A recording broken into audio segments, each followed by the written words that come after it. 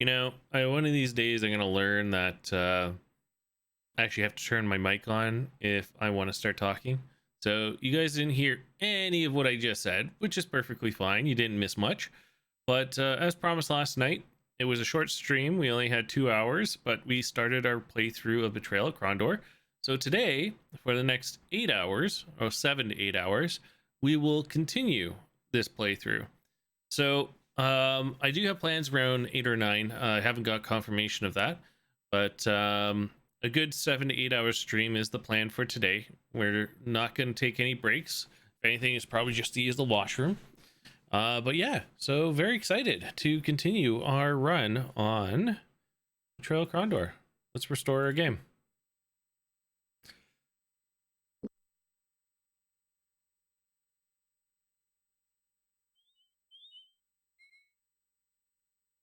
Let me know if the volume for the game is too low. I had to adjust it because the music is extremely low.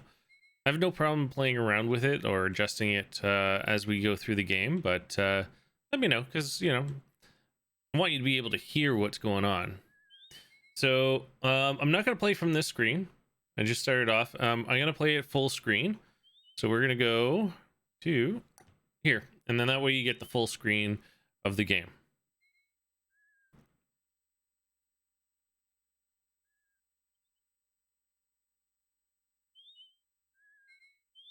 Okay, so what we're doing is we're looking around the mountains just to see if there's any hidden chests.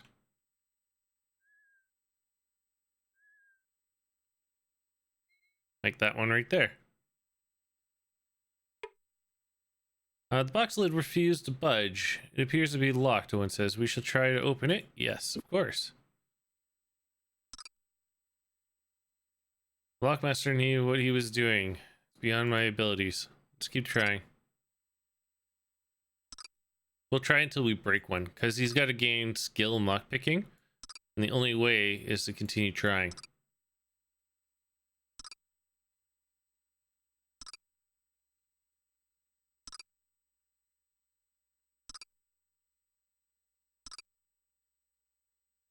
We do have keys, so I might try. I will probably. Oh, okay, so we broke one. Okay, so let's use the key. Oh, no good. Didn't work. All right, let's keep going.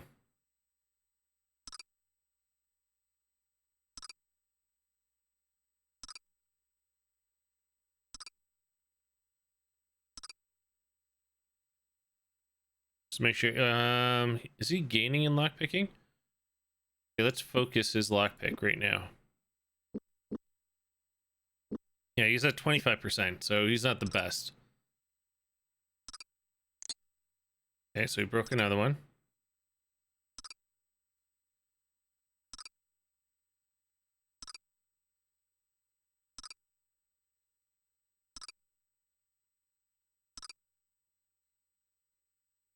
He is gaining. He's already gained 2 experience from that. So let's keep going.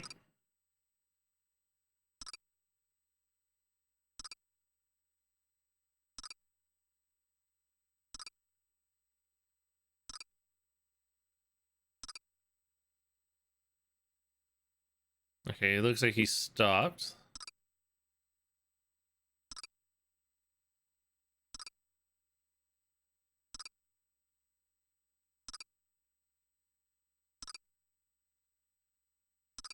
We will get this.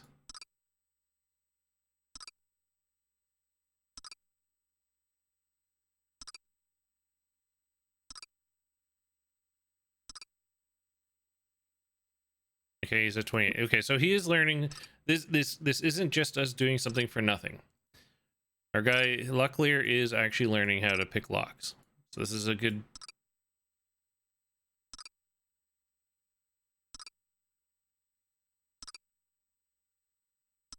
I was gonna say a good waste of time, but it's a good use of time.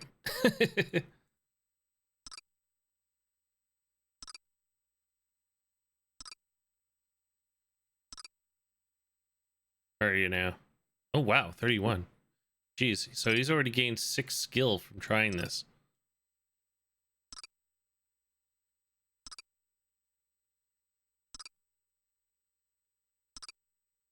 Oh, we got it. As the old saying goes, locks are for children and fools, Locklear said. After a few seconds, he flipped the picklock into the air and caught them again. I'm no fool. And we got 19 Roan and a 55 Shell. Really? Well, the party's skills have increased. What do we get? Defense was Owen. And Gareth got weapon crafting. Okay. So let's take this off since we're not doing it. We'll focus on defense and melee. He was also doing scouting. Right? He's scouting. Right, you're armor craft and weapon craft. Owen is assessment and haggling. Okay, let's continue. Where are we on the map? Okay. So we're heading to Hawk's Hollow, which if I remember correctly, there's a quest at Hawk's Hollow that we want to do. So that's more this way. Mist floats. Okay, so mist floated in the past.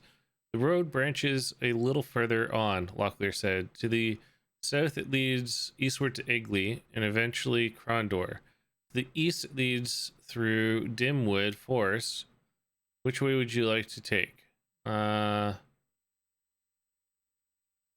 we want to go west. Right? Is that... Yes, that's right. We want to go west. Okay.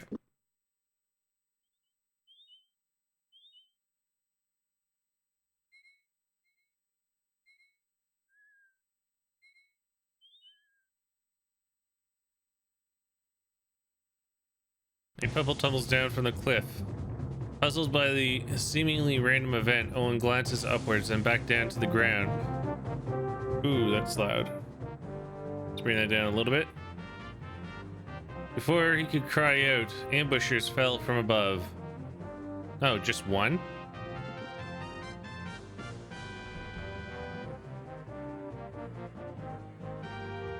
Okay, so we'll do blind. So I was just adjusting my headset.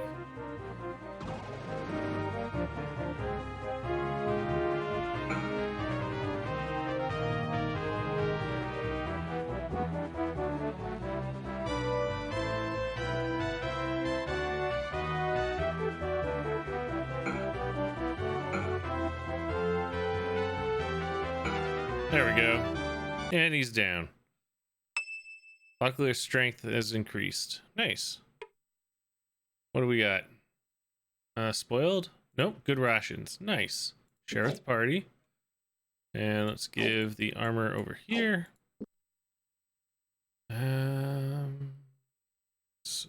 Sharpen your weapon. Gotta remember to do this every battle. Oops. You didn't take any hits, so you don't need to repair. Ooh, we need to find a merchant soon is what we need. Yeah, let's make sure we're going in the right direction. I think we have to branch off. Yeah, I think it's the other road that we want.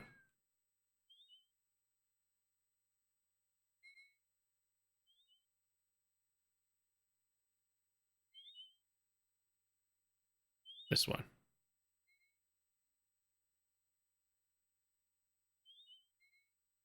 Okay, so it's getting close to night. There's a road over here. Oh, looks like there's a house. Houses. Locklear pushed at the door. As he passed through, he noted a lack of a door hatch. A sign the inn was likely chartered by a local lord to ensure safety of travelers. Hopefully it would also mean the inn's furnishings would be suitable. Oh, nice. Except for the thin strip of the floor that led between the door, the counter, and the stairs, a gray cowl of dust coated the inn's fixtures. The patrons of the inn seemed similarly stagnant as they glanced up lazily from their mugs of ale and brandy. Who's this? The question had been innocent enough. While he had meant nothing by asking the woman what she was doing in the tavern, Locklear found he was suddenly at the mercy of a rather pathetic street hawk. "I'm trying to sell these," the woman said. She opened up a rucksack and drew out a handful of cracked seashells, handing them over to Locklear to examine. "Have you tried to sell them to any merchant somewhere?" Locklear asked. "A few places, but I found they won't buy anything they don't already have on their shelves. Why do they just need more of what they already have? I think they would jump at the chance. Hey, Gabbo, how's it going? Chance to stock items they don't have around." Locklear struggled and handed the shells back. "I'm no merchant, but it might be a matter of knowing what your regular buyers come after. If you never have anyone asking for shells..." Yeah, I appreciate that. Thank you. It's great to have you here. Buyers, after all. If you never have anyone asking for shells, it probably doesn't make sense for you to waste your money trying to buy them. Except for oh, okay, so we read that. Let's go to the barmaid. Let's grab ourselves some rations. Okay, yeah. Actually, no, I have enough. Owen needs some. Let's give him 3. Yeah, I think I just entered. I think that's exactly where I am. Let's talk to the innkeeper. Oh no, let's not talk to the innkeeper. Let's talk to this gentleman. The table was cleaned for them. Sitting down on a splintered bench across from the man, Locklear shared a bit of the mercenary's bread as he listened to the story about a failed love affair with a married woman. As the story progressed from the sentimental recounting to a drunken blubber, it became evident that the man had no intention of finishing the tale anytime soon. "That's terrible," Locklear intoned around a mouthful of bread, his attention fixed instead on the wooden boards behind the mercenary's head. "Awful tragic." "Ah, there you are," a steward said, laying a heavy hand on Owen's shoulder. "Are you lads still going to help me carry in those bags like we talked about?" Initially at a loss, but suddenly understanding they had been rescued, Locklear clapped his hands together. Yes, of course. If our drinking companion will forgive for the absence." Blearily, the man looked up at them and nodded, waving for someone to come and fill his cup. Nice. Okay, let's talk to the bard. Owen struggled with the lute. Oh, we're gonna try barding. As soon as he had begun to play, he felt he not so much played a song as he was wrestling a beast 100 times his size. Numerous times the song eluded him, slipped out of his reach, only to fall into an obscure pit of noise. Out, the tavern keeper urged, yanking the lute from Owen's hands. "Be glad this crowd isn't in a worse mood. Give them time to calm down, and then you can come back. But only if you come back for food." Oh, he actually kicked us out. Oh, that was rude.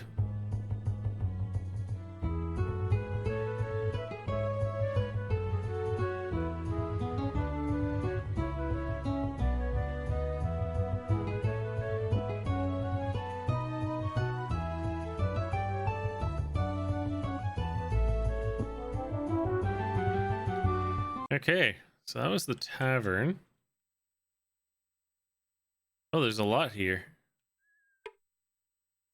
The man invited them inside.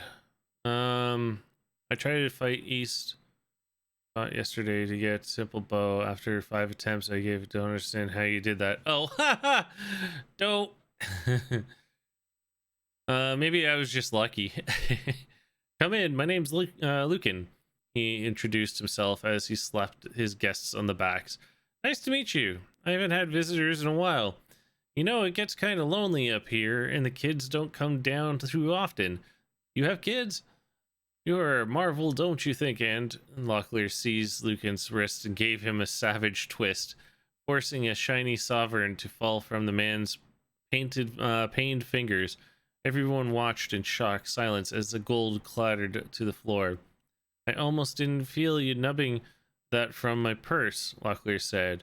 You're not bad thief, but not good enough. Don't kill me, Lucan pleaded. Please, I don't have anything to give you, but I'll do anything. I'll teach you. You what? Gorath sputtered. I'll teach you, yes. That's it, Lucan said. His face brightened. Spare my life, and I'll teach you what I know about locks. Everything. What do you say? Yes. Locklear arched his eyebrow. Very well, Lucan, he said. You may teach us, but if we leave here with any less than what we came with... No. You have my word. Just sit here, and I'll be right back. I'll go fetch my practice locks, and I'll be right back. Nice try, but no. You're staying here, Locklear pushed Lucan to the seat position. Just tell Gorath where your practice locks are, and he'll fetch them. Then we'll start our lessons. Having resigned himself to the fact that he wasn't going to escape, Lucan lectured and demonstrated for a better part of the day before he set his practice locks aside. That's it, he mumbled, wiping perspiration from his brow. That's all I know. Good enough, Locklear said. I think we will be on our way now. And Lucan, for your continued health, I would suggest that you get out of the thieving business. Cool. We gained free skills.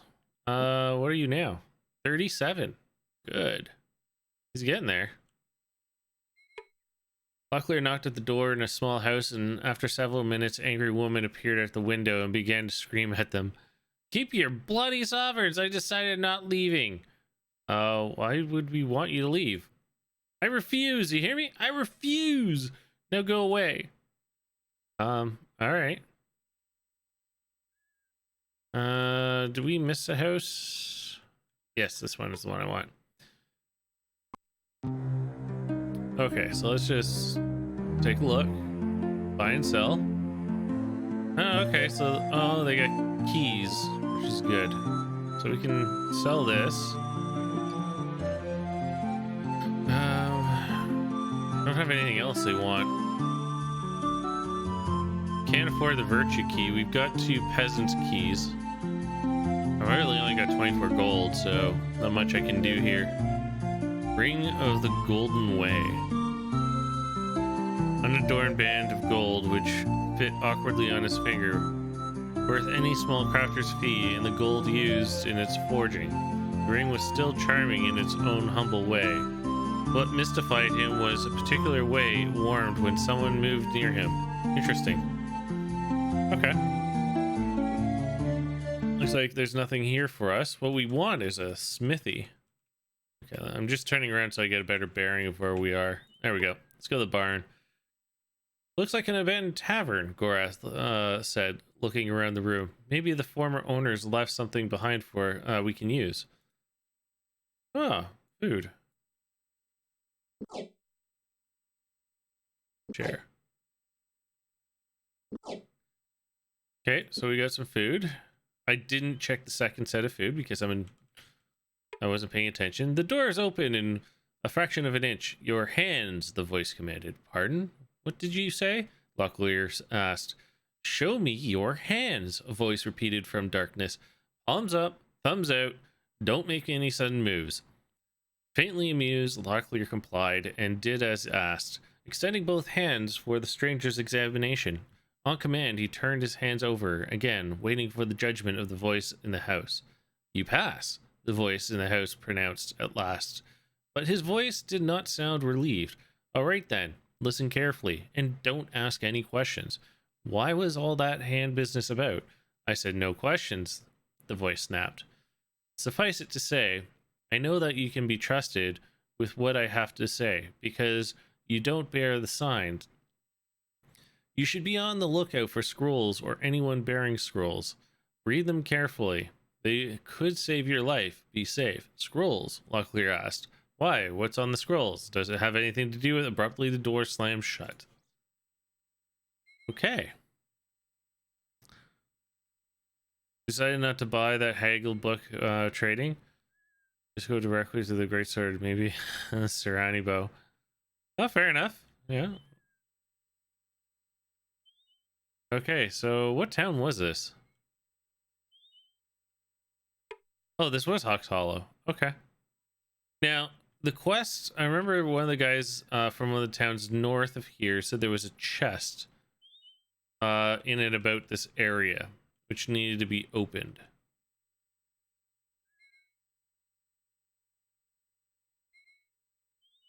So let's just do a quick look about.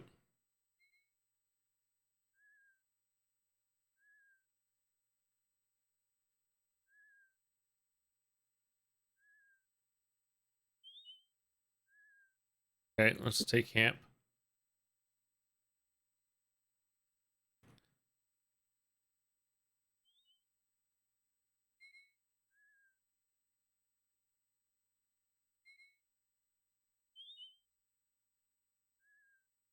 I don't see much around. Maybe it's further around the hills.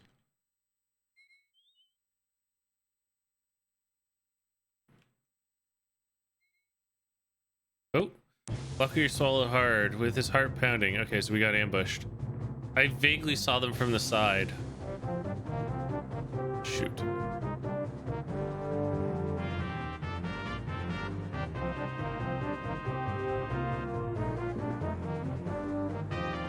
Oh yeah, it's true. I did forget to save. You're right. Crud.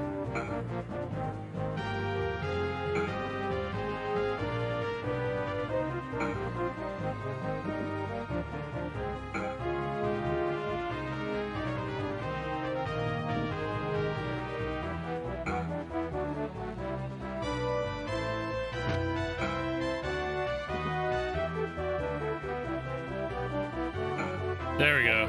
Got him down. So let's do this.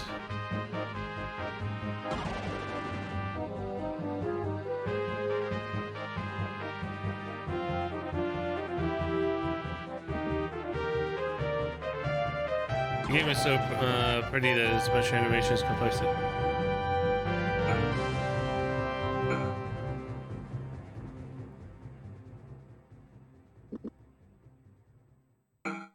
Yeah, I actually like the way this game looks.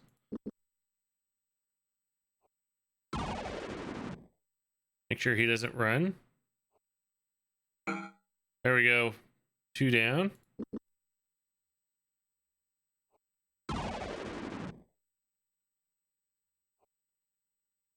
Come on, Gorath, you can do it.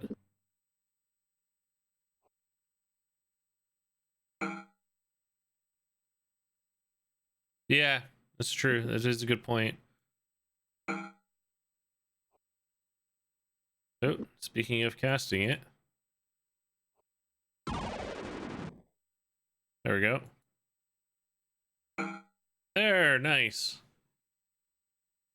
Now the abilities have increased. Okay. Oh, and a key. I wonder if that's the key to the chest that we already unlocked.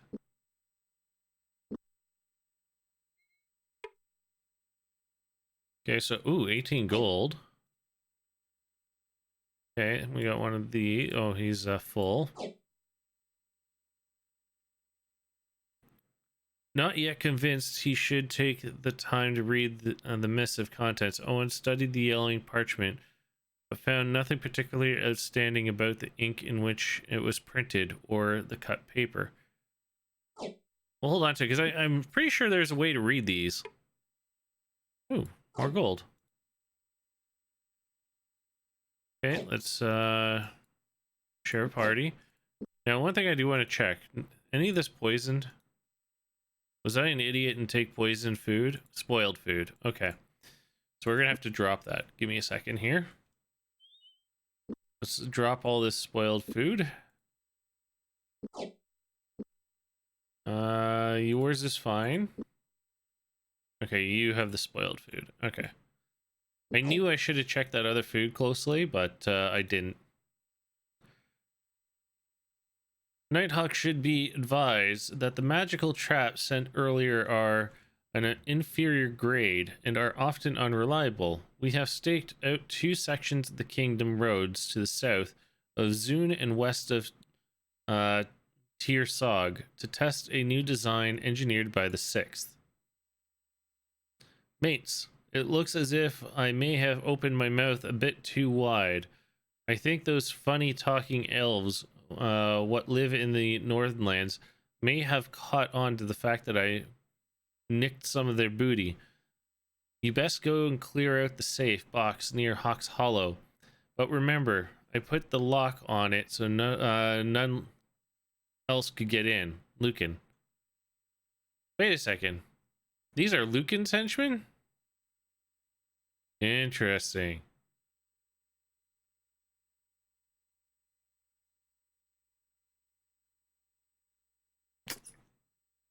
Oh, yeah, good point. So this is the earlier parchment. I don't need that.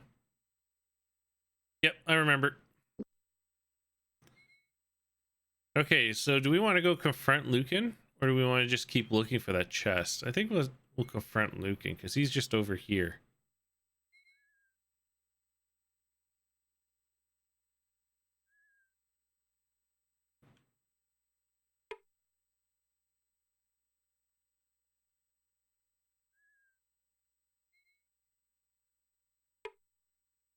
She's not answering. Lucan's locked his door. Can't say that I blame him. Goodness. Okay, let's keep looking.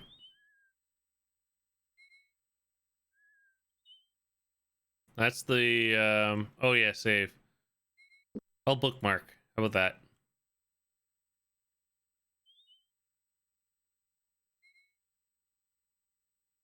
Who saves these days? Come on.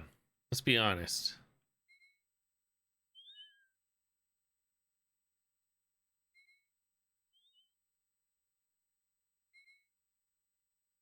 Hmm.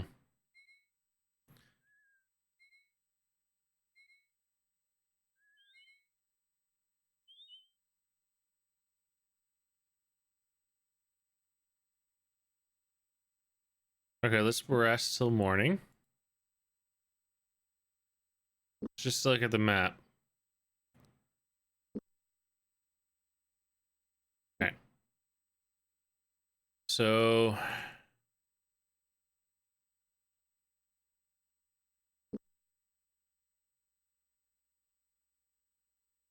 nothing around here. Let's go over here.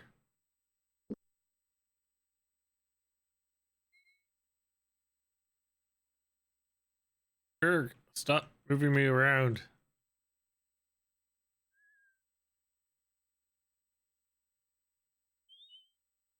Okay, so this is another dead end. Doesn't look like anything around here.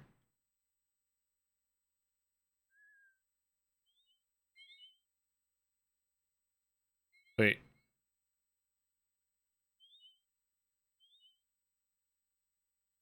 There's another gray road just up ahead.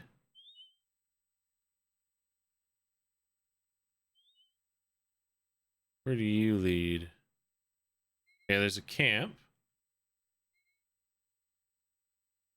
So people have obviously been here.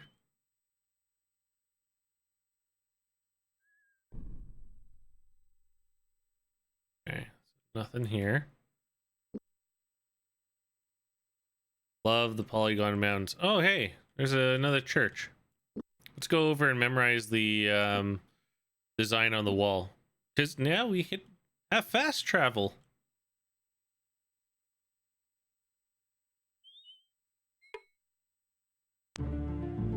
So, this is the design. The design was odd. I see might interest you. Okay, so this is the text we read yesterday. And yeah, so we can now teleport over to Temple Ishap. The old man, quest giver, said, look north of Hawk's Hollow.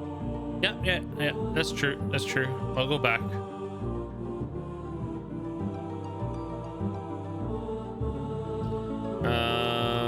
Okay, so then this is the... Oh, incense. Fire was cold. Right, so if we talk to them... Okay, they were shown to the chamber. Here they were No flagstone or chip tiles underneath their feet, but instead thick carpet of grass jeweled with dew. At the far end of the room, a pair of yew trees overreached the throne of woven reed, upon which was seated a striking-looking woman, her shoulder-length black hair bound behind her back with a green cord. "I am the high priestess of this temple," she said musically. "Killian welcomes you to her domain. Come, be seated. Listen with a keen interest to the stories told by Locklear." The priestess remained as motionless as a statue. At last, she folded her arms in her lap and sighed heavily. "That was most entertaining," she said. "I particularly like the part about the drunk. But I will advise you in the future to keep an eye on the food that you eat. You shouldn't simply gulp down the first thing you find without taking a look at it first." Good experience, good advice. Properly chastened, Locklear shrugged his shoulders and promised he would be more careful in the future. Cheered, he didn't mind when the high priestess escorted them to the front room. So, how much is it to bless?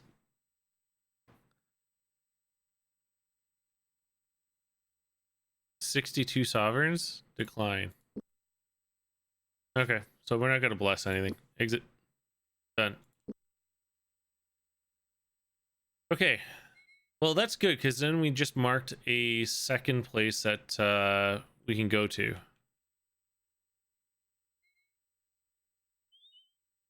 So here's that camp we were at a second ago. Oh, there's a chest. Oop.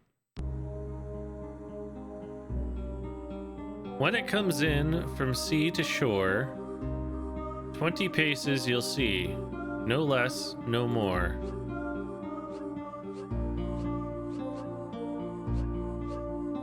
Fog? The game teaches you how greedy... Yeah, true. Some more money, some more lockpicks. Give all 6. And a sword I really don't need. Speaking of, 1 second here. Oh. I forgot to sharpen their weapons from the last battle.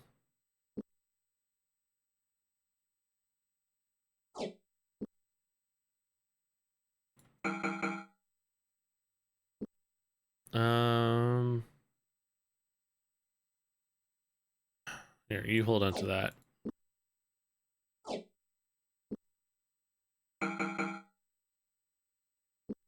Okay. So the chest was a little anticlimactic. I was hoping for a little bit more. But let's keep looking around. Oh, wait. There's a fence around here. Why is this fenced off? Oh, what's this? Locklear, severed head spun in gray space before him as disembodied arms, legs flailed together with the sound much like that the clashing of kitchen scullery. Looking closer, he realized that the body parts were not, in fact, body parts, but instead very tarnished pieces of armor that had been suspended from the shop's rafters. "You there! Careful! It might all come down on our heads." A gnomish man approached from the rear of the shop, a match held tight between his fingers. "Should have knocked. Nearly didn't hear you from upstairs. I can see why you came in, though. Your armor's in quite state. Another blow in your suit, on your suit, or to your suit, and you'll look like those lot up there. I'll fix you right up. If it's all the same, I'd prefer to buy an armorer's hammer. I'm sure you would, but I'm not in the business of ruining my livelihood. I'm an armorer, and I make a living in repairs. People go fixing their own armor, and I'm out of business, right?" Oh, okay, so he just repairs armor. 39 sovereign for that. Sure. Oh, he repairs it to 100%. I can't afford that. How much to repair Owen's armor? 8? Maybe it'd be nice to have some backup armor. Okay, we'll do that. Okay, so he's a repair shop. I can't sell to him, which is kind of unfortunate. Let's bookmark it. Okay, let's check the map.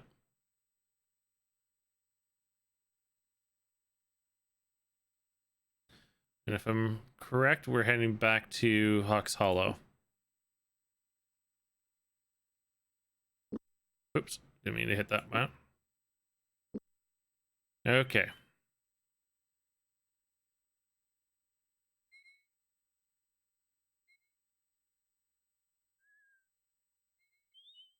So we're on the north side, so we'll just stick to the walls to see if we find anything.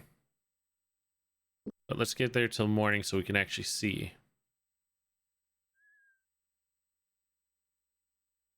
Oh, we have company.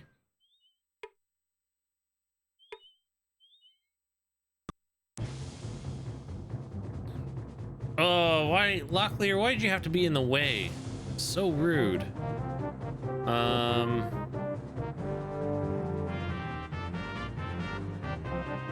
Here, let's see if I can do this.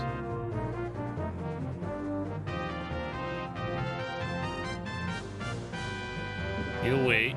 You'll wait.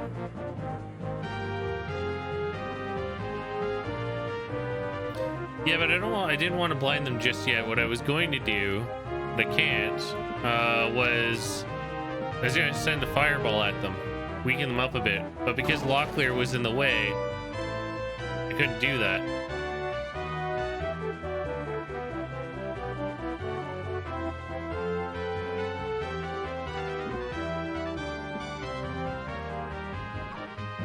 Oh, missed.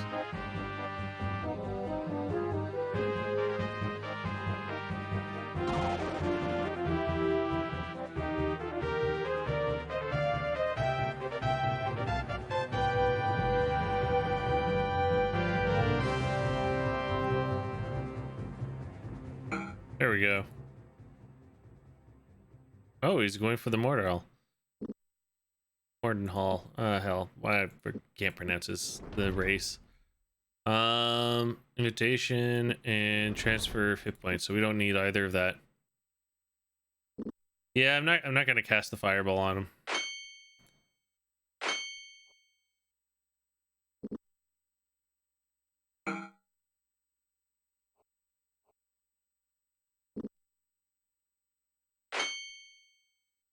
There we go, one down. Now we'll start casting blind again, because this guy's gonna want to run.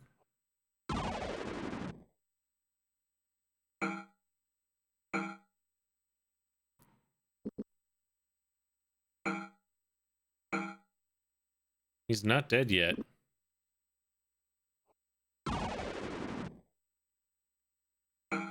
There we go. They're both down.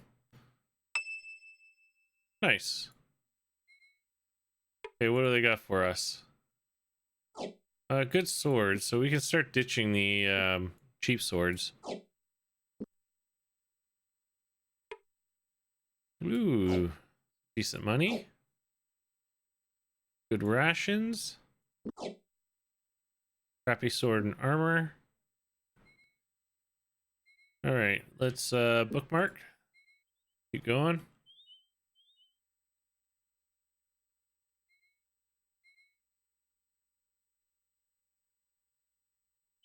Just looking around. We are north of Hawks Hollow now.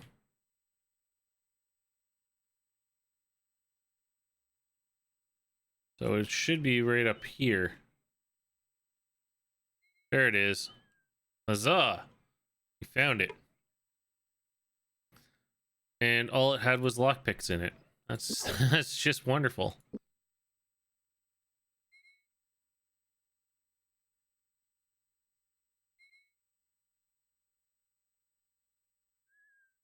Oh, Locklear smiled.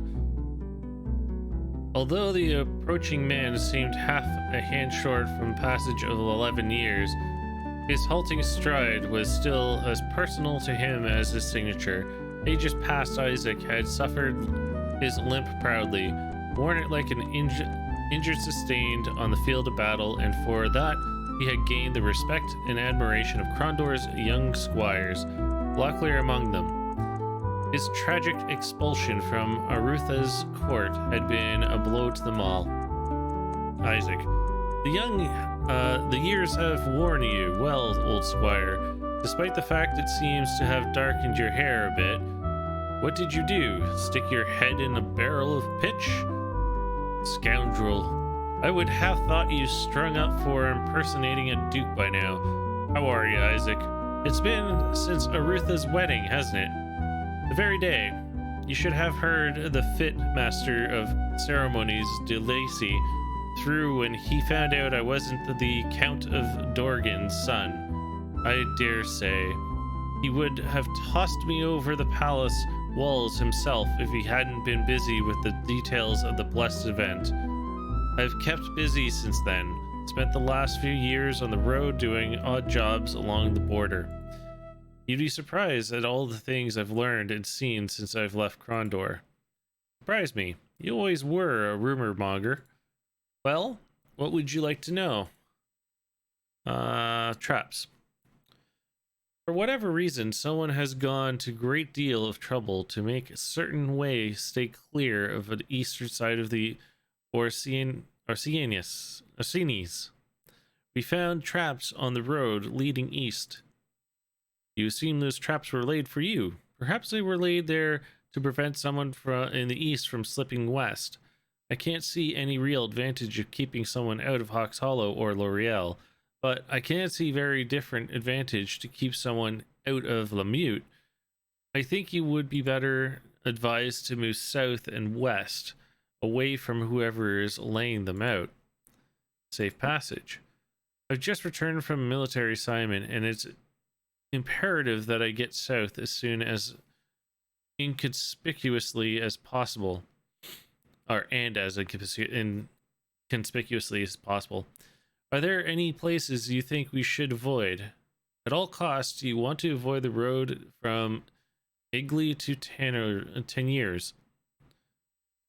There is a festival to be held in Igley, and it's likely your elven companion would be spotted right away. What makes you think we're off to Krondor? Elves don't come much out of Elvendar, and they are even less likely to travel in the company of a boy and a seigneur when they do take to voyaging. Whatever you three are about, I assume it must involve the good of the kingdom. Krondor would be the only logical place for you to go. Mind readers. These roads seem littered with those anxious to anticipate our movements. Do you know of anyone in the area that seems to have unusual skills? Someone who seems like they know your thoughts? No, for a fact I can't say that I have, but a certain poker player that I lost a great deal of money to in Igley comes to mind. Name of Devon, I believe. It took me quite a while to make up the funds I lost during the single night playing against him. He's very nearly took every sovereign I'd made in a month's time. Okay. As much as I would like to stand and gossip, I suppose we three need to be back to the road before Prince Arutha sends out the search party for us. The prince is expecting you then. Please send His Highness my regards. I shall. Take care of yourself, Isaac. Okay, so let's check our map. Okay, so we're past where we were supposed to find the chest.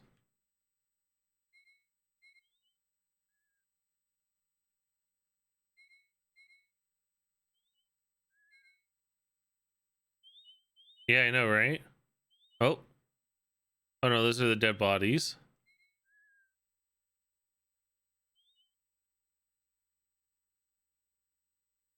Here's an interesting road. I don't remember running into this before. Let's save it before I click on the house. Party's abilities have increased. Look out! Screamed like reading himself. Ambush!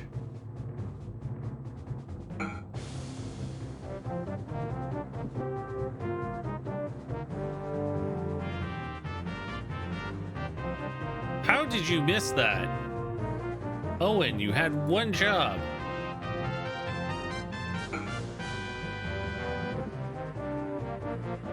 I know, right? There you go. One shot.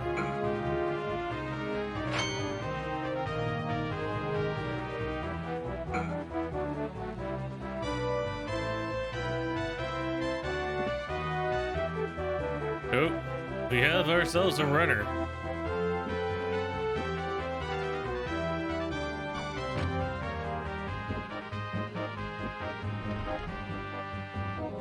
You're not going anywhere.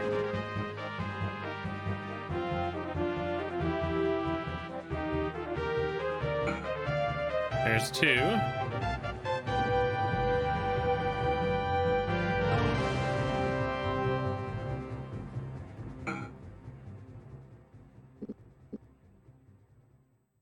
Don't hit Locklear. Don't hit. Okay.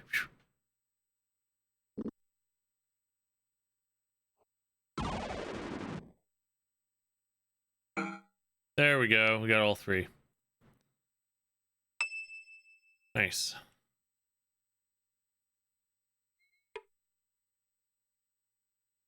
Oh, we got more arrows.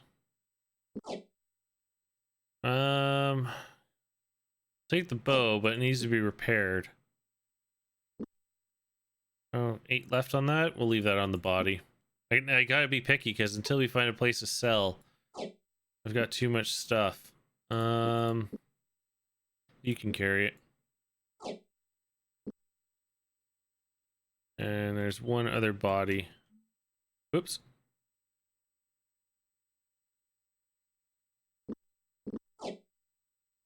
Oh, that was in the house. I keep forgetting there's no real back button. Well, if there is... Oh, okay. I found it. Ooh, 98, 91.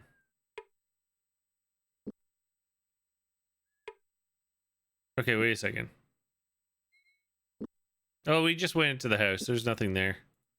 Let's drop all this junk. We'll keep... No, we'll toss that. Oh yeah, we'll toss these. These are gonna get us like no sovereigns. Drop that. We can drop this now. We got 19 and 15. Yours is 6. You can drop that. 14. Okay, let's sharpen our weapons. Good.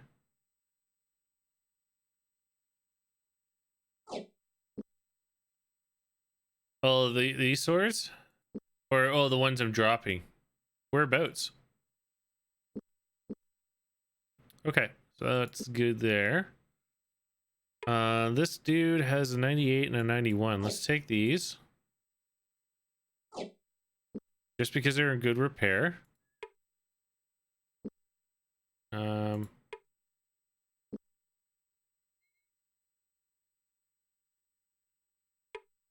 There we go. Okay, yeah, so he has nothing we want. Okay, so there's nothing in the house.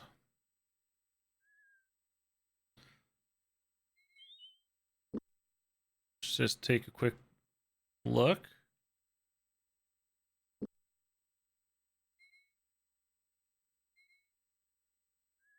Oh, shoot. I just saw them at the side.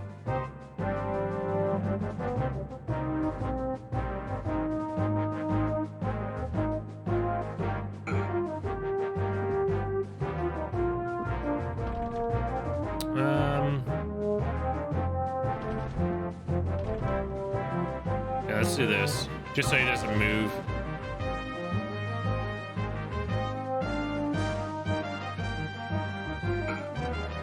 No, Owen, you goof.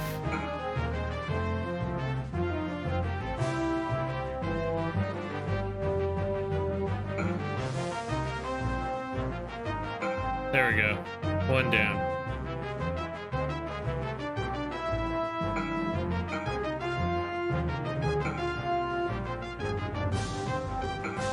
Two down.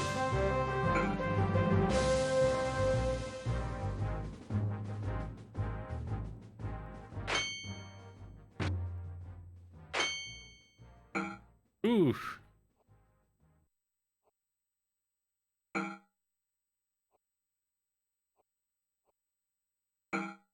we go. 3 down.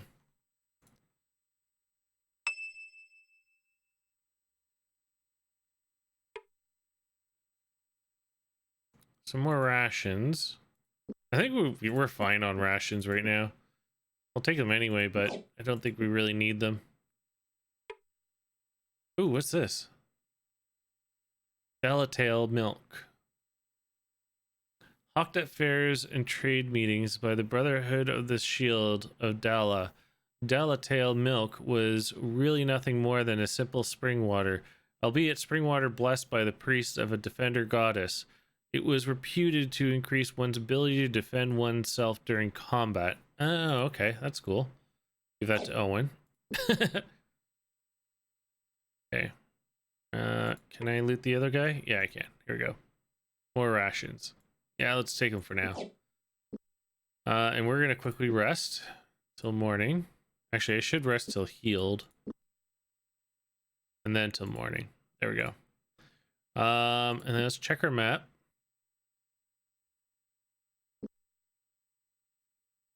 Okay, so we're going in the wrong direction altogether. So let's go back. Bookmark. Head back this way.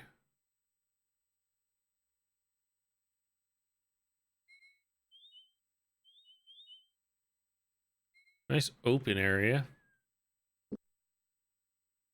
Okay, so we're basically at the crossroads. Oh, I'm still searching for the chest.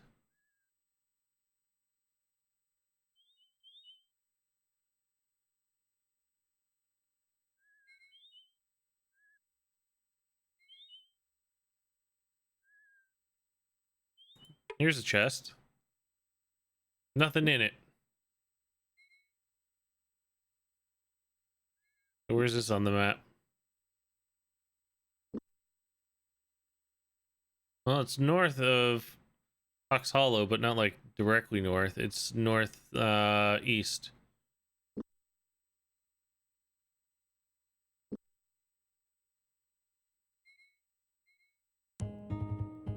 I thought you were off to meet Prince Arutha. So did I. But I've been muddling around here taking care of a few things, errands, just like we happened onto you again. I shall consider it good fortune, so what can I do for you? Nothing. Goodbye. Okay, so he's here. Yeah, let's just keep going.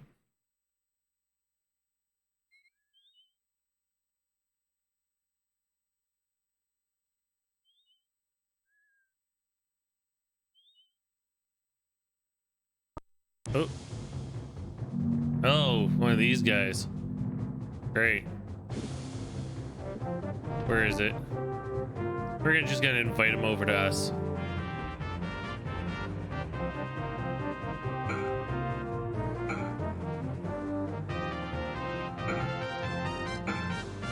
And down. Oh, that's right. We have to walk out. Yeah, you can walk between them.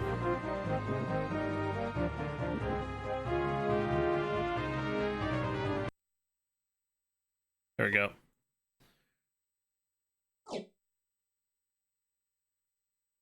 It's definitely getting easier now that I know what to do. Okay, so whereabouts are we? Here. Oh, we're going back north. Oh, wrong way. We want to go this way.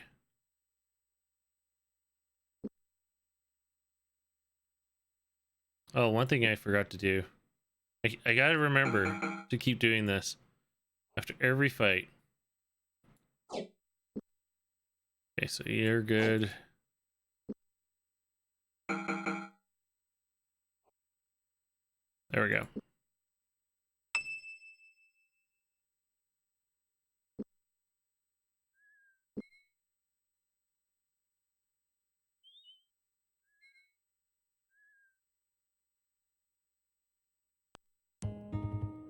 You again? Stop following me. Damn it, Isaac.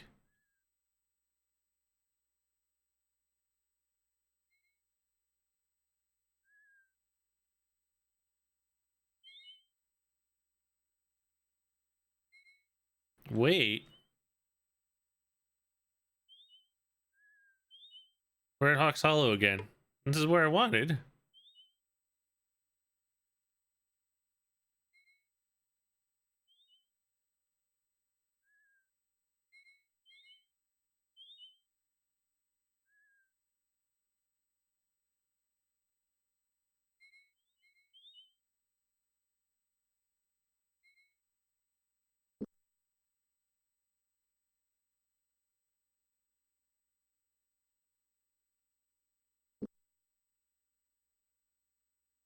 Yeah, that's what I was thinking too. So that's why I went back north. Like, there's a chest right there. We already know we've gone to this one.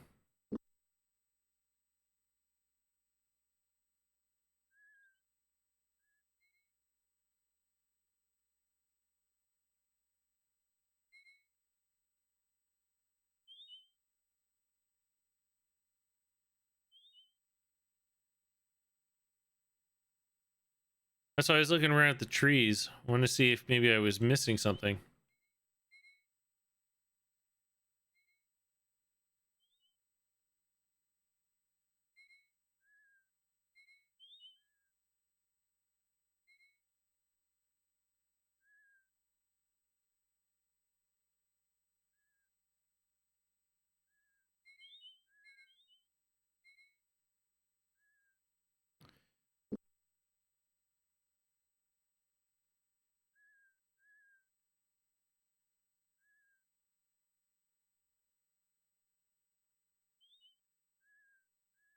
Okay, I think I've gotten lost again.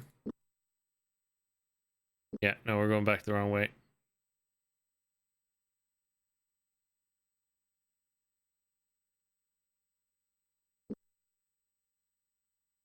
Okay, so let's try around here.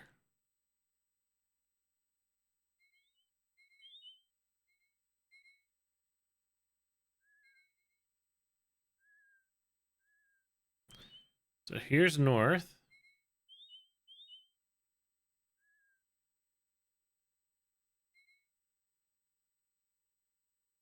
Nothing I can see that's in and around here other than this chest, which we already opened.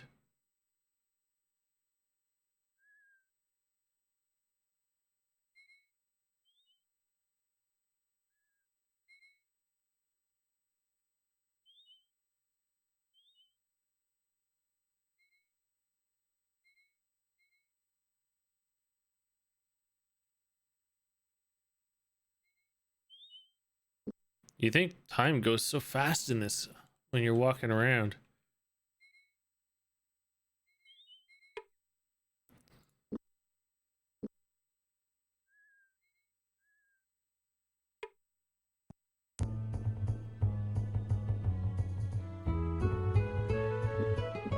Okay, we're fine.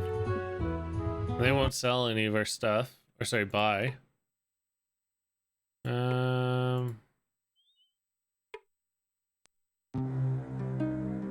And you're only buying gems.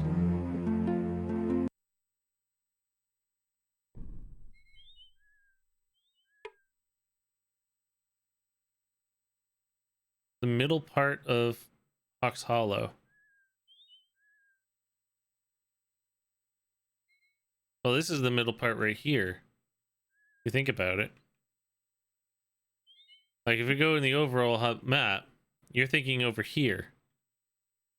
Because I've searched over here. So if we just go straight and just do like a left and a right.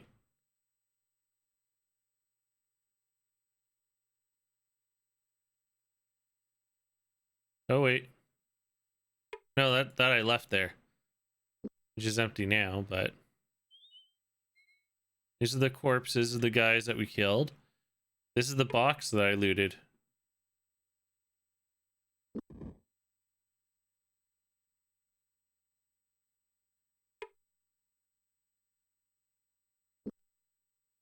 Oh. Okay, emerald. Cool. And okay, so red weed brew. Breath shook the vial. Called Tail's Piss among mercenaries. The liquid was famed for its vile metallic flavor and ruddy color, both owing to the fact that the liquid was gathered from the rusty drain pipes of the Temple of Tith. Many claim the fluid would improve an imbuer's swordplay for a short time. Oh, okay. Okay, so this is the chest. All right. So, you know what we should do? Not sure if this is it. Well, there's only one way to find out. Is go talk to the guy that told us about it. Yeah, exactly.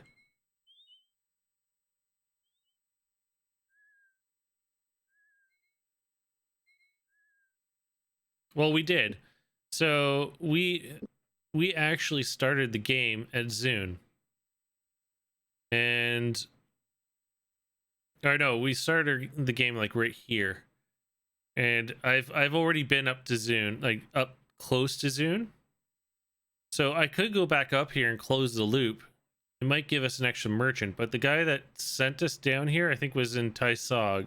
Tirsog or Yabon. Because I know he wasn't in L'Oreal. It was like up here when the guy told us to come down here to get it. So why don't we go back around? Because I want to hit a merchant, and Zune Lamut is a major city, so we might actually find something there. So that is, so we're gonna go north. We're gonna go west. Okay, so let's save it. Following the road.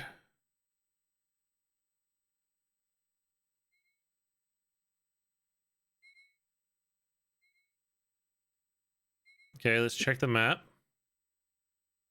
Let's dock off the road. I kind of like that feature where you can lock yourself to the road itself.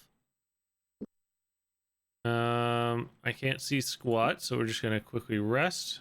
Oh, we're damaged from the explosion of the chest. Okay, there we are. Okay, so there's nothing here.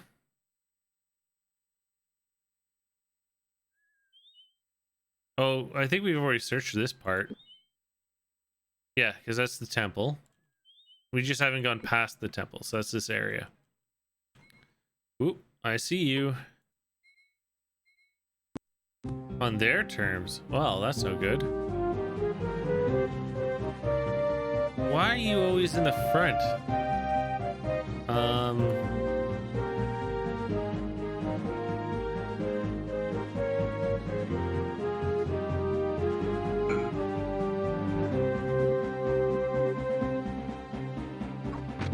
Oh, I hit Locklear in the back. That's so good.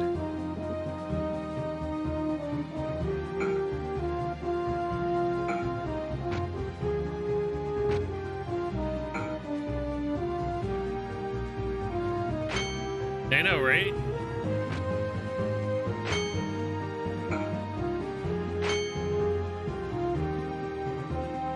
There we go, one down.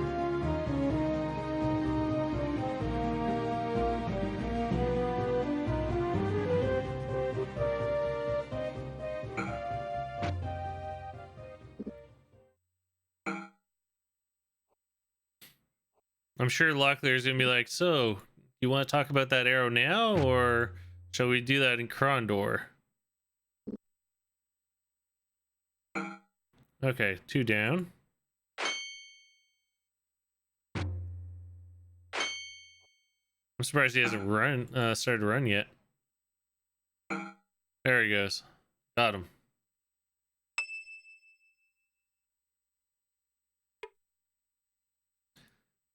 Okay, so they don't have anything good, and the food there was poisoned. Oh, that's the same guy. Okay, so he's got cash. He's got good food.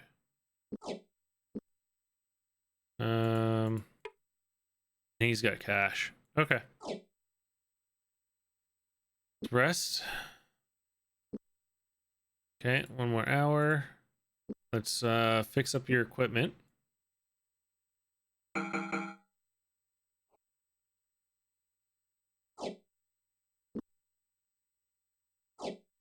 stone, of course, was never hit. Neither was Gorath. There we go. Quick save.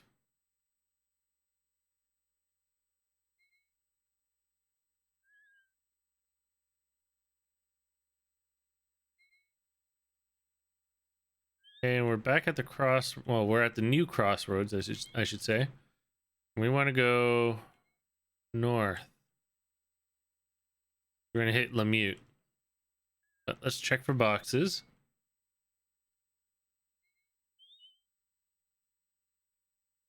Okay, so nothing, but here is Lemute. This should be the merchant. What do you buy and sell? Ooh, Dragonstone. As if some magic within Azure Stone was acknowledged by Locklear's touch, a dark fluid began to spill through a crack in the artifact's molted surface and down the length of his arm. Where droplets contacted cloth, they shied, but touched to smooth metal, it infused itself and disappeared. Oh.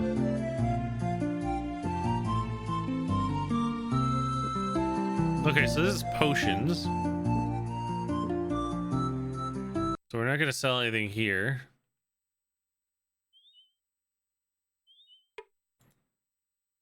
Ooh, just exactly what I needed. Oh, give me, no. Give me that. We can use this to repair the bow. There we go, 100%.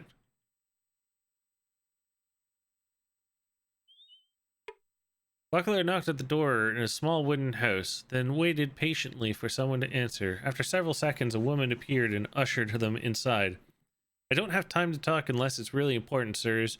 I have to finish preparing some mushrooms that I picked for the shopkeeper over at the kegs. He nearly ran out of healing restoratives yesterday, and you know what they say. You can kill me, but you can't eat me. That's a strange expression, Owen said. What does it mean? To tell the truth, I don't know, the woman replied. Her face brightened with a wide grin. It was something that Boran Kevin used to say. Never could make any sense out of it. Now, if you'll excuse me, I must be running along. Okay. Locklear knocked at the door. For a long moment, nobody answered. Doesn't seem like anybody's home. Okay. The door swung open, bleary-eyed and smelling of alcohol. A 40-ish looking man sneered at them. Well, what do you want? He shouted. Out with it. We were hoping you could give us directions. Directions? Directions! The man's eyes blazed as snarled a wine bottle from the floor. Snared, sorry. I'll give you directions. Before Locklear could react, he felt an impact of a bottle against his skull. Ow. Rude. A tavern keeper greeted them at the door. Guiding them inside to a cluster of tables, he produced a sheaf of papers which had been inked with the name of various goods and drinks, above which had been written the name of the tavern, the Green Cat. Quite something, eh? The tavern keeper said in obvious admiration. It's to become the fashion of all the taverns and inns, I hear. I believe the word for it is menu. Unfortunately, I won't have anything on it for a while, so gents, can I get you a bit to eat? Sure. Cash up front if you don't mind, he said, rubbing his fingers together.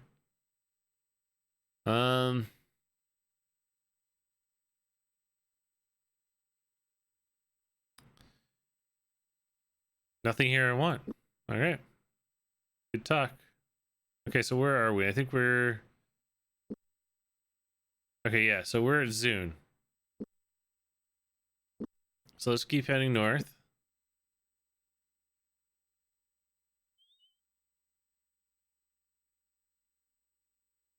Oh, and we got ambushed.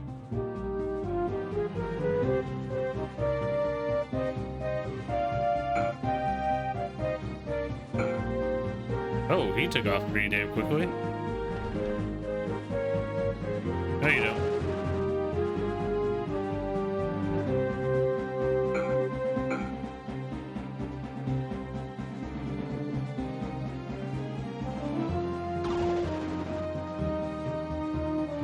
Oops. That's such a waste of a turn.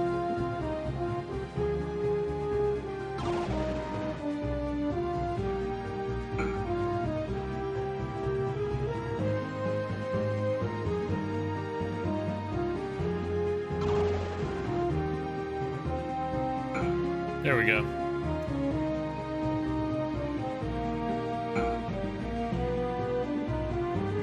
He's about to run.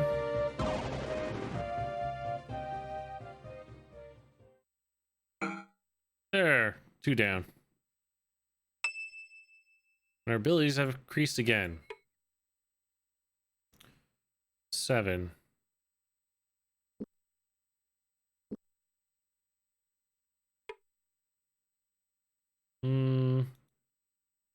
Oh, they're good rations.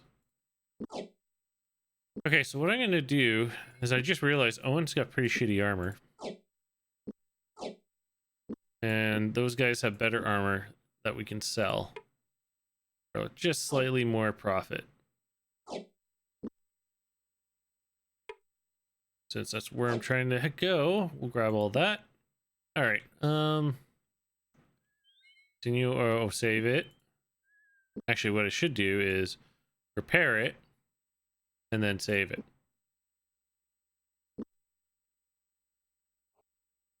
There we go. He didn't take any hits.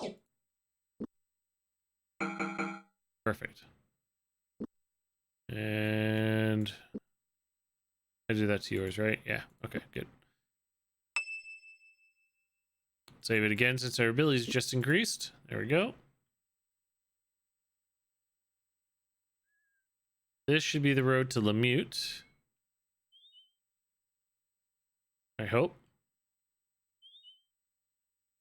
Oh. Or cave. A sulphurous stench was in the wind. This must be Mac Mordain Cadell, Locklear said, his eyes glazing as he lost himself in thought.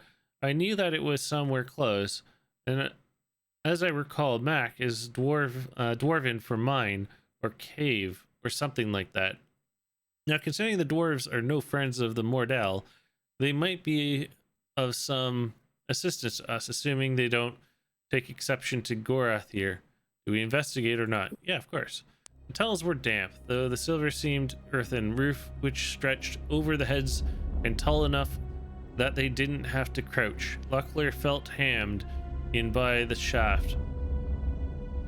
He was privately thankful the dwarves were larger than they were often given credit for in the legends. Oh shoot, we're in an actual dungeon. Or cave. Okay, so let's do an official save.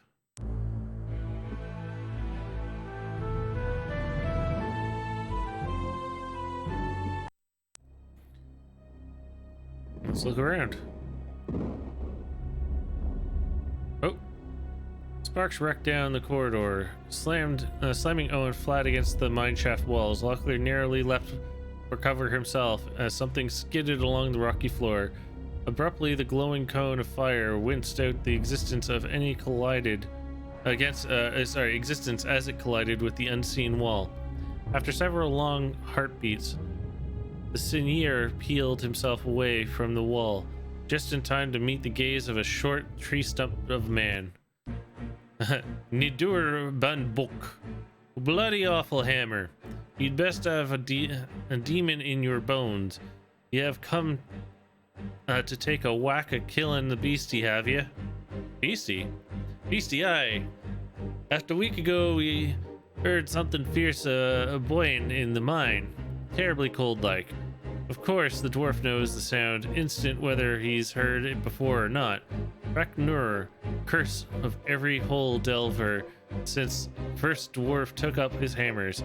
I've never heard of them. No one has in quite a while, laddie. There hasn't been a Braknur in the upper mines for well on since Delong the Great laid claim to the kingdom of the Isles. We thought we'd laid low the lot of them, but kobolds are striking them up on their quest. Kobolds. Your folk call them gnomes.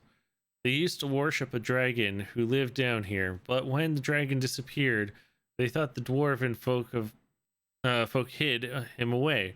Every now and again, their leader, Fadir, takes a notion to undertake a holy quest to find him. This time, they must have woke up the clutches of Draknur. Now that Nur has collapsed the main passageway and killed 30 of our kin, we reward to whoever can do it in, if you are of mind and have the spirit, that is. Brucknor, I'm not saying we're interested in killing your Brucknor, but if we were looking for it, what would it look like? Half again your height and made of stone, like living rock they are. From their nostrils they breathe a green mist, but I'd be wary of getting too close to look, or they drop a boulder on your head. Sure now. We've already had a few bravos what's come in to try and hand in killing the beasties, but there's not much they've been able to do themselves beyond get themselves so mangled they needed help of the temple. I'd be weary of them, though, as I would be the beastie. None of them want else but then to claim the gold that we've offered to the creature slayer temples. The way things have been going for us recently, perhaps we would do well to seek a little help at a temple as well. Where are the closest ones? We dwarves don't dwindle much outside the great towers of the stone mountain, but as I ken, there's a temple of Killian, betwixt Zune and Huck's Hollow. We already know about that. I think there's also might be a temple of Ishap here close, but I can't recall exactly where that is. I think that's the other one we found. Okay.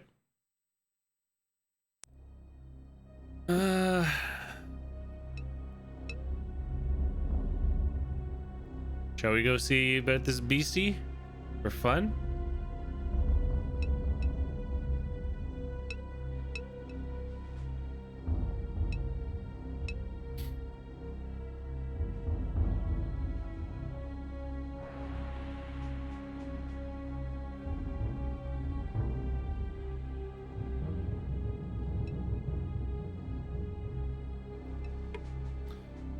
Gorak tries the door. It's locked tight, he said. I think we should take a shot at opening it? Yeah, of course.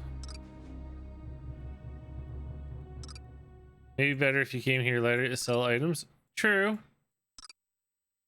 But, you know, we're here now.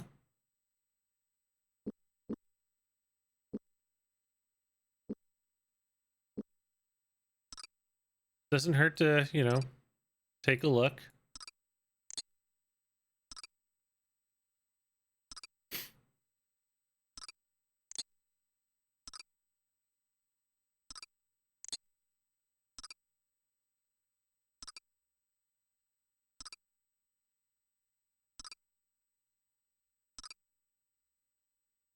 Come on, Locklear, we know you got this. Okay. Definitely gained skill from it, though. Yeah, that was my second try.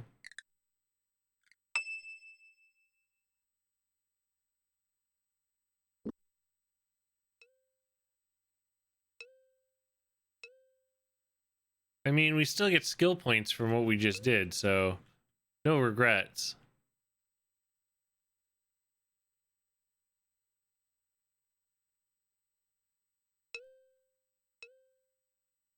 Yeah, I don't see... Oh, there it is. I don't see any chests in here. Round as an apple, deep as a cup. All the bitter sea can't fill it up.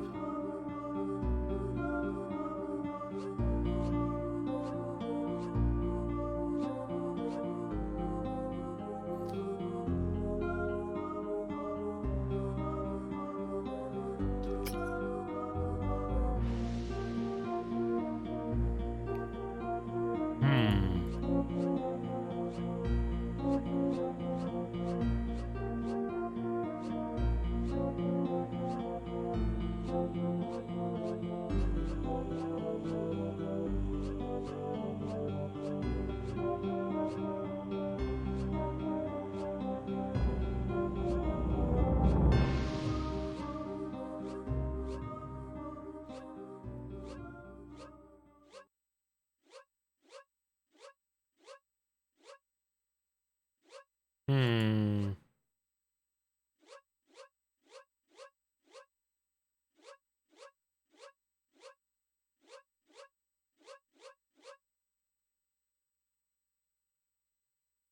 Round as an apple, deep as a cup. All the bitter sea can't fill it up.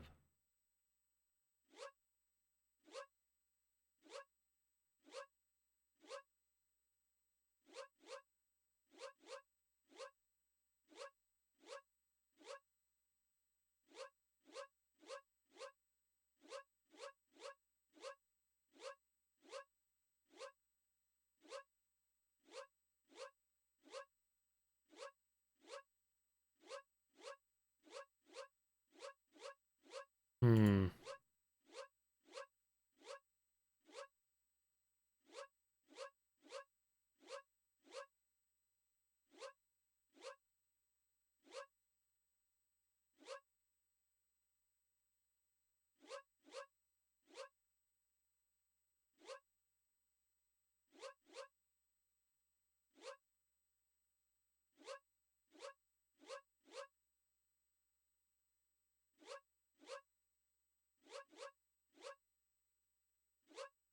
I think I found almost like 4 words that it's not.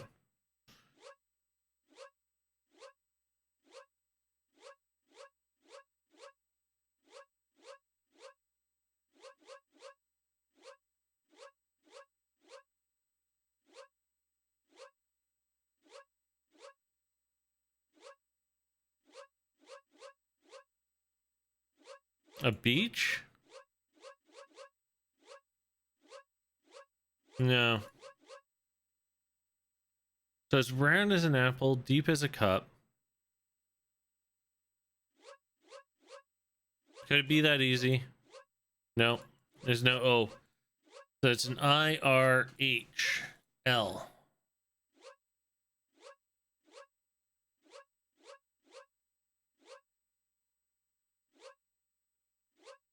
Could be wheel. Nope, didn't click.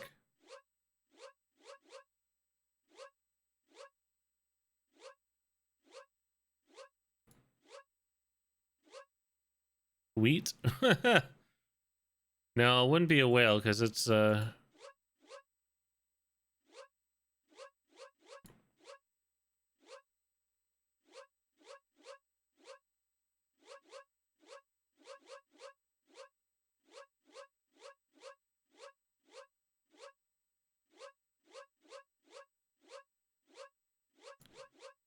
nope. Round as an apple, deep as a cup. All the bitter sea can't fill it up.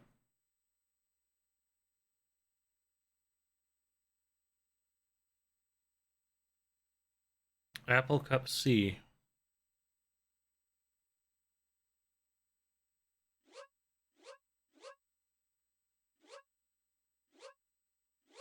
A sieve?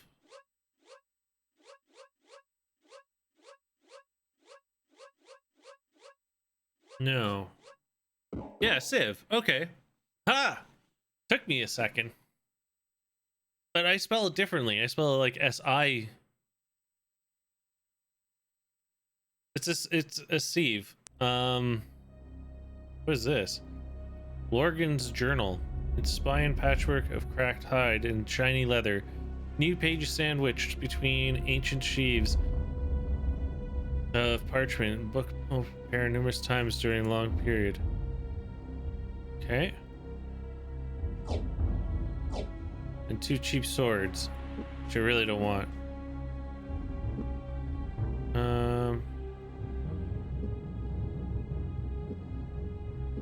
One second here. Let's get your defense and melee back up. Your scouting. Owen, give him the sword. Brath, give him the book. Let's read the book. A journal of unknown dwarf. The majority of the pages of the book were concerned with creature the author referred alternatively as Brecnur, or Brecnor, or Brecnur.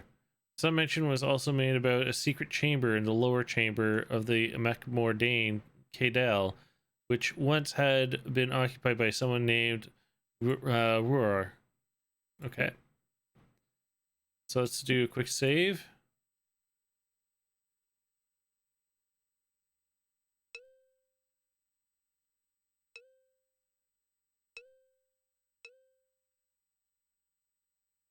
Owen yawned. We need to rest. Okay.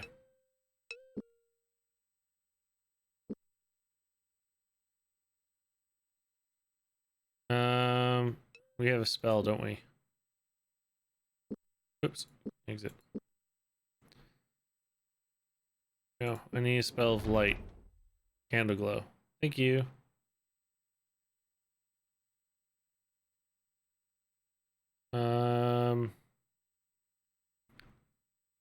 Let's do this for now. Oh, this is better than torch.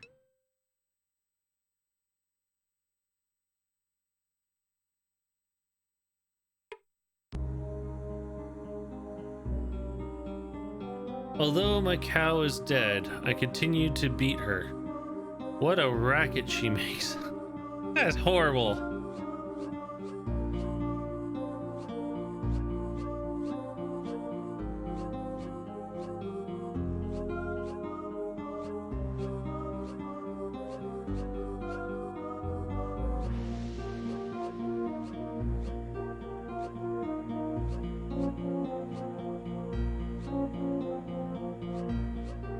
No, she's dead.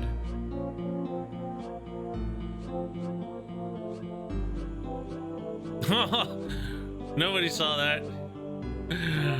I spelt a bad word and didn't even think about it.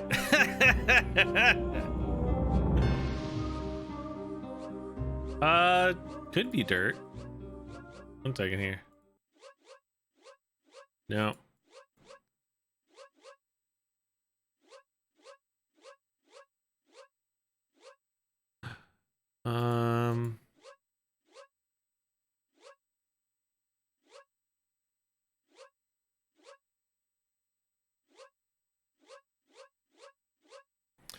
Although my cow is dead, I continue to beat her. I want to say butter. Or... what a racket she makes. You know the worst is? It's a 4 freaking letter word.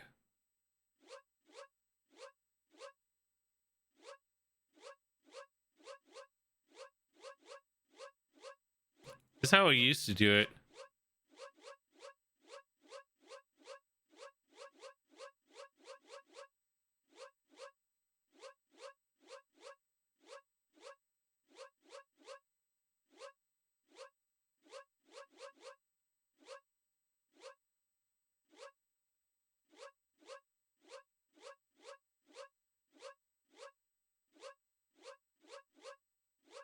No.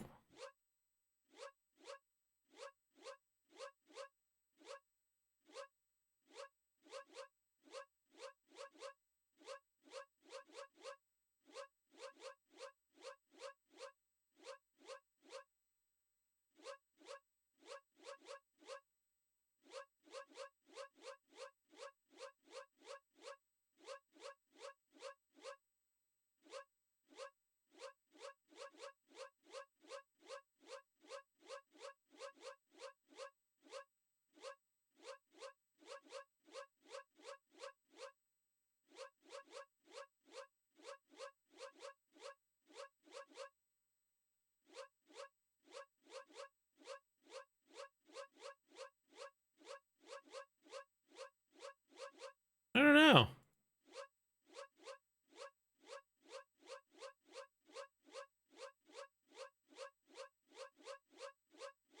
This one's a tough one.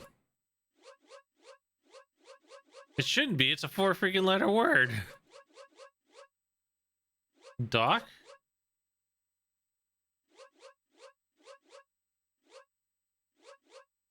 No, it's not Doc.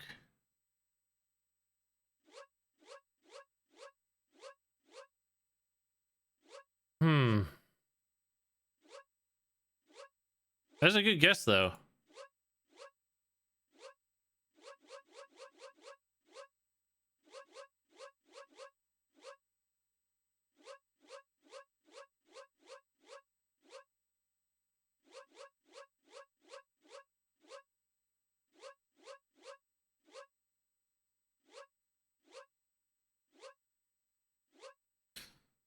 It's quite a bit here. Like, I've already got 5 words.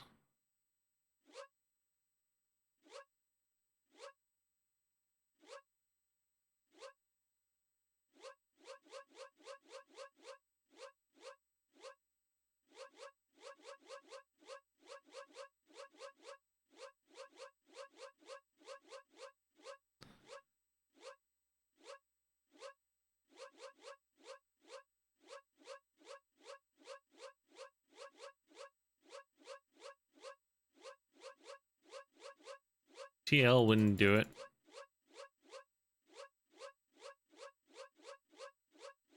We already did trap. We've done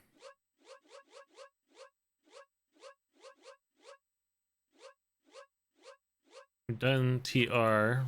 Oh, it's BR.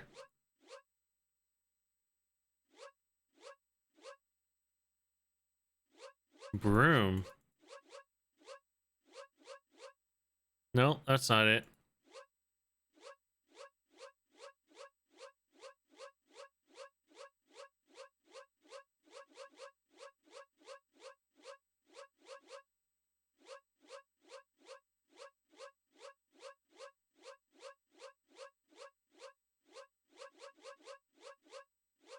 Why should be something completely silly, and I'm gonna hate myself later for not being able to guess that.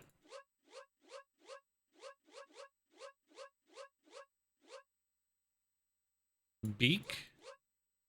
Drum. Oh my god.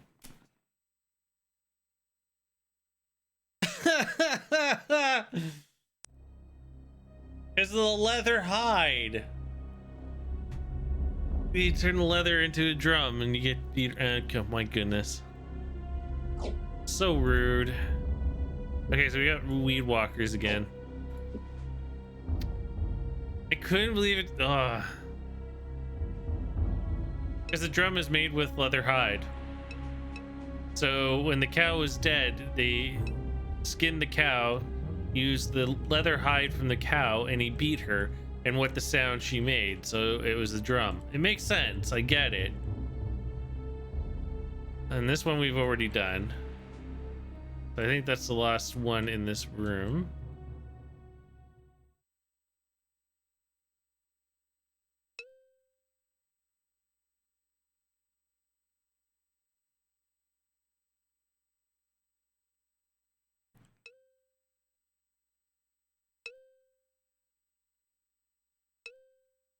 Yeah, this is a dead end. Let's save.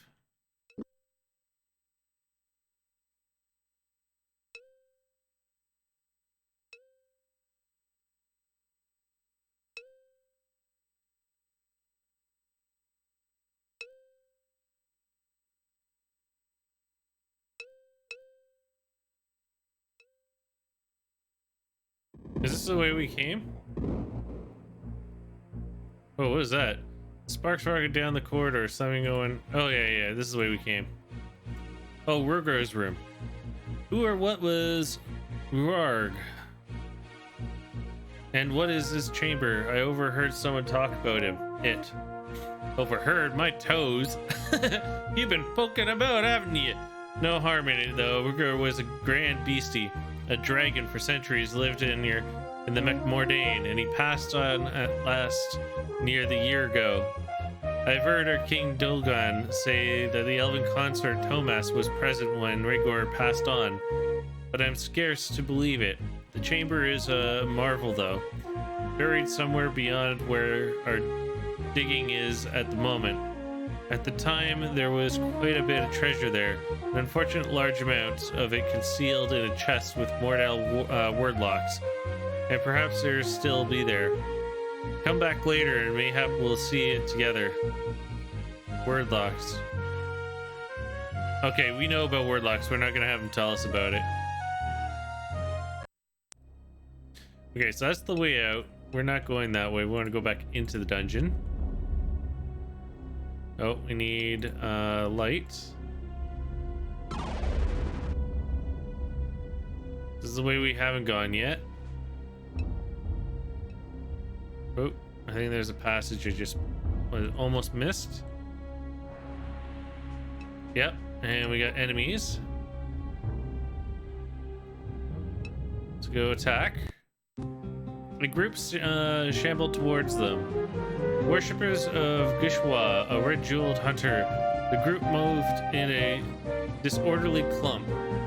The hollows underneath their vacant eyes or adorned with blood-colored whorls of pigment, splaying on three-fingered hand. Oh, I couldn't read the rest of it. I was reading too slow. Which is fine. I do that.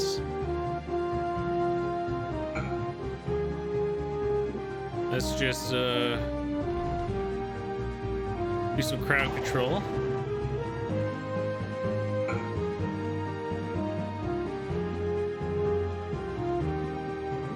You rest. Well, don't rest. Great.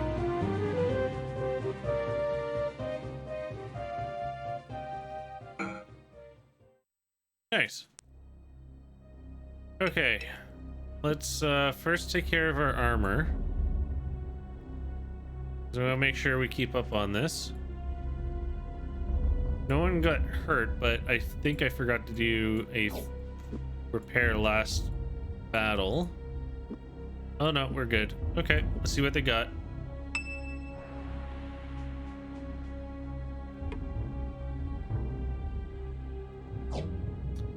Quite a good sword, 92%. 97. Okay, let's drop some of our stuff. Might as well start dropping you. We'll drop you. We'll drop this. I really don't need all this armor, but oh well.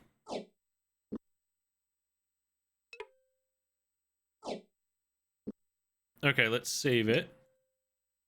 Keep going.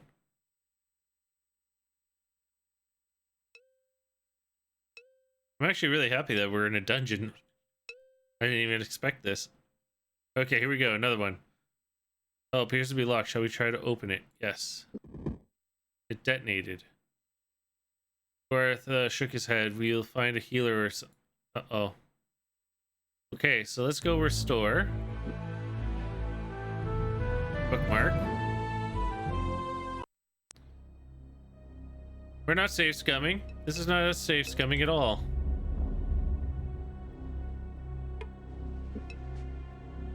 So, oh, I think there's a spell for disarm, and I don't have it.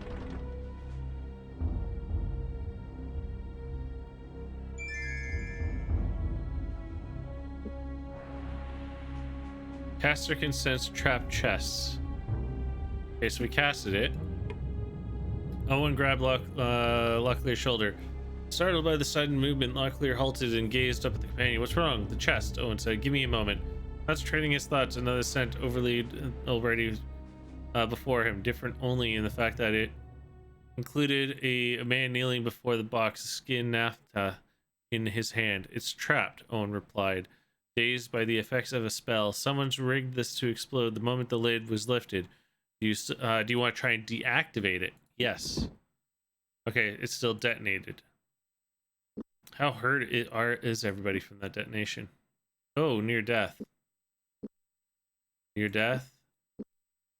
Near death. Okay, was it worth it? Okay, here's the question. Ooh. Ooh, that's a lot of coin. Okay, we'll save scum that.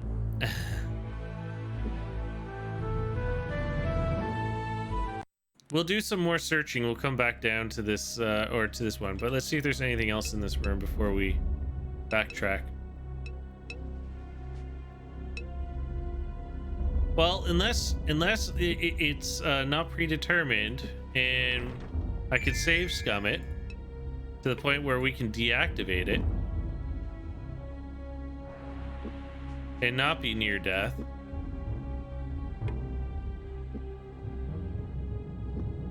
Yeah. No, we'll have to come back to this.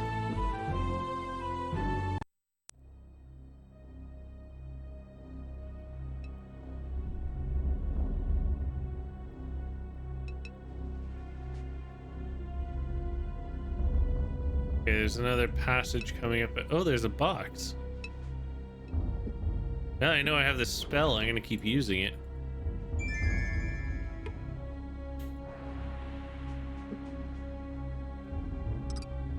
Nice. Oh, that was rude. But hey, our skills increased.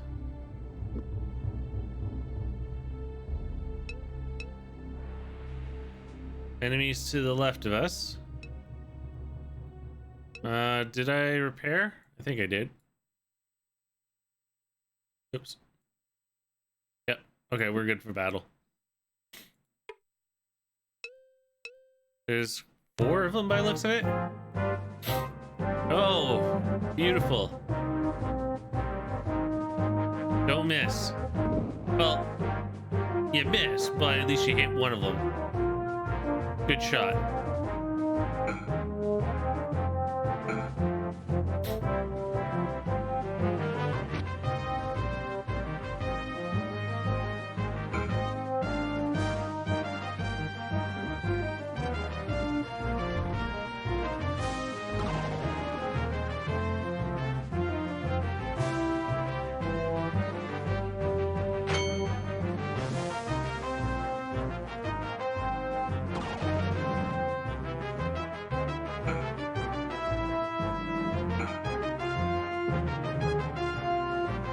Just cycle off the blind.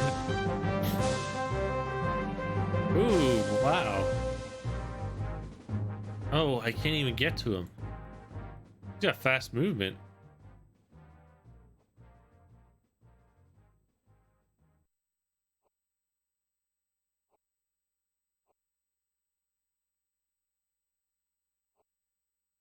You know what?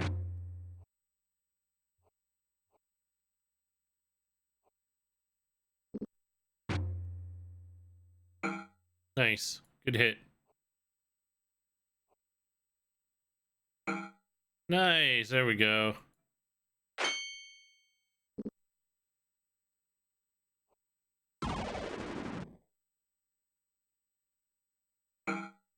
There. Awesome fight.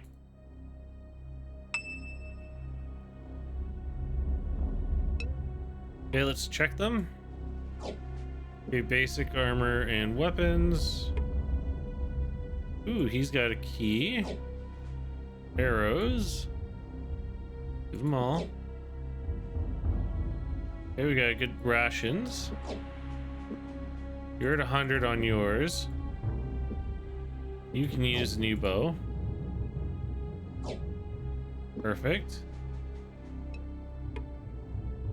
Oh, okay, so there's this. There's blade. You got healing salve and coin. Okay, let's rest till healed.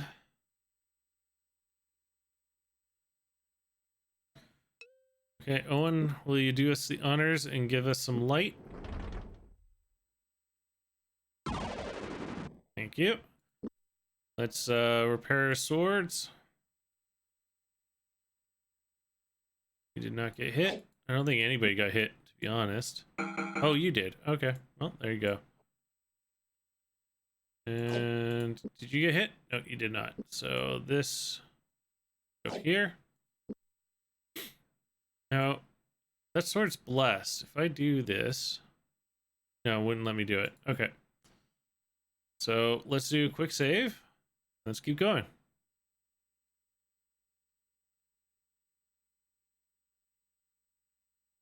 This is a big dungeon. I have to admit, I'm doing a lot better than I thought I would. My instincts say save here, then go in. Okay, what do we see? Looks like pretty much an empty hall.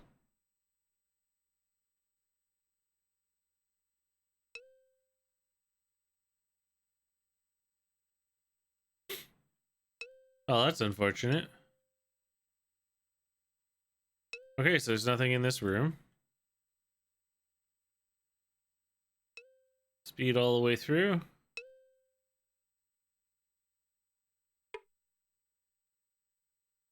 More healing salve. or herbal pack, I should say.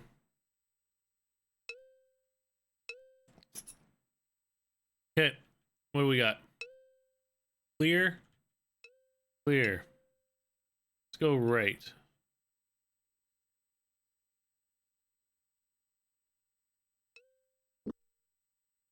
Oh, there is a map. Oh, cool.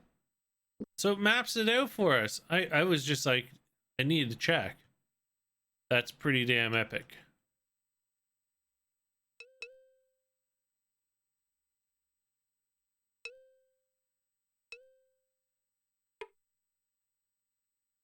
Oh, they got a chest.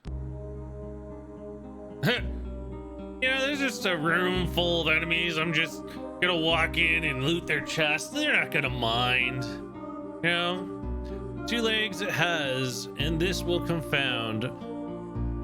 Only at rest do they touch the ground.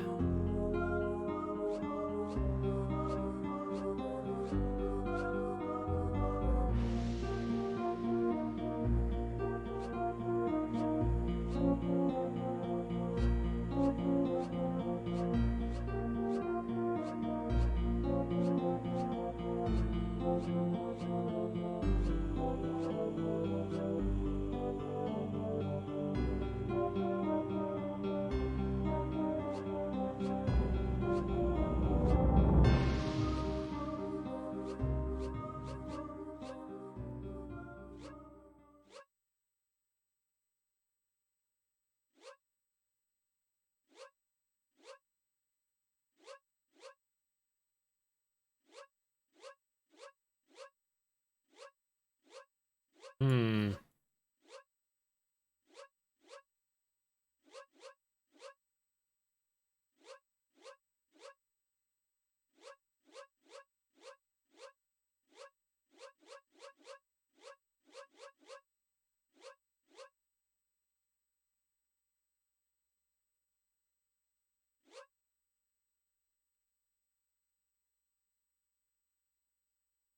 Yeah, that's what I was thinking. But it's not enough words. 2 legs it has, and this will confound. Only at rest do they touch the ground.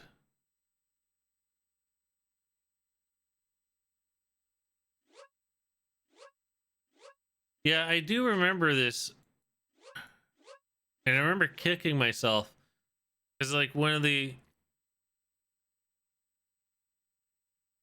yeah.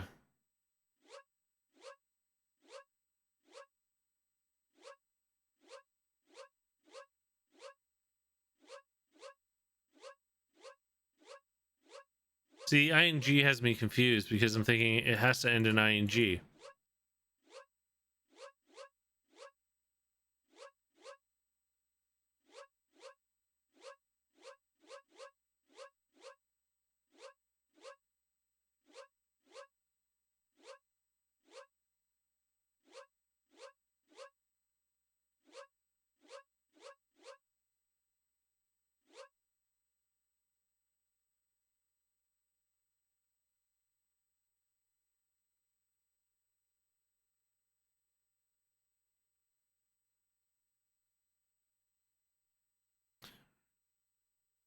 What rest says to you?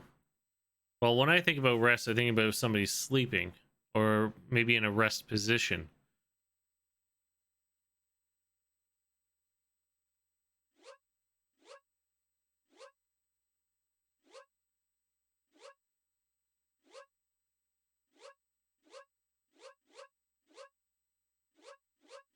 Oh, were you actually serious?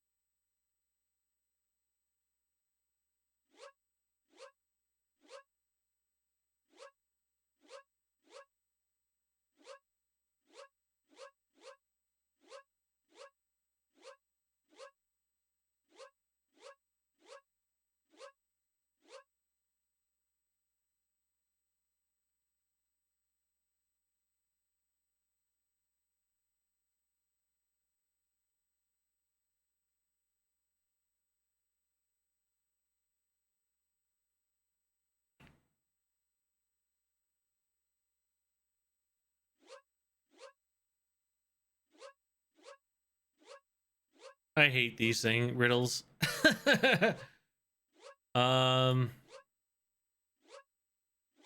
gonna be so stupid too.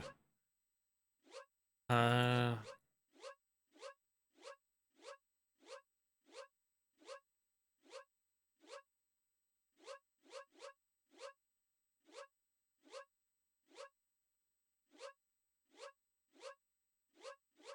do I want to say like a river or something? But it's not.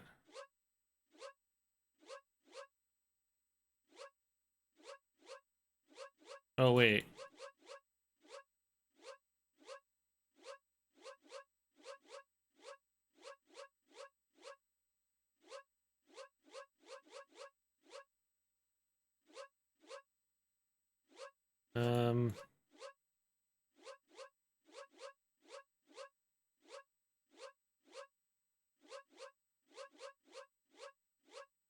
Where'd the O go?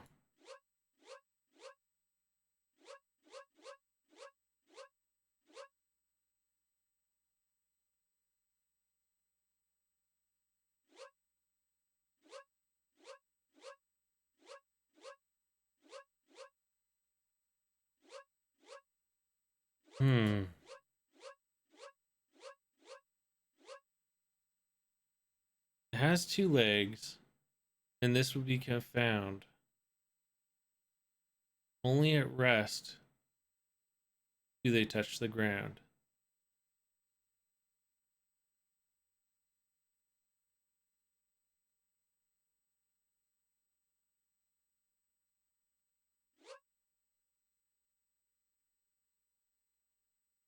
See, when you say that, I'm thinking, I don't know. A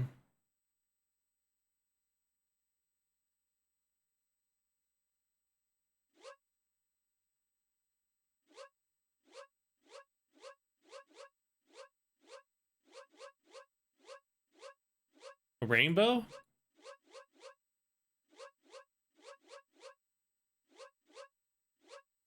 No.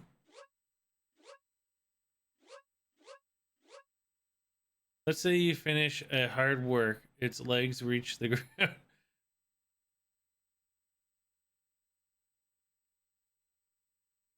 Well, if you're saying like a chair.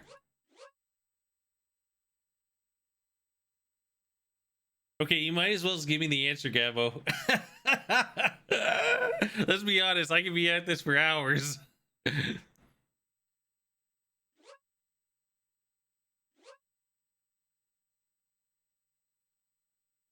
Words are almost placed.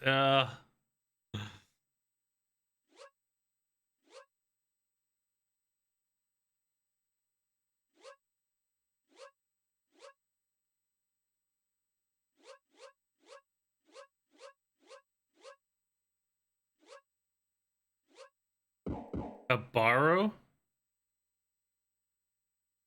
That was a borrow.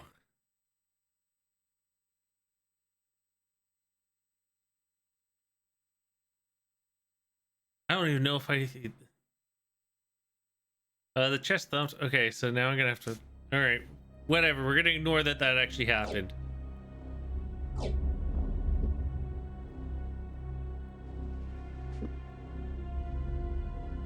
Oh, right, a barrel. Or sorry, a borrow. I always call them wheelbarrows. Oh, but they're wheelbarrows. Oh my god. I need a new job. Ring of Krondor. On many occasions, Gorath had seen similar rings used to visit magicians, to cast spells, to lighten darkened rooms. While he couldn't be certain by appearances alone, the ring he held was the same purpose. The reference to the god of light and the fire in its name seemed good indicator. Yeah, like a wheelbarrow, which, you know, yeah, I get it now, but you know, I'll kick myself for a while. That's like the furthest from my mind. Okay, now we can deal with these guys.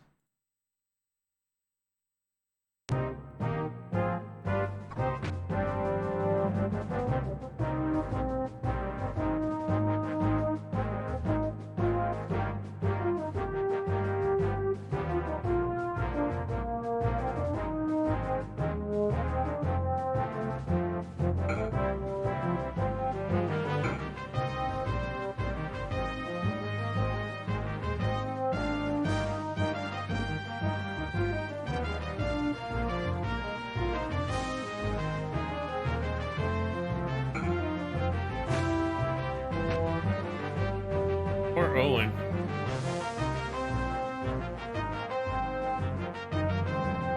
I always remembered hating the fact that the NPCs always went after Owen first. Which, I mean, I get it. He is the caster of the group, but still.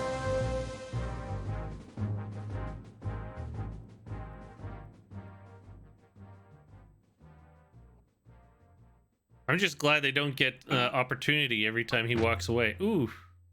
Ooh.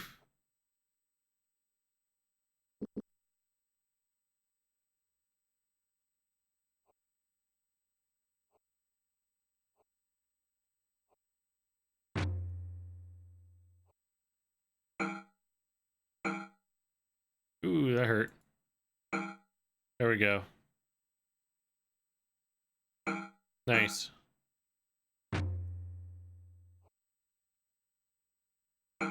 There we go.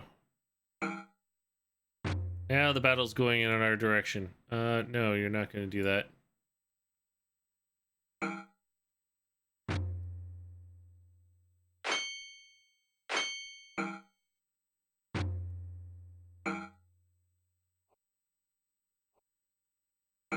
There we go. Ooh, that was quite the battle.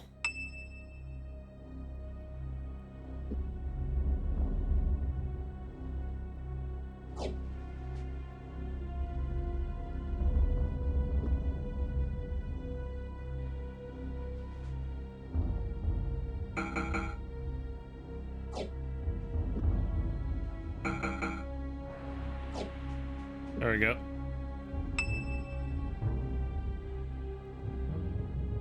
Do a quick save. Got some gold.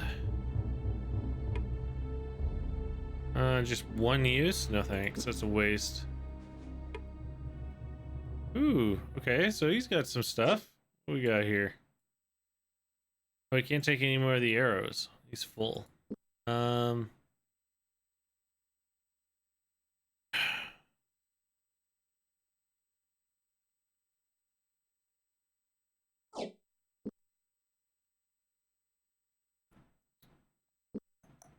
I'm gonna have to start dropping some of these. I want to pick up some of this good stuff. Grab that. We are grabbing this. And we'll grab that. How many is left on this one? 2. Okay, so no point. How about you? Money. And 2. 77. Better than this one. There we go.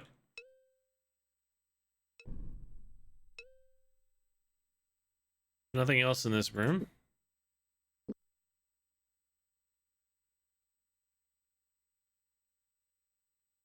In actual fact, we got this. Another light source. Ooh. Okay, let's check our map. Which way we go from? Okay, so we wanted to go behind us. This way.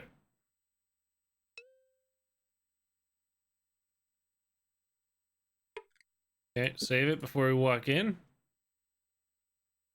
Oh, we got some more guys out here.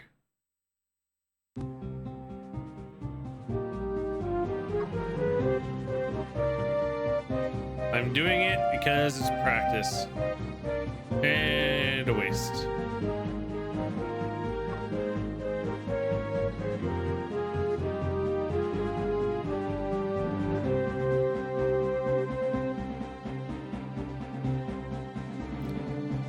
Come on, Owen. You're a damn spellcaster.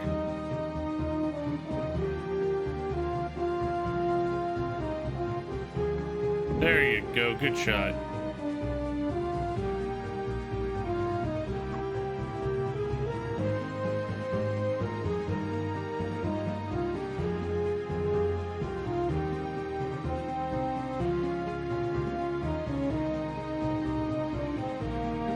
Do it again. Nice. Owen, first one to take his kill. You're gonna rest. You need it. Ooh. Both these guys got good hard hits on Gorath and Locklear. Here, take an overhead. Nope. You? Nope. You blocked.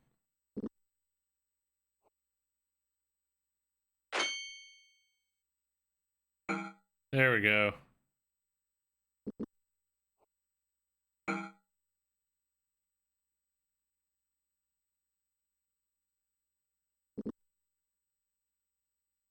Oh, he had 2 rounds. Whoops.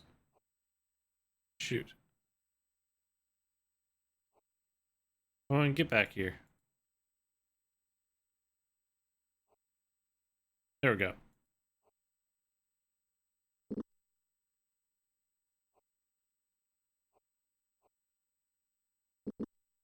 I don't like how the music stops. Should loop. All right.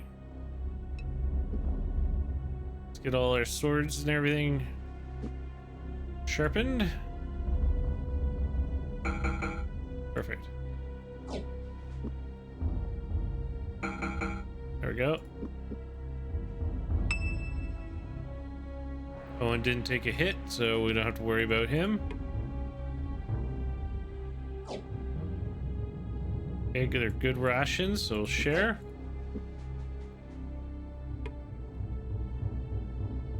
Spoiled, we don't want them.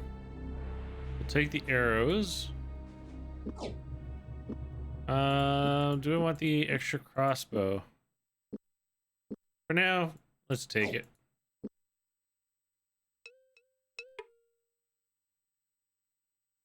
Ooh, he's got good armor. Okay.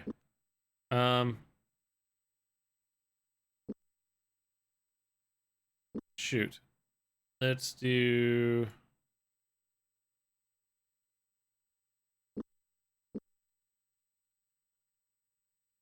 Yeah, let's do this. Here, take that. Take that. Oh, Owen has no space. Neither does Gareth. Okay, so we gotta drop stuff. Let's drop this. Nope, keeping that as backup.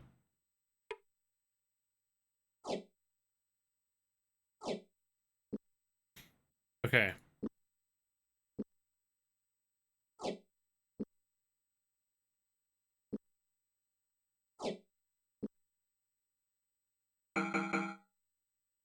Probably should have given the armor to somebody else to fix, but oh well.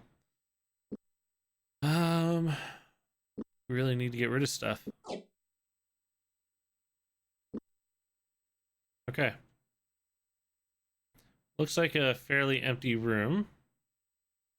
Oh no, there's a chest here. No.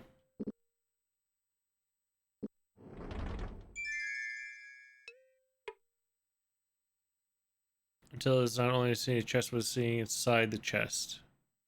Okay, let's save it.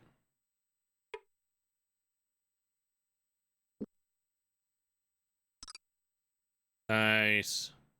And it's garbage. Kick the bodies. Way to have garbage on you. Okay, so let's just... Wait a second. Go back for 1 second.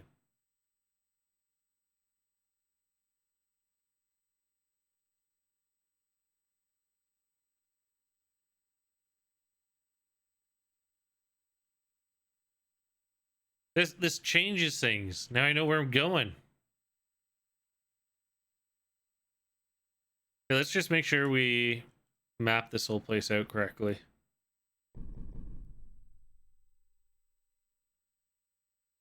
Okay, good. This is all mapped out. Oh, yeah, you can zoom in and zoom out. Cool. Yoink.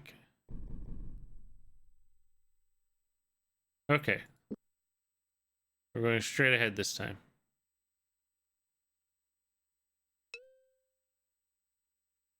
Okay, let's save it.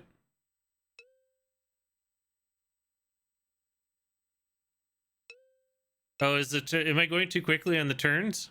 Is yeah, I can see if it causes like motion sickness or something.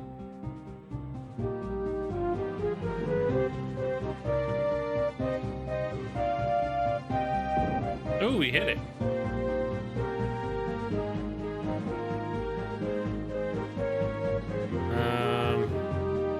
Let's wait for a second. Nice. Oh, he shoots fireballs.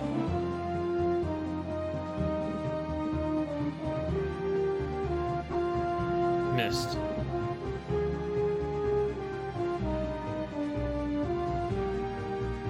Missed. He's down.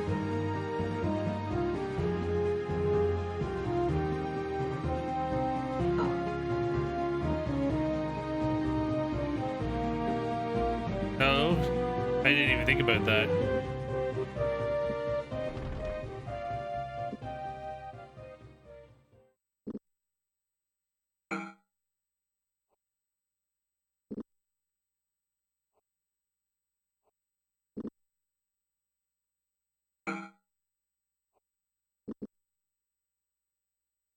Well, he's hurting. That's a good thing.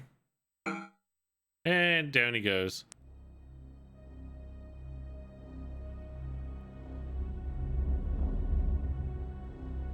You've done it! I heard the conflagration down the shaft, but I had no idea what was happening. Congratulations. Right now, I think we could just use some rest. A rest you'll have, and you'll be needing it. You'll have to have yourself strength when you carry about all the gold and reward. Well done. The dwarf handed Locklear a pouch of gold, then disappeared down the dampened shaft mine. Whew. Okay, so let's do this. This to you. Right?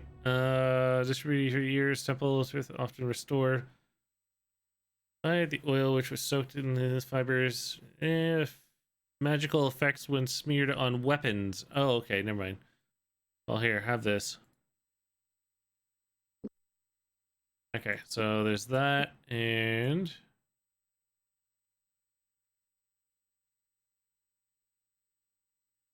let's give him 6. Okay.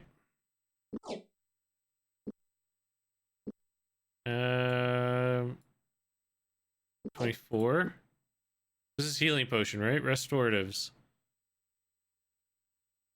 Yeah, healing.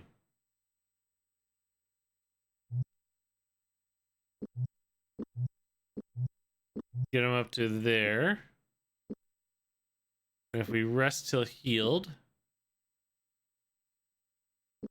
we're not resting till healing. So what we're gonna do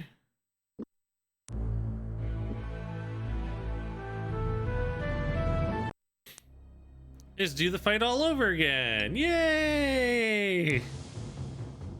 This time we'll take your suggestion, we'll blind him.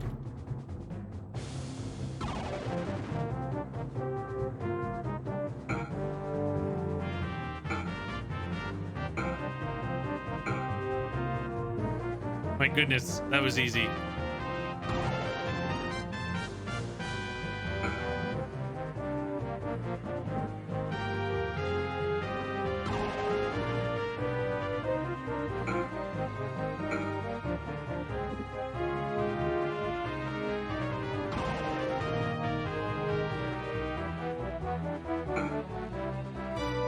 Look, nobody took any damage. Okay, that was a nasty trick, but I'll take it.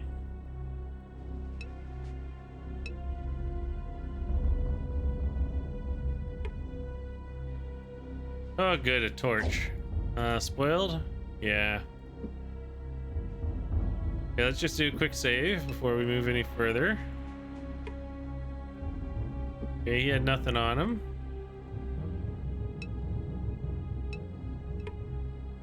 No. Let's cast.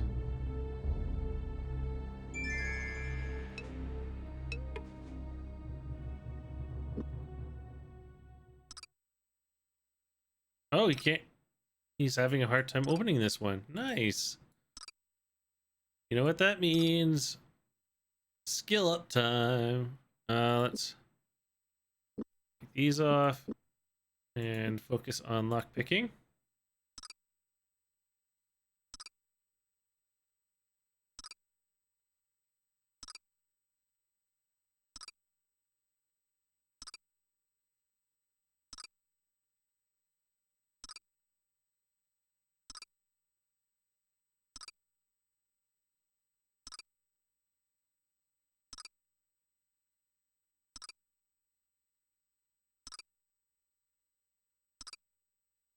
What's his skill so far? He's up to 43. He's already gone 3% since we started doing this. This is worth.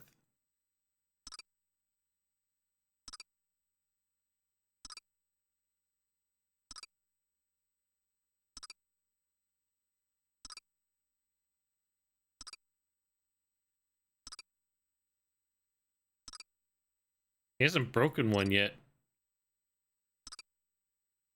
What's he up now? 44. It's like sitting at the lock going click, click. I swear I just about got it.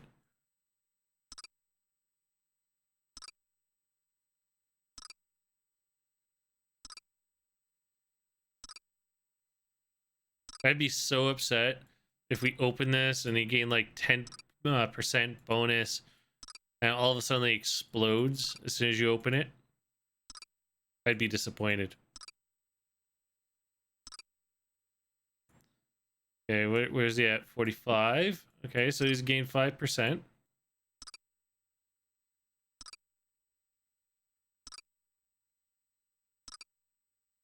I just double click on it? No, it has to be drag.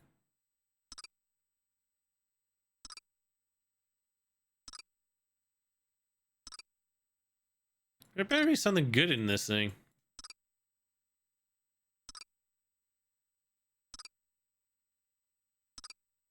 Come on, Locklear. It's in your name, damn it.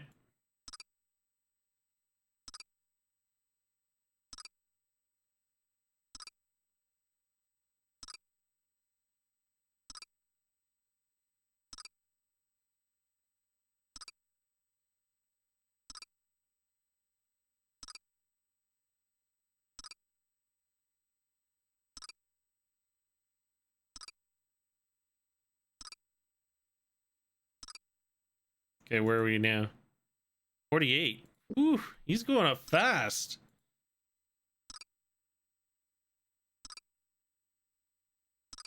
Soon, no lock is going to be unpickable for him.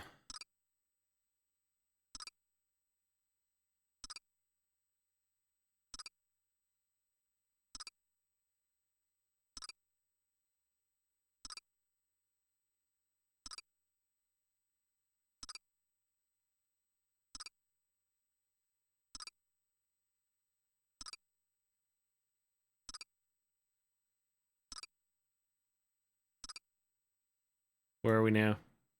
50. Whoa. And we started at 40. And we haven't even broken a lock yet. Or a pick. Yeah. And nothing. It was worthless.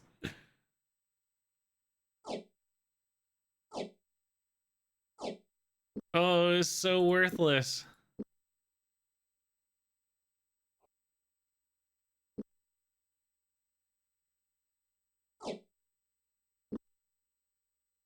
Oops.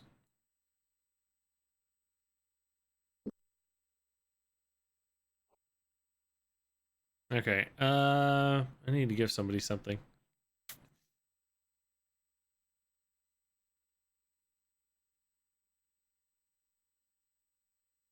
Hmm.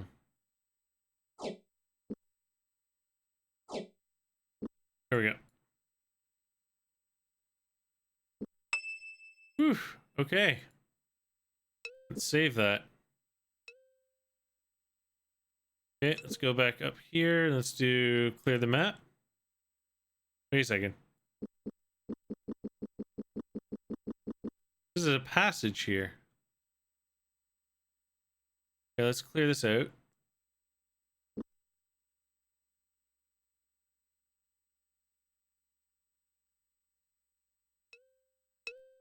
Oh, there is a passage. Okay.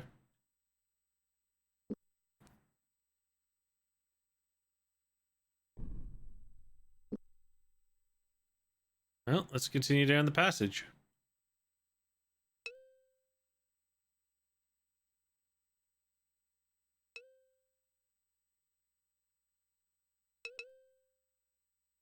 Someone had shouted, "Hurry down the corridor to see what caused the commotion was." Locklear was halted by an angry-looking dwarf. "No further, lad," the dwarf drawled. "I don't care what Nader may or may not have told you about what is going on down here. We've enough to do to clear out this mess without you interfering. Now go back the way you came, and let us get about our work." When the dwarf couldn't be reasoned with, Locklear looped back down the corridor. Okay, so we can't go down there yet.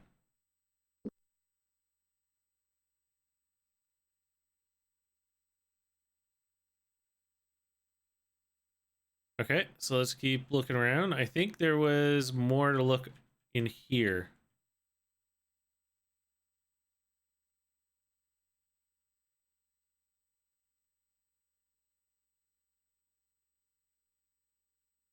Let's just double check.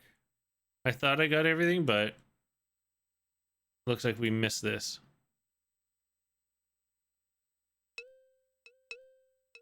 Quick save.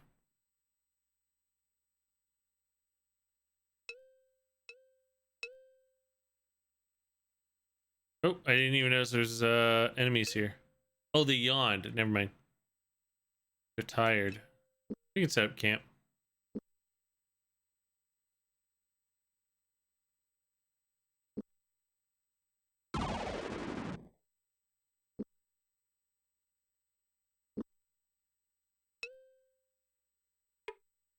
No. Gotta be careful when it says that. It is trapped. Okay, let's save it. It detonates. Oh, this is the one with all that gold. Okay.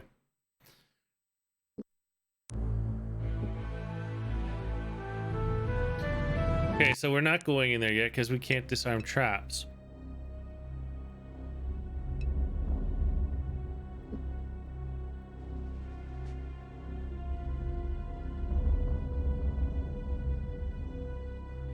Okay, let's zoom out as much as we can for a second.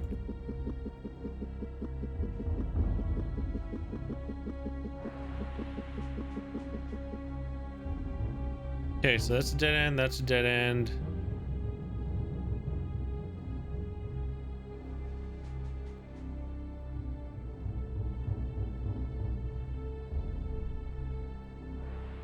Let's go back this way.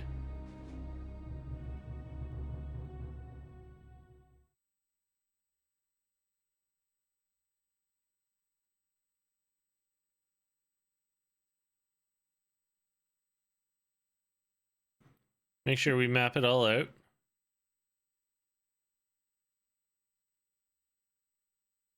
Oop.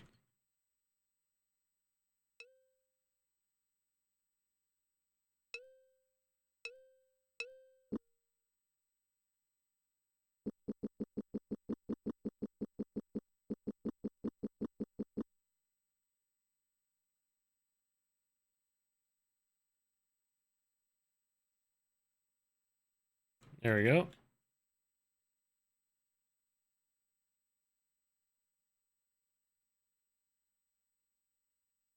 All right, so this is all mapped out. This is the one we've already looked at. Oh, no, it's not. Oh, we missed one. No, we got this one. Or did we not open it from the save?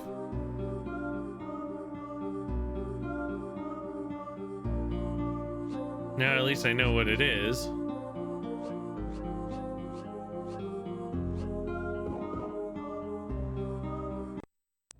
no, we did. Oh, okay, maybe you have to open it, do the thing every single time.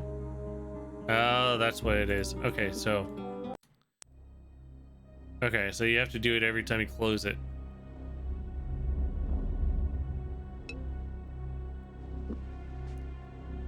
I'll do it from this screen so it doesn't look, so bad.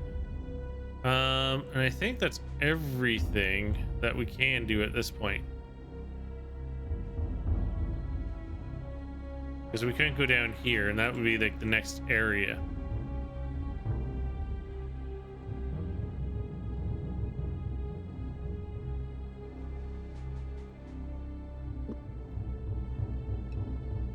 Yeah.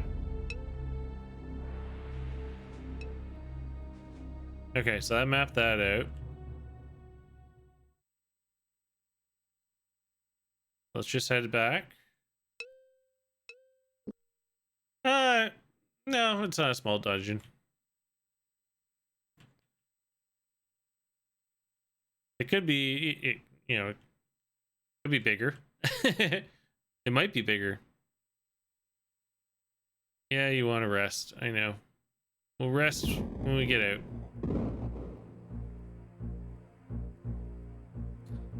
Okay, just the dwarf, which is fine.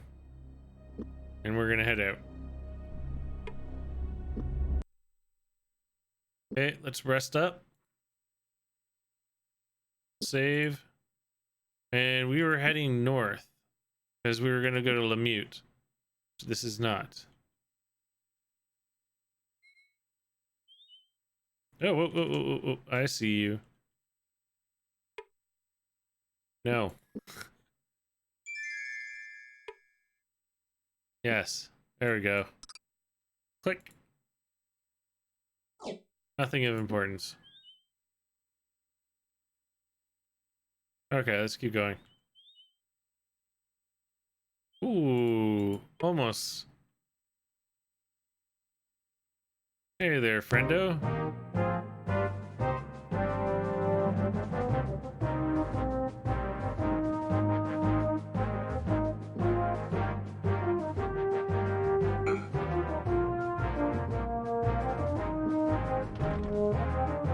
I keep forgetting Owen spells take hit points to cast.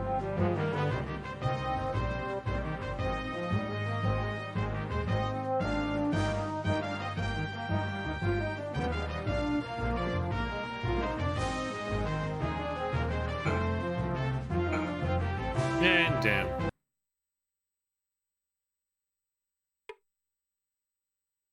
Just money. Okay, this is Lemute.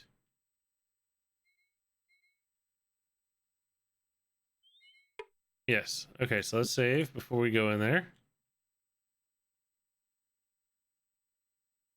The path turned. Luckily, I studied the road before them. Saw slithering into the distance like a giant snake before descending. Eventually, into a large town, Lemute. Gorath said, "Do you think we should go for supplies?" Yes. Ah, here we are. Let's go to the shop.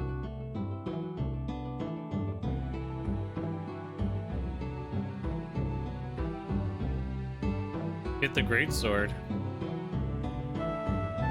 There's a little secret. Wait, in the city or?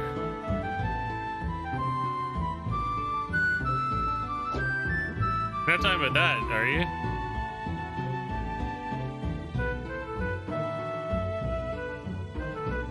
Actually, I wasn't really gonna buy just yet. I really wanted to just sell.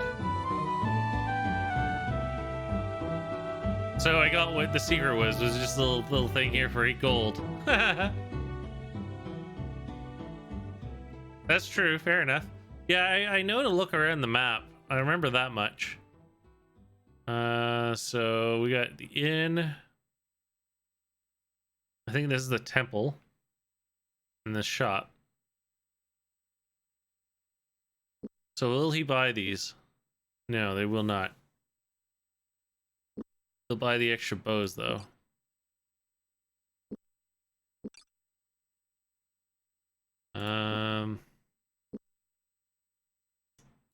What are these arrows?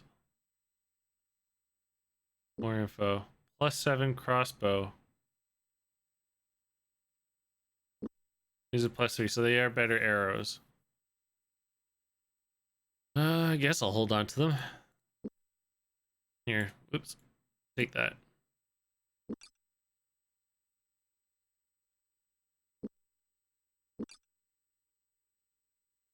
Will you buy this? Nope, so I don't need that book anymore. Might as well sell that for now. You don't need it. You'll buy that. 10 left to you. Here, let's sell that. You take it. Oh, you don't want it. I think that's all I really want to sell. I'm gonna have to either sell those or get rid of them. Ugh. Look at those arrows and crossbows.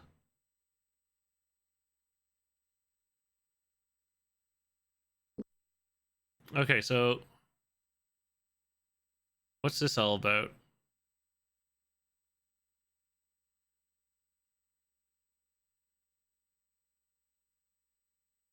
Oh, when turned to the onion skin cover page, discover the script written. There is a copy of Work Scribed. You could buy the greatsword, not you open the first shop. Oh, okay. King of First Brother, an archer. So this is a archery book.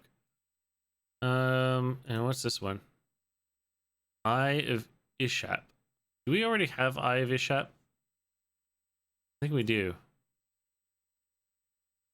Isn't Eye of Ishap the oh, there's the repair. Let's try our barding.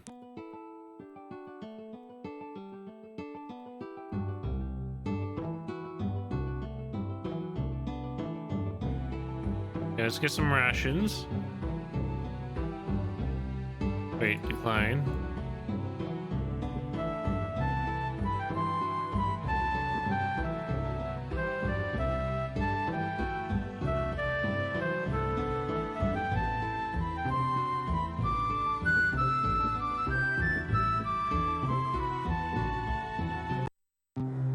Dwarf drew out a pipe. Languid smoke plumed from the old codger's mouth as he studied Locklear, Owen, and Gorath, each in turn.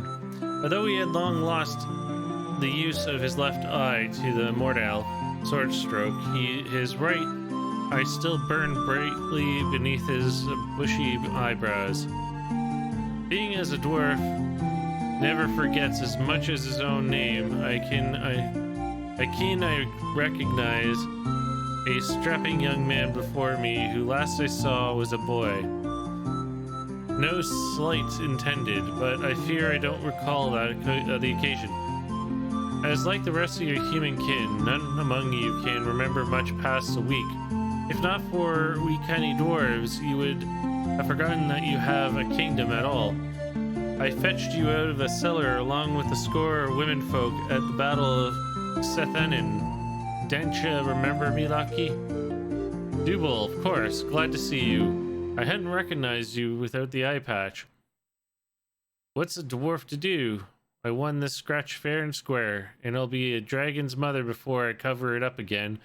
Shouldn't have done it so in the first place. Now I just sit here to jabber with the loons of the Sarani bartender and have me a few beers. Not much to do with the Macmore Dane, Cadell at all collapsed. A Brack Nor has been seen down there. They've been offering hefty reward for slaying it. Almighty if your traditions holds too. Something of a challenge as they are fierce beasties even by dwarven standards. I've heard the tales of those creatures of stone. Thank you, Dibel. Okay, so that was more of a hint. We've already done it. Samani clapped twice. Abruptly, the festive mood of the room died. The clank of goblets and the scrap plates falling silent as the bartender shuffled between benches to bow at Locklear's feet. Touching the gnarled fist to his forehead, then to his heart, he spoke sovereignly. Be welcome to the Blue Wheel Inn. May you find the drinks to your liking and the company of your patrons pleasurable. If there is anything our servants or I might do, you need only ask Sumani. Honors to your house as well, Sumani. Am I correct in believing this is a drinking establishment? So it is. We serve many of Midkemian drinks, as well as a few from the Cernuani Empire as well. Perhaps I might interest you in a cup of Choka. Sumani, why did you decide to come to Mikemia and open an inn anyway? Surely it would be better business in Kelawan. I was not always a tavern keeper. As a soldier serving House Shinzawi under Earl Kasumi, I was trapped here when the Rift Gate was collapsed at the end of the Rift War. It was our belief that we would never again see our families in Suranuani or the green skies of Kelawan again. But Surani warriors traditionally kill themselves if they are in danger of falling captive to an enemy. This is true, Lord, but the Earl informed us that we were forbidden to dispatch ourselves until given leave to do so by a great one. I believe the Mikemia, you would call such one a magician. Until such a time, I content myself with running this Blue Wheel Inn. Rift Gates. I've heard that permanent rift gates to Kelawan is located near here. I was hoping we could get a glimpse of it. There will be little to see at the moment. An internal conflict has arisen in the Empire between House Akoma and House Nasati. The Assembly of Magicians have ordered a temporary interruption of transport between the Empire and the Kingdom of the Isle until such time the conflict has resolved. I have been assured the measures is temporary. Combat. You said you were a soldier with the Sereni forces. Would you be interested in teaching us some of your combat techniques?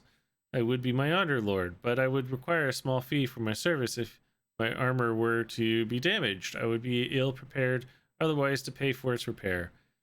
75 sovereigns should cover any potential harm. Is this fee acceptable? Yes. Sounds reasonable enough to me. Deal. I shall meet you by the river in 5 minutes' time. I should forewarn you, however, I sometimes seem quite different when I am armored for battle. I apologize in advance for any harm that I should do to you. Locklear gasped. Striding down from the narrow doorway to the Blue Wheel Tavern was a figure that no longer bore any resemblance of the modest tavern keeper. Obviously, having taken this time to refit himself, Sumani had donned a pitted suit of blue laminate armor. The greaves, breastplate, and leggings, all fashioned out of a lightweight wood which creaked as he lumbered towards them. Serani armor, Locklear asked. Sumani adjusted his blue-plumed helmet over his eyes. I was a former patrol leader. The Earl Kasumi insisted that I should keep the armor given to me by House Shinsawe. Although I no longer serve in the garrison, my oath of loyalty is still to the Earl. Are you prepared for your lessons? Yes, I think so. A mischievous glint reflected in the Serani's eyes. Then defend yourself. Locklear motioned for the hilt of the lessons, for a halt of the lessons as he hauled himself for a third time out of the cold Lamutinian river. Okay, mercy, uncle, whatever it is you damnable Serani say when you want to surrender. Your will, Lord. Sumani chuckled, already beginning to resume his modest role as a tavern keeper. I shall meet you inside the Blue Wheel once you have dried yourselves off. Armor repair. I don't know how much longer our armor is going to last. Any idea where we can get it repaired? If your armor was the same as mine, I would suggest trying the garrison, but kingdom armor is made in a different way. I would think perhaps the dwarves in the Micmordain Cadal would be of assistance.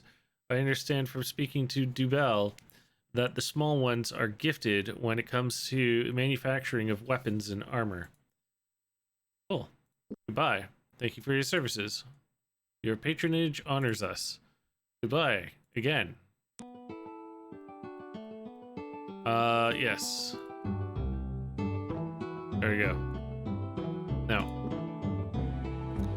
let's talk to the, let's haggle. There we go.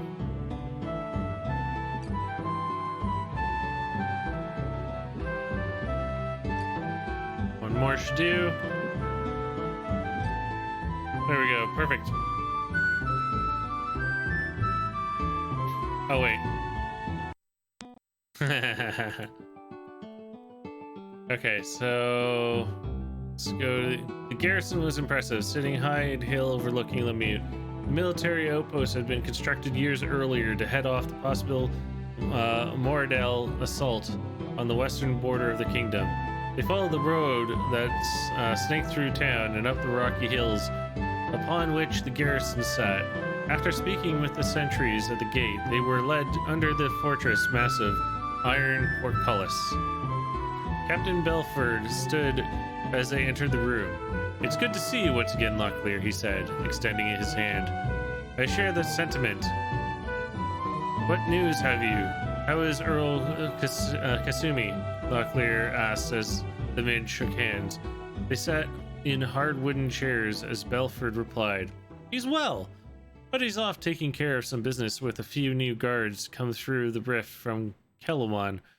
As the rest of us, we're looking for a group of Grey Warriors from Kelwan who slipped through the rift just before it closed. Locklear looked a little puzzled. King Liam and Emperor Ishindar granted the Grey Warriors freedom and new status in the kingdom? Yes, but the agreement doesn't allow for nationalization of stolen goods. Seems they have been discarded with the valuable ruby from Macalla's entourage, said Belford. Macalla? The Serani Great One? Owen asked. Belfort smiled. Yes, he has been talking to Prince Arutha about establishing a permanent rift to encourage trade between the kingdom and Kelwan. He's really throwing his weight around trying to get the ruby back. If you should happen to come across it, bring it back here. He's offering a reward. They thanked him for his information and left. Oh. I thought there was a temple in here. Let's just shop in... Okay, maybe not right now. Oh, you had a blue screen of death? That sucks. Okay, let's save. And let's continue north, because our goal was to hit back to the one NPC that gave us a quest, which we think we completed. Oh, what's this?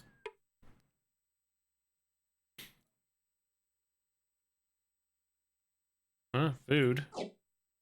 And adventurine.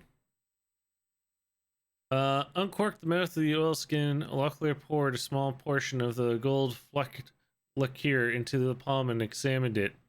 Named after a type of impure brown glass common in Gurlanin, it was an ideal resin to use on crossbows. Okay, strange when they begin to lose their cohesiveness. So I guess this is used to repair bows. Boop. There it goes. Speaking of repair, no, I didn't. Oops. Let's make sure I repair everything.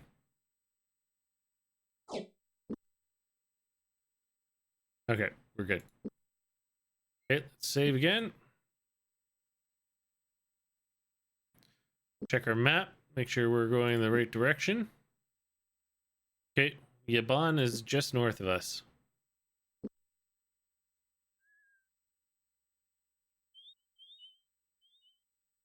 Aha, I knew I saw something. Nope. Yes. Click. Oh, there we go. Nice.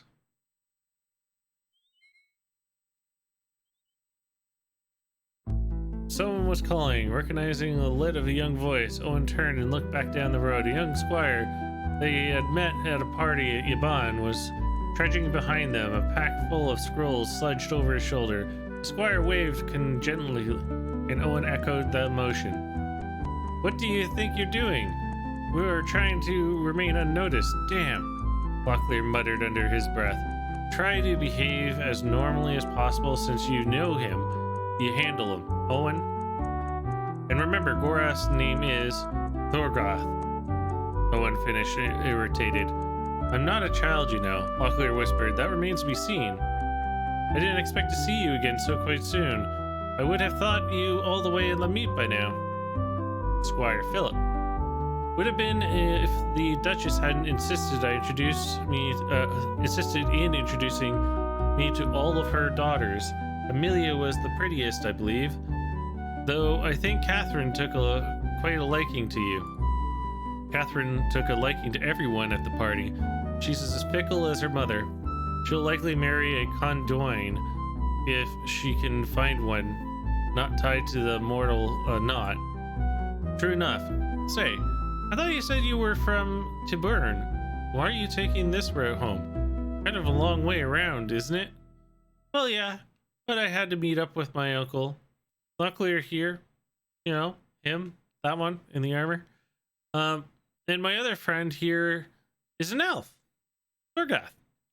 They decided that it would be nice for me to take a tour with them, you know, down to Hawks Hollow. Down to Hawks Hollow. I hear it's lovely at this time of year. What are you up to? I'm looking to cash in a reward, actually. When I was on my way up to Yaban last month, I found a chest in this area, but I couldn't pick the lock on the thing. I figured it wasn't meant to be, and I left off. Thing is, all through the Duchess party, I couldn't help but think about it. I had chest on my brain. He certainly did. I don't really care what's in it, but I have to pick that lock. Near town. I'm afraid my sense of direction and distance are a bit off right now. We all had a bit of drink last night, and we're still trying to shake off the effects. Which way is the nearest place we could get cleaned up?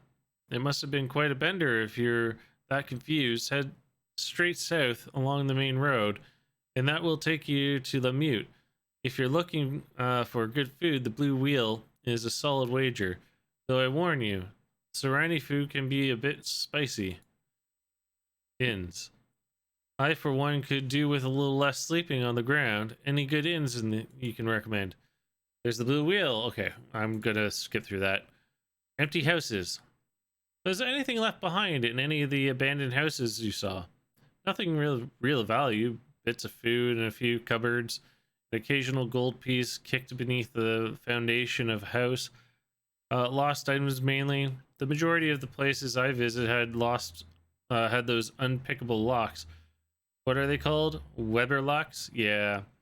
They had Weber locks installed, so I wasn't able to get inside. Hands. This is going to sound lunatic, but would you mind letting me see your hands? My hands? Okay, why? Just humor me. A man spoke to in Fox Hollow said that we should look at a man look for a man who had a sign on his hand.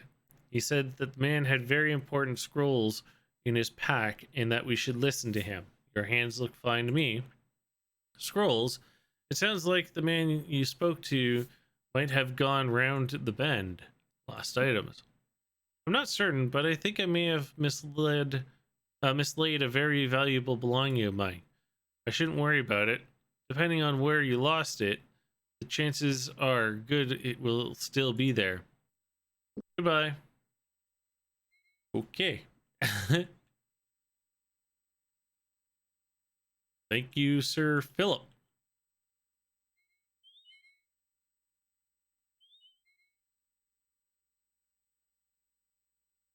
Well, there's a dead body here.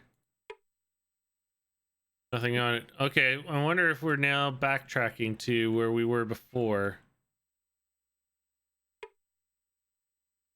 Or maybe not. Let's do a quick save just to be on the safe side.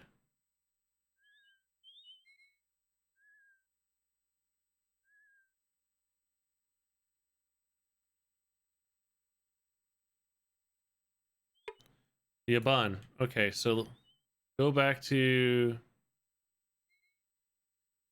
Well, this is Yaban. So we're already here.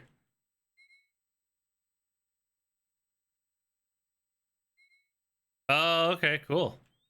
Good to know.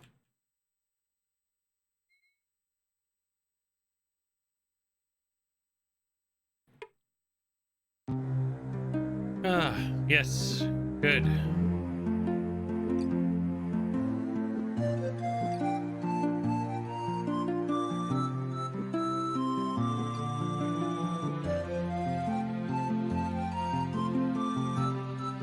Yep, we got his weapon training.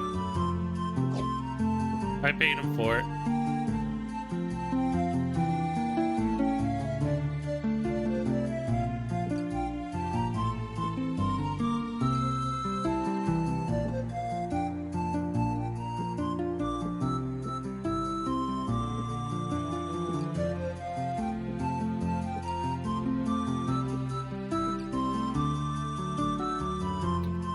Okay, so we'll get you a new one. So that's for his bow.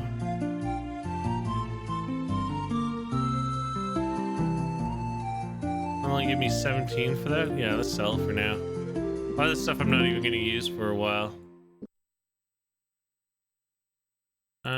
Okay.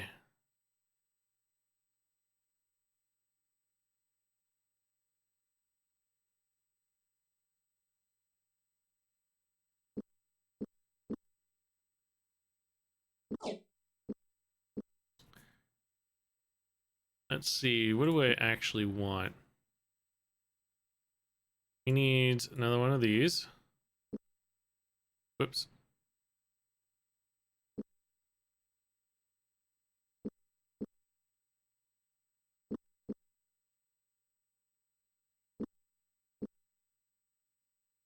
There we go. Let's haggle on this one. Good. Okay, so this is the new stock he's got. So we got the great sword. 780 gold. Yeah, we're not getting that anytime soon. He's got two-handed. Great sword. Is this two-handed sword?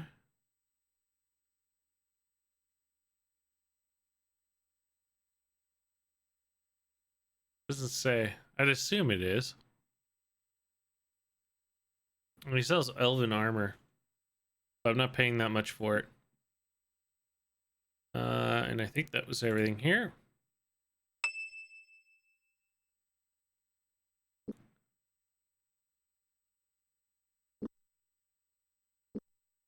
Did I put you back to... No, I didn't. Scouting.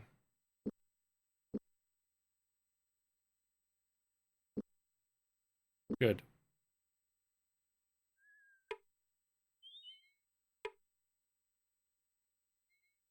Okay, so no one's about. Definitely not a good idea. This is my aunt's house. As much as I would enjoy the opportunity to explain why I'm traveling with a Moradel, I think we should leave. Well, I want to see his aunt.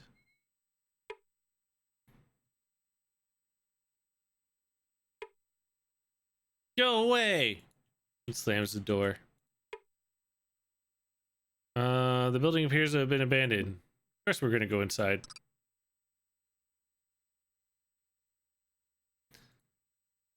Nothing. Okay. The rest till morning. We'll save. Let's keep going.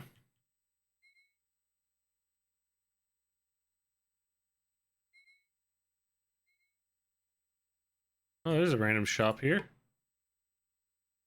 What did you find? There was an open chest laying in an empty work table. Looks as though it had been rigged with a system trap wires. Oh yes, we've been here. Okay. So we are back to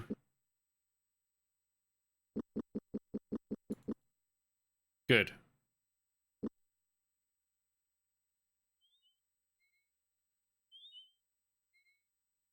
Oh. In all the world, none can compare to this tiny weaver. Oh, the spider. Yeah, okay, so we've done this.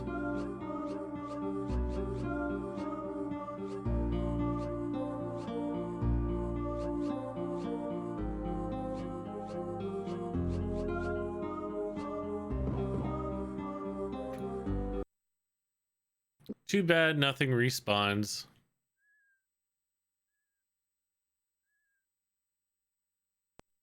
And we got attacked.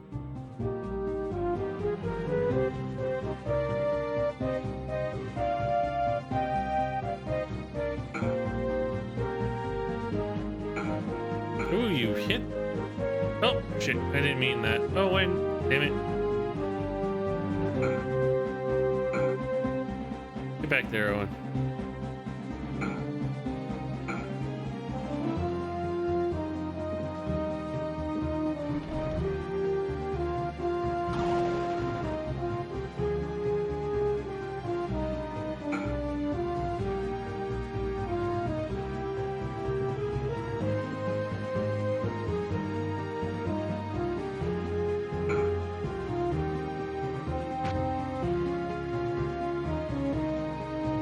Oh, now he's going.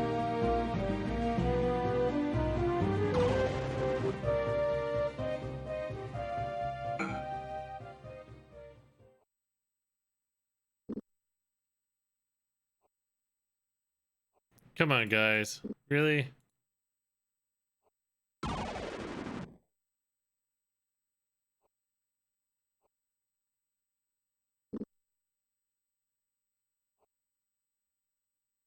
There we go. Perfect.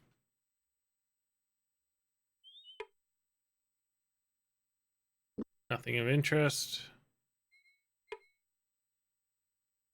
Spoiled. Okay. Let's keep going. So a lot of this is we've already searched, so I'm not going to bother searching it again. We just wanted to hit to the town.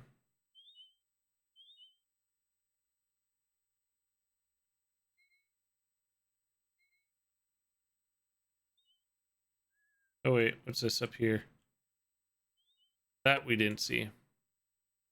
Okay, another torch. Purple pack.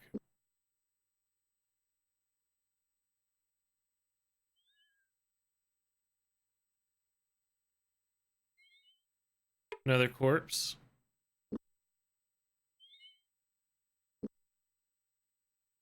Check our map. Just make sure we didn't overshot. Nope, we're Yaban and here. Okay, so yeah, we're in the right spot.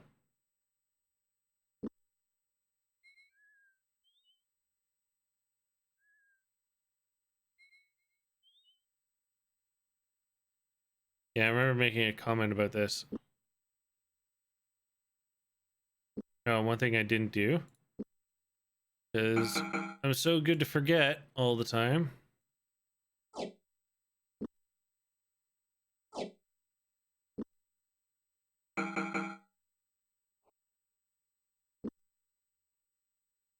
There we go.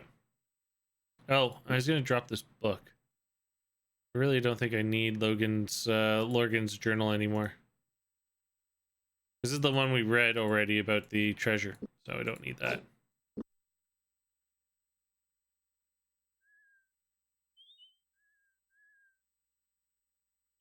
Is there a house here? Yeah, there is. 300 pounds of madman answered the door. Oh, yes. Don't play stupid. Okay, so we've knocked on that door.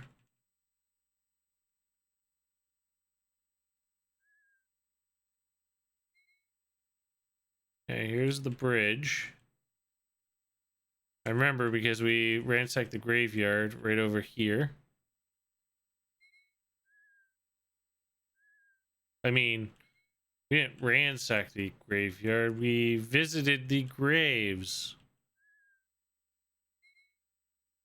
And gave our best wishes. I think. Thoughts and prayers, maybe? Okay, what do you have? Things that we sold to you. So nothing really I want here. We have the peasants and we have a ton of these. You got 10 pick locks, so yeah, we're fine.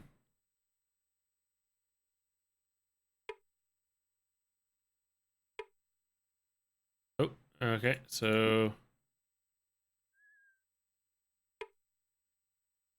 Am I interested in some food today? Yes. Nothing. So where was the house of that guy?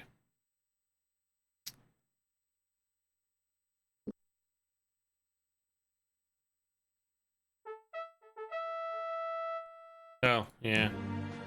It's Finn! Telling us not to go that way. Thanks, Finn. And then this way we went and we decided to go back. That's right. Okay.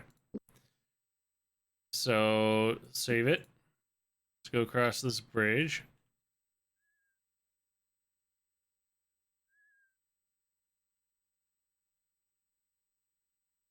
I didn't think the guy was this far out.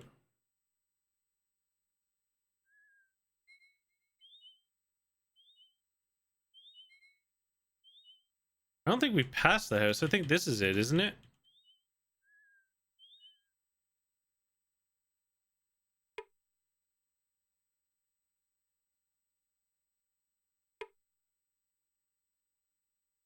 Yeah, the chess guy. Isn't he like over here? No, he wasn't back in Yabon because that's not where we got the quest from. I don't remember. I don't think. I thought it was...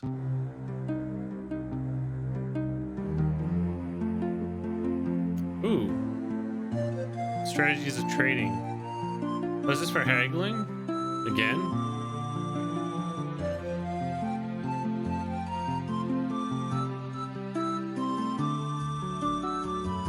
Between bridge and south party. Okay. Do we want another haggling one? Oh yeah, I bought it because I sold it back to him. Okay, so we've already bought once before. And I definitely had nothing to sell here.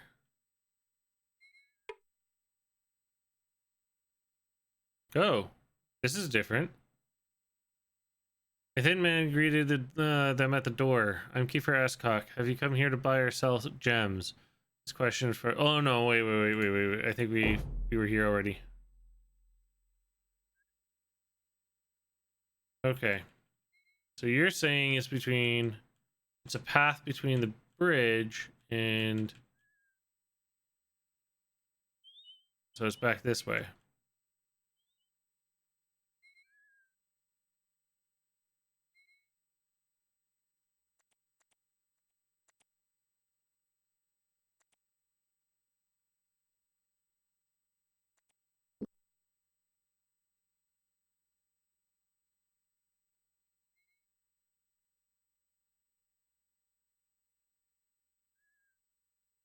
There's this house. Yeah, that's the 300-pound guy.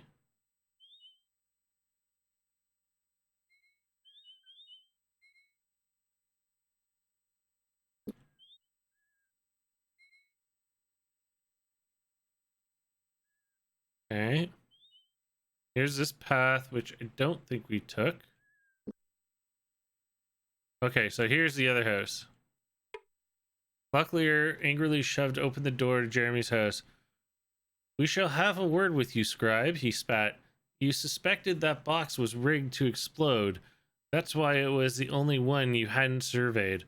Believe what you like, but no, I had no idea it was trapped. Locklear glared at the bald-headed man, who returned his gaze with contempt.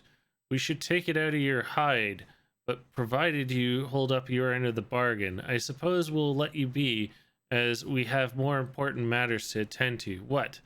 More important than threatening scribes? Jeremy snapped, picking up the book and thrusting it into Locklear's hands.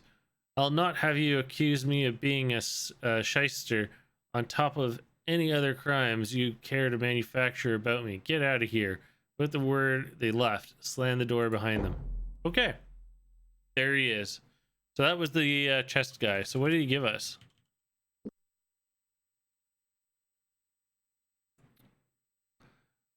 Thiffle's bird migrations. Okay, so this is for scouting, I would think. Considering the difficulty of getting through, things ratings presented him. You hold accurate stamina to fill 1,000 more pages. Yeah, it sounds like this is a scouting book, which is what I want Locklear to focus on. So let's just take a look.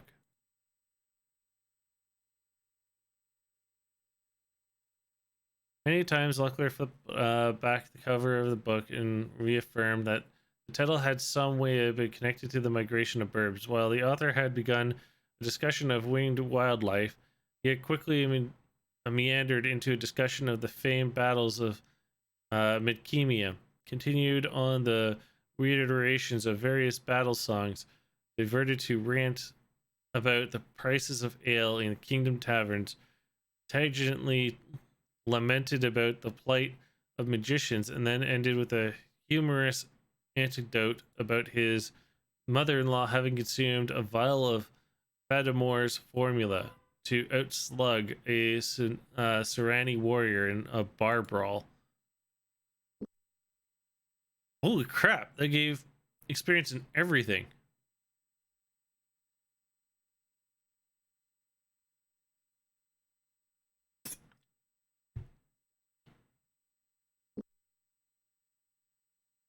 Um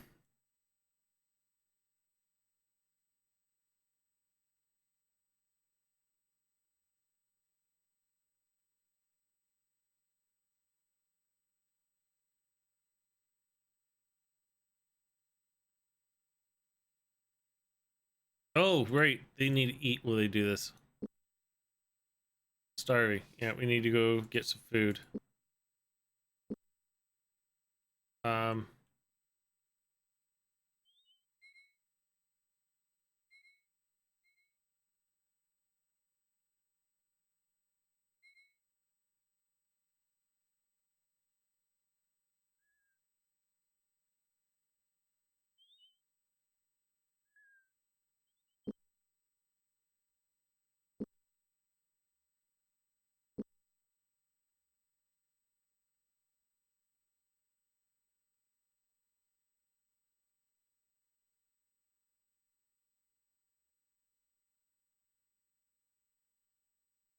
I'm heading us to a tavern.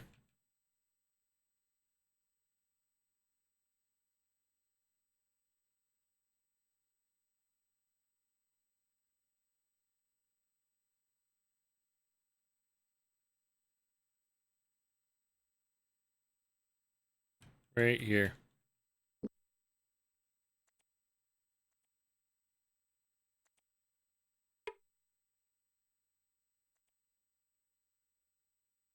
Yes, yes. Yawn all you want.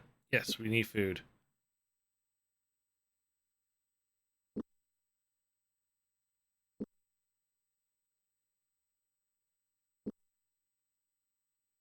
Or not.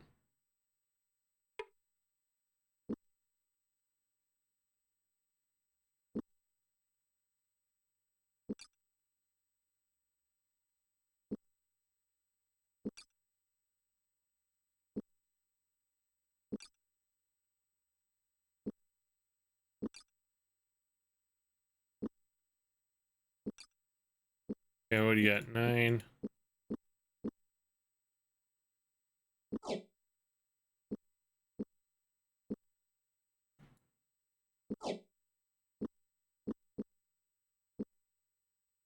I need a lot of food. Just give them all the food.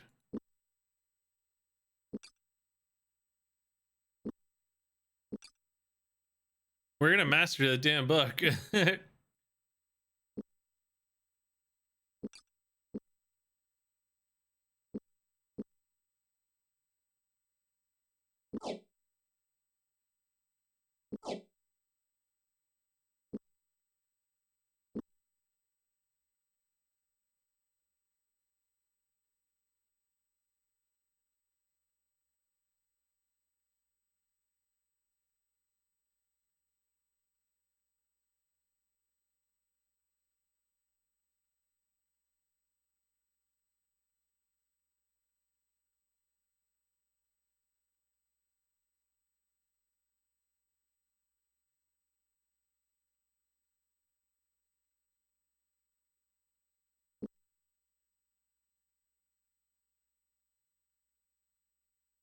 So we really only gain defense.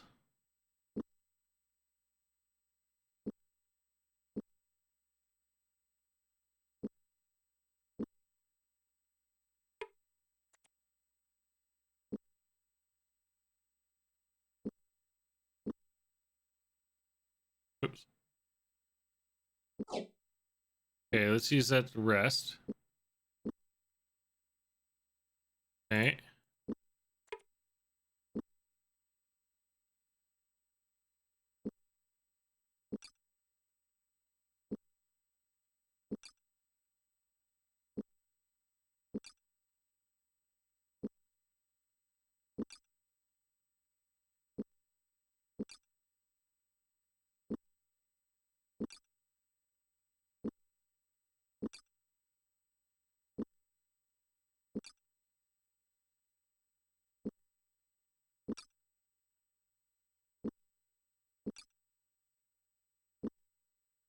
There's a method to my madness. Oops. Go back. Okay. 1, 2.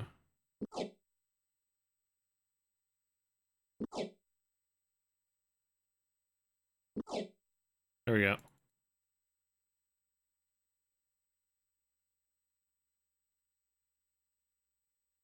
Twiggy and Brandy. Nice.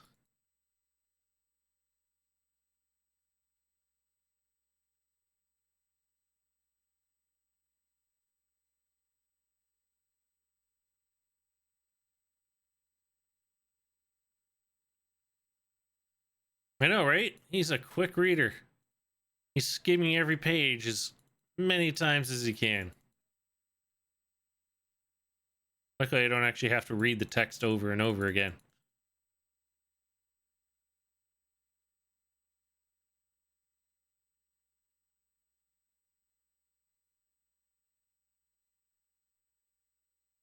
Okay, let's go back to the shop.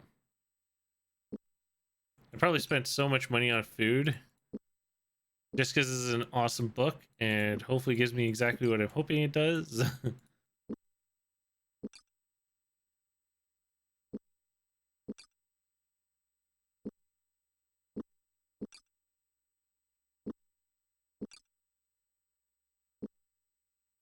Don't worry, I'm counting these so I'm not overdoing it too much. Maybe just a little.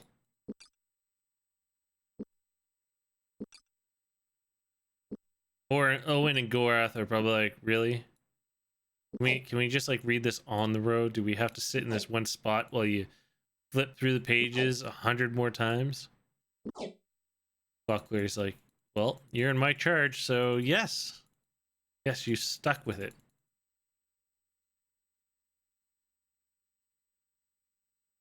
This is quite interesting read. And done. What do we get? Oh my god. Look at all those skills. His melee is now 72%. His lockpick is 58. Dude, that book. Did anybody else get anything? No. Owen? No. Locklear got it all. Okay, let's rest till healed. Okay, let's save. Okay, now we got to get back on track. So essentially we've gone all the way around. And we're actually trying to get all the way to Krondor. So what we could do is backtrack, head past to Zune, and then start our travel down to Questor's View. Let's do that. So let's attach ourselves to the road. I'm going to speed us through. Here we go. Zoom. Whee. Like I said, we've done most of we've already searched a lot of this area, so we're not going to waste our time and do it again.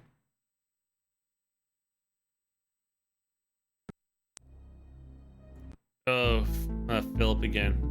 Goodbye, Philip. Oh. Oh no, that's to the mute. Okay. That's the cave we've already gone to. The Dwarven City. And this is Zune. Here we are. Perfect. Let's just check in the city. See if there's anything we want.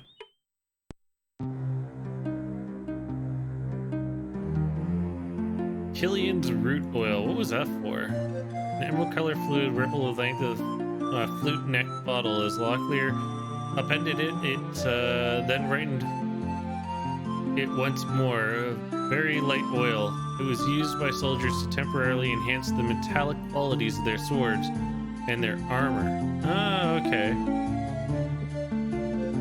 Okay, cool. Nothing I want, but nice to know that he's got that stuff. Okay. Nothing in here.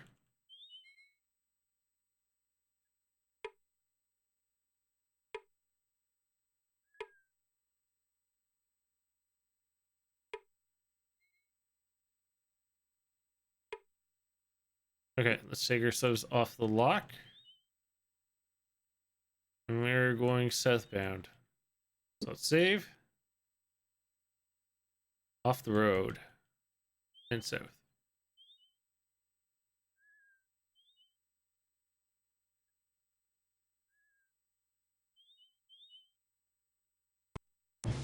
Nope.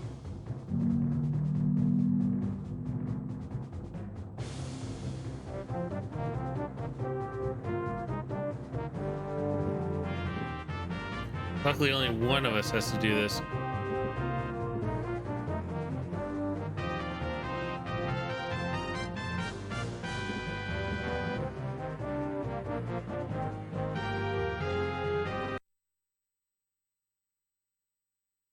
This took some time for us to assemble, or for them to assemble. I thought perhaps the assassins that had attacked us thus far had followed us through the Inklindale, but there are too many of them even to chase a renegade like Gorath. Delicon has to be calling on spies already placed within the kingdom. But Delicon sits in Sarsargoth. Word of my escape could only have traveled as we have come. The fact that we have been attacked this far south suggests otherwise. I have never been a witness to it, but I have heard of a talent called mind speech. Very few magicians have it, but the ability allows men to communicate over very long distances. Perhaps Delican might have hired such help. It is entirely possible. Even before I escaped from his fortress, it was rumored that magicians with whom he has been keeping company had such talents. I know that his assistant Nego claimed to have such powers, though I never saw evidence of such. And if Delicon has the capacity, then undoubtedly he shall use his assistance. So we will have to be cautious and watch out for any who seem like magicians as we head to for Krondor. Both of you, keep your eyes open. Hey. Yes, sir. The pass was empty. It's 5 days. Yes. Okay, so this, how far did this take us down? Okay, not bad. So it's just around the bend.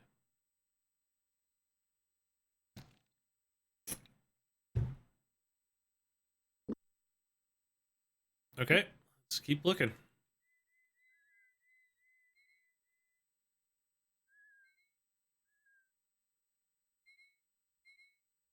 I figured there might be a chest over here. Oh, it's a double lock. The light one breaks, but never falls. His brother falls, but never breaks. The light one breaks.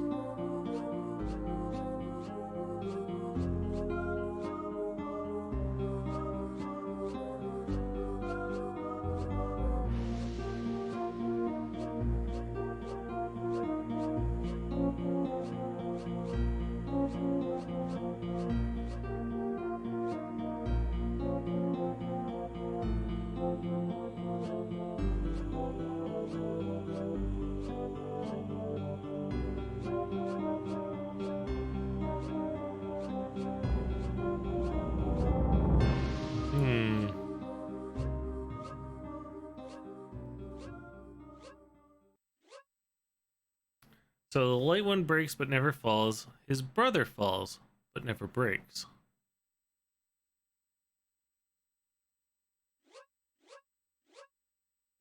So DOFE.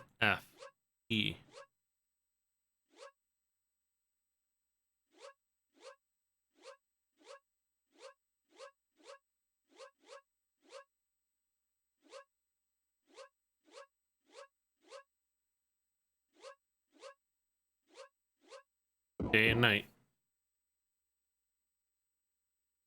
Ooh, what do we get? Magical scroll of flamecast. We've already got it.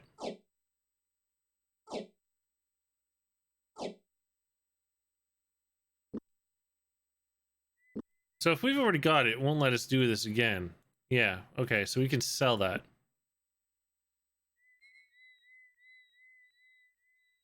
Let's save it.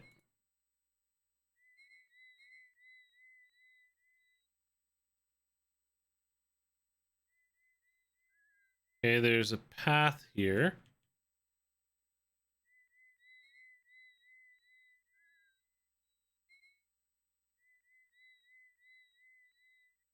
It's a long path.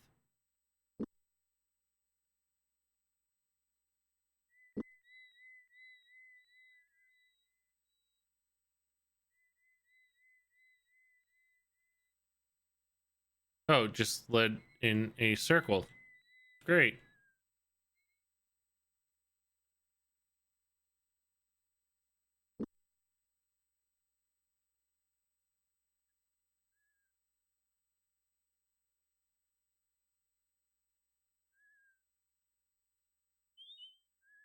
A bird shot through the sky, searching the landscape for a source of animals' discomfort. Locklear whispered, I think we might do well to pay attention to that little creature. Okay. Gareth's scouting ability has increased. Nice!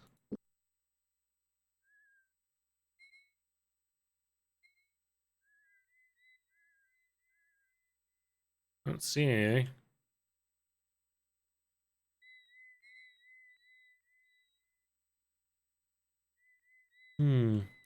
Well, there's a house here.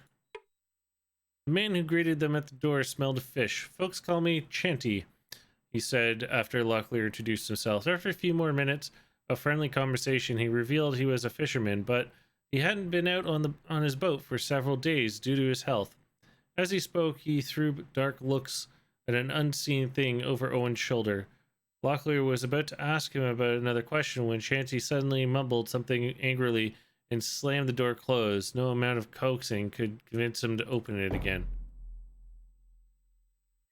I guess he saw Gorath and said, no effing way. Poor Gorath. He's such a gentle soul. Or gentle elf, I should say.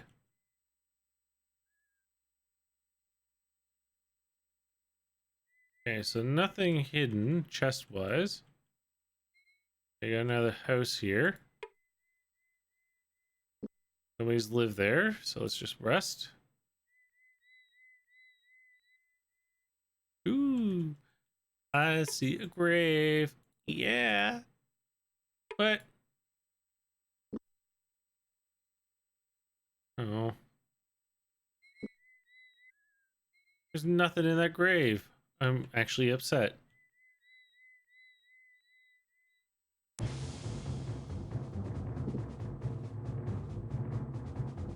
Well, let's do 30.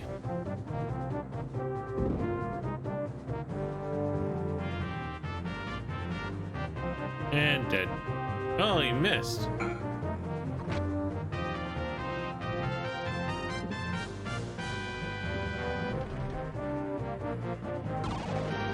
Blind the archer.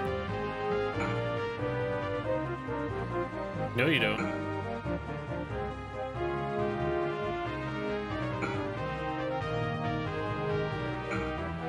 Aha!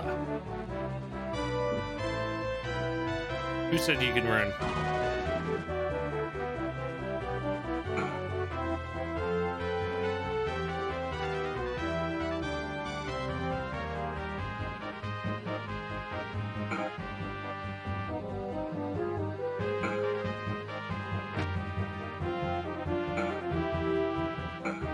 And down you go.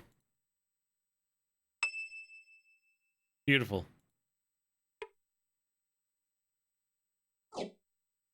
How many arrows do I got? I got like 50.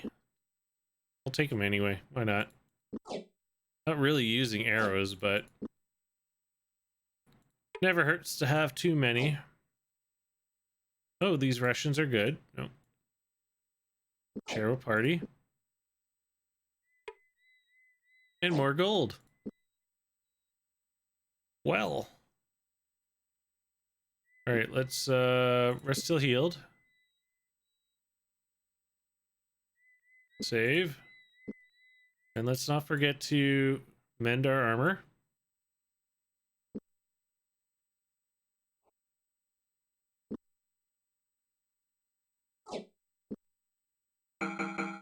There we go. Perfect. Your abilities have increased. Okay, where's this road lead?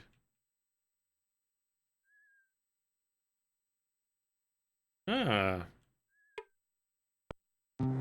A shop. Nice.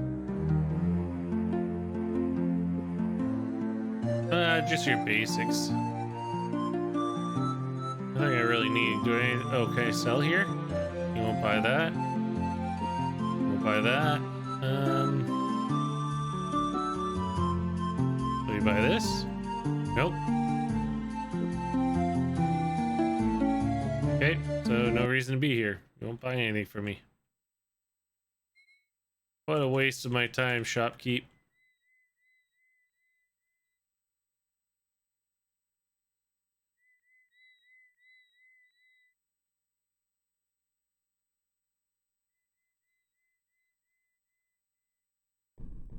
Oh, invisible wall. Happens time to time. Where are we? Wester's View. Okay, save it.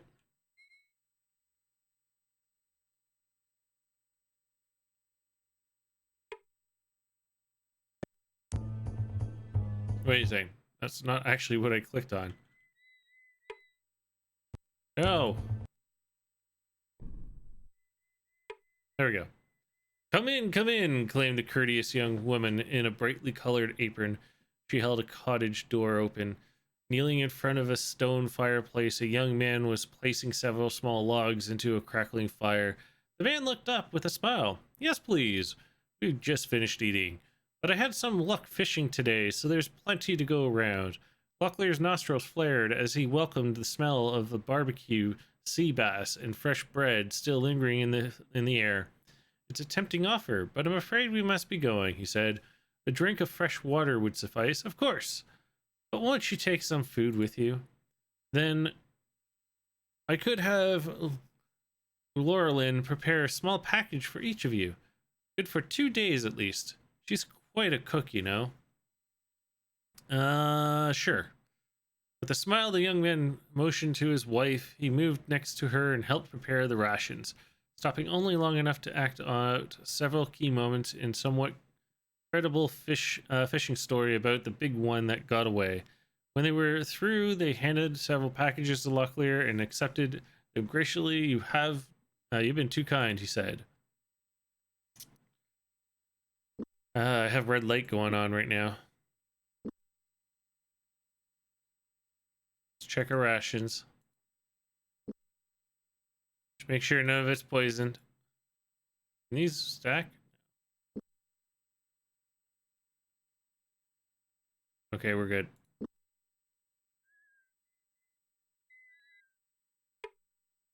Okay, so this is the tavern. Fortune smiled. Despite the fact that he was stumbling through the chords of the Kingdom Mine, Owen's lack of musical mastery was masked by the ruckus noise of a tavern drunken patron thumping their mugs in the rhythm of the music. That was interesting, the tavern keeper said. I don't think I've heard that song tortured so much in one evening. You're lucky the patrons are drunk tonight. Against my better judgment, they're demanding I pay you. Here, withdrawing 15 sovereign pieces from his pouch, the townkeeper passed them over to Owen. That is hilarious. Locklear motioned to the man across the room. Sometimes I come to this place to drink and gab, the man said, but sometimes I come to gab. Well then, perhaps you could tell us, Locklear began, hopefully. Before he could finish, the man interrupted. Today, I just came to drink. Ouch. That was rude.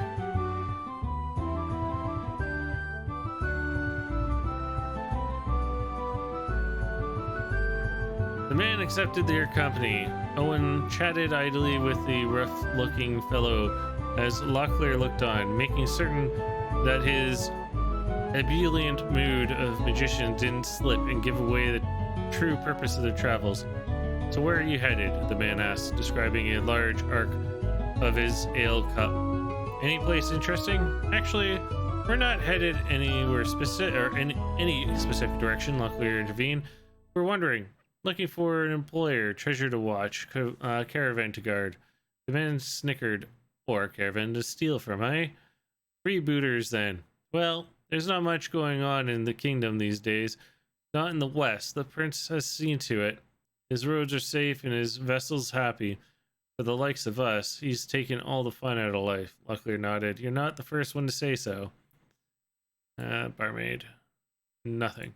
Okay, we're done. The abilities have increased. Sleep till morning. Okay. I actually wanted to see what this poll said. Wester's view. Okay. 3 more places to check out. They were stirring inside the house. After a short time, a stout lad of about 13 came to the door, opening it wide. If you're looking for my brother, he's not here right now. Actually, no, Locklear replied. Are your parents about? The boy paused for a heartbeat. My folks were killed a year back. Mitch and I moved here several months ago to study swordplay with Tad Questor. We're going to find the bloody brigands who did it and feed them their own hearts. Locklear was about to offer some fatherly advice about leaving such work to those older and more qualified, but seeing the boy's expression, he decided against it. Instead, he asked, is Tad good with the sword? What? Are you kidding? He's the greatest. Lives right over there. And the boy motioned toward Tad's house, then excused himself, closing the door behind him. Okay. And this is a shop. Ah, an armorer. Okay, so...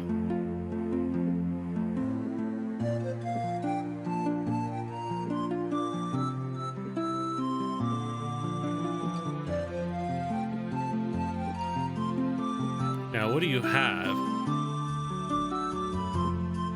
Ooh! Very, very expensive armor that I won't have for a very long time. So we're using the Mortal Lamprey right now. The Kishian tip here is nice. Okay, so there's really nothing I can do here. That's unfortunate. Locklear knocked loudly. Presently, a finely dressed man greeted them. As he spoke, he wiped sweat from his brow with a silk handkerchief. Fine day, don't you think? I'm Tad Questor. Have you come for a lesson?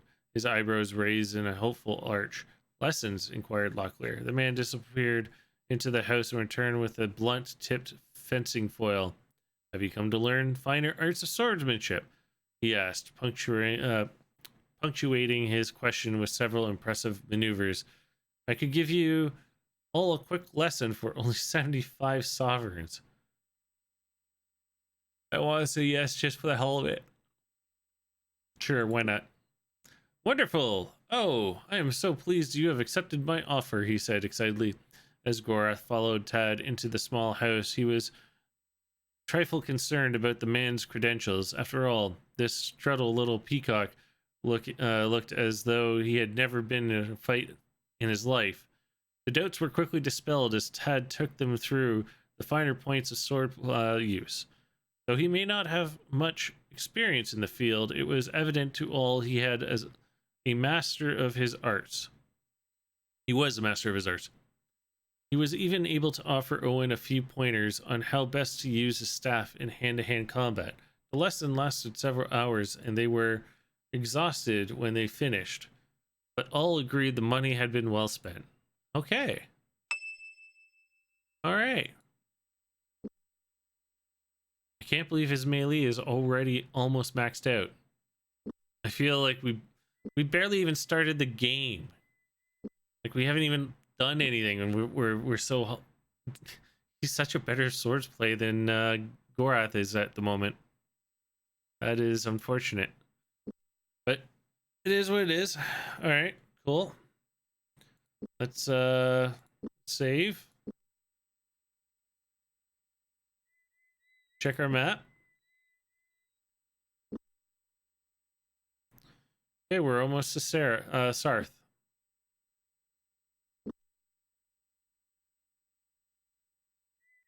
Ooh. There's only 2 of them. Oh, but there's a pirate?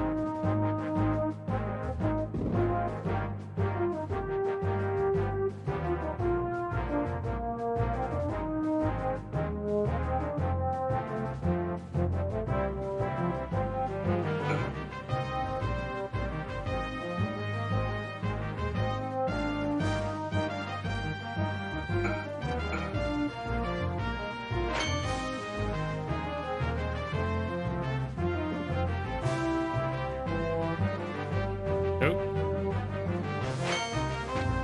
He unfortunately is gonna get away.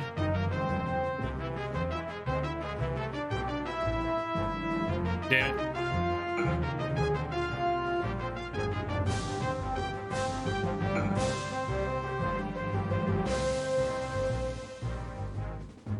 Yeah. Damn.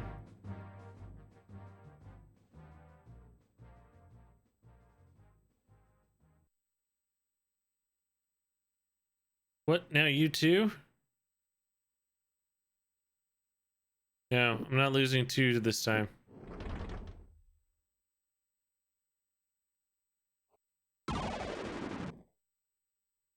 Yeah, I suppose.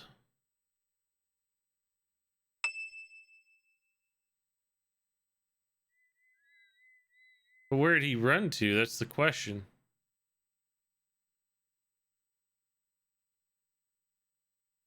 Left or right?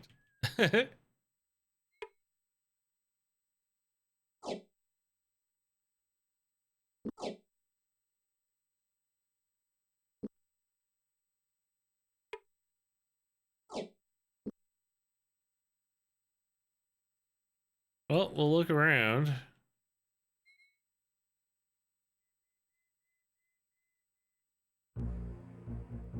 Row.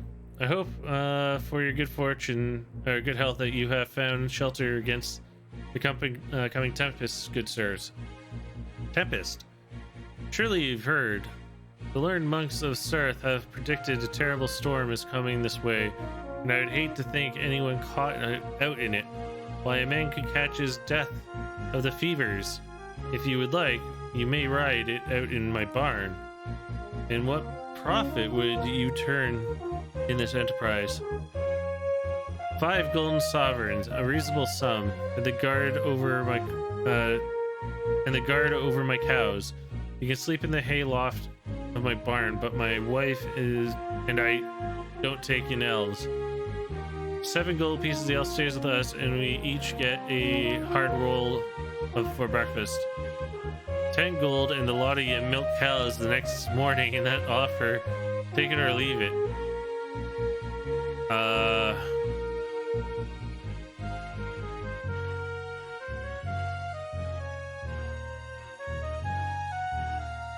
I'm gonna decline. I think we'll try your chances on foot. Good day to you, farmer.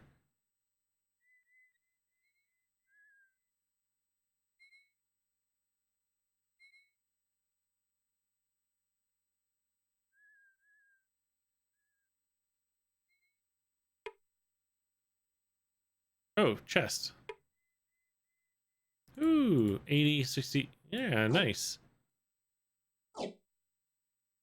Well, he doesn't seem sincere. My fear there is we're gonna agree to it, and we're gonna wake up and we're gonna lose all our stuff. It wasn't very convincing.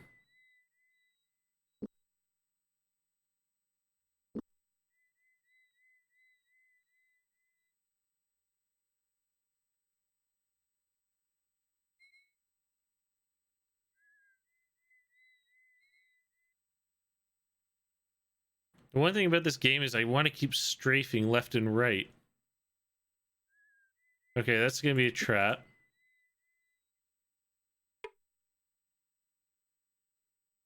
Poisoned.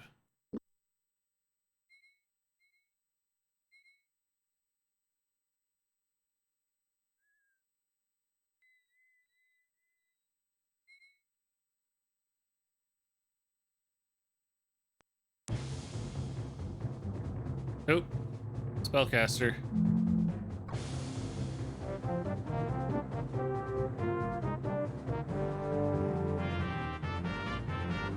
Ah, you had to miss.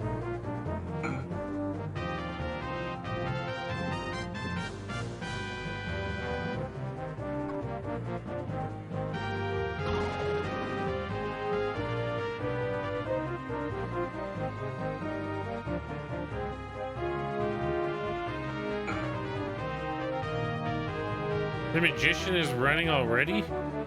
Coward.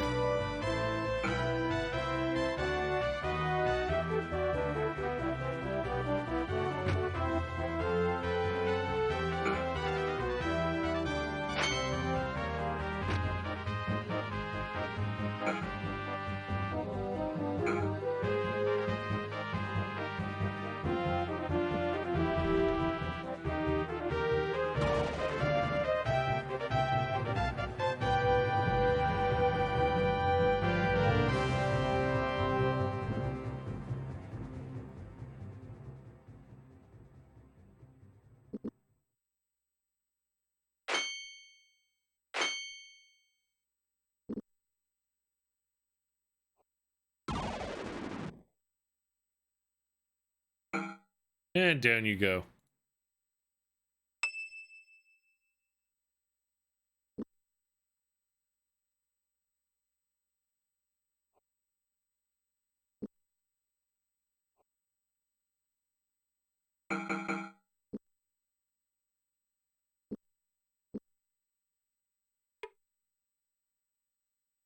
$20 use? Yeah, we'll hold on to that.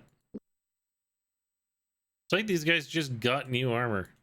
Ooh, got lockpicks.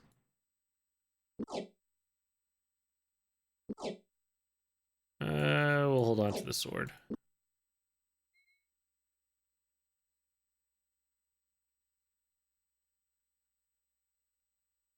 I think I can tell you now that your awareness was true. The guy would lead you to an ambush a few minutes.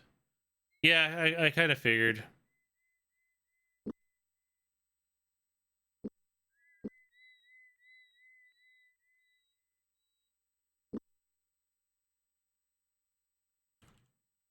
Okay, so... Well, like I said before, I've played this game back like 30 years ago. Some of it's actually starting to come back. I kind of figured when I saw him that that was a trap.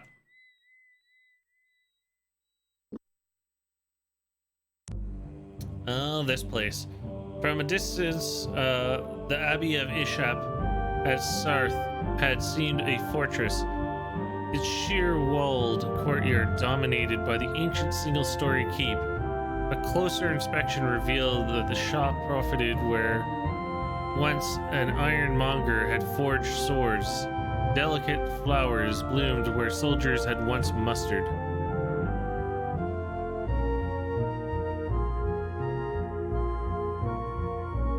Okay, so this has the temple. Luther squinted. The wall looked strangely barren, as if spaces had been prepared for decoration which had not yet been crafted. Oh, interesting. Okay, so they haven't set up their teleporter yet. Locklear pulled the curtains aside. Oh, okay, so this is the... Okay, let's go talk. The abbot came quickly, a man of advanced years. His hair and beard seemed like snowdrift, starkly in contrast to his dark skin, which was wrinkled and likely for carefully crafted mahogany. Shaking Locklear's head, he greeted them, or hand, sorry, not head. Hi! Greeted them as if he had known them all their lives. Welcome to Ishap's Abbey, travelers. I am Father John. How may we be of assistance to you? We thought while we were passing through that we would come and visit the famous Abbey of Ishap at Sarth, Locklear said. You've done impressive things here. The abbot's eyes crackled as he gave them a prideful glance. We hope to do more. We've only begun our work here, but thanks to Brother Anthony and Brother Mark, we have come a long way. Locklear bit his lip, hesitating to ask his question. Could we impose on your hospitality a bit? We have a few questions. I would love to. Though, alas, I have service to attend at the moment. But if you have any questions, Sarth is a place to come. We have books of many things, and if you seek out Brother Mark, he can help you with many other questions. Good day. Okay. We're done. Okay, so that was the temple. Ah, shop. Ooh. Lightning staff. Enchanted arrows. Look at all those spells. Okay, so first off, you'll buy this. Ooh, nice.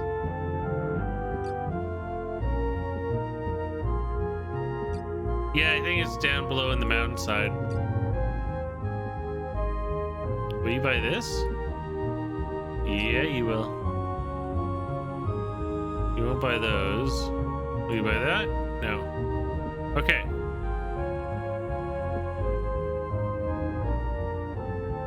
So the logical thing to do would be buy the cheaper spells. Dragon's Breath. Despair thy eye.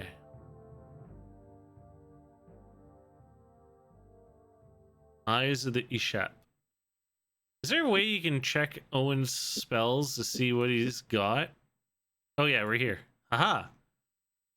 So I have Despair the Eyes, Flame Cast, Invitation, Gift of Song, Scent of Sarg, and Cradle Glow Stardust. Oh, okay. Whoop. Oh.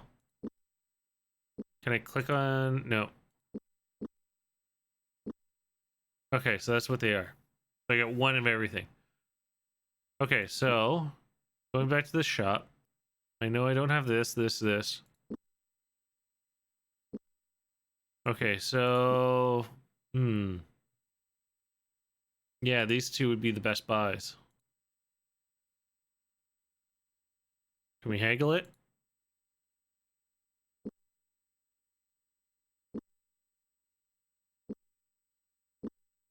Come on. Apparently not.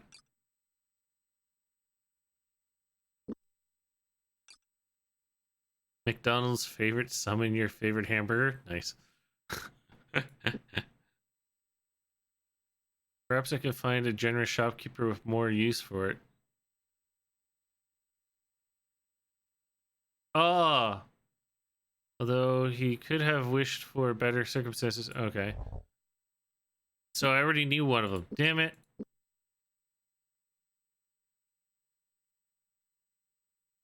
Damn. I wasn't paying close attention. Oh well, serves me right. But we got another spell, so that's good. So we got Dragon's Breath. Yeah. Oh, it's in... Okay, that's why. Okay, I understand now. And nothing else. Okay, so if I remember correctly, library is... Yeah, down here. The shelves were overburdened, massive books which all appeared to be older than anything Locklear could imagine. Most of the work in this section appeared to be concentrated in theology or philosophy. not as well versed in history of the gods and he would like. He reached for a less intimidating looking volume, began to read. Oh god. Uh Having expected by the title to find the book about Dala, the protector goddess, he was surprised to find that within seemed to be a registry of names of people who regularly attended service at the temple. Also included a special page which seemed to be a proclamation made by the priests of the Temple of Dala. Henceforth, let it be claimed, blessed of Dala be the daughters of Flendel Halfgate, so named Thea, Andrea, Gina, Sarah, Kira, and Larissa, who in good mercy hath been right worthy and true to the goddess, having provided much needed leather goods, grain, and entertainment for the woefully poor in their hour of need. From this day, in the second year of the reign of good King Liam the First, forever shall your issue be watched over the fortress of the goddess. Okay, so that was this one? Nope, I found another one. A ponderously heavy volume took a great deal of effort to support. The book was permeated with the darkness of mood which seemed to surround Lim's Cragma, the goddess of death. Surprisingly enough, the book suggested the bodies of the dead were should be burned rather than buried, as the body was no longer of an importance after death. Of primary interest was a short passage near the end of the book. Once wounded, so that ye may nearly touch the face of the goddess of death, thou shalt be suspended in the deathless state until it is deemed either thou time hast come to enter the halls of the dead, or thou hast yet more to do among the world of the living. In such a condition ye shall find great weakness and a slowness of healing, which may only be healed of a priest or by rest most prolonged.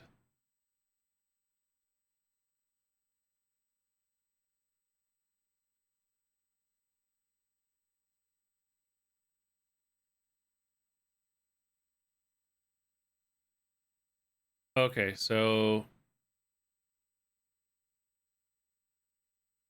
we've read that one. Read that one. I gotta be very careful.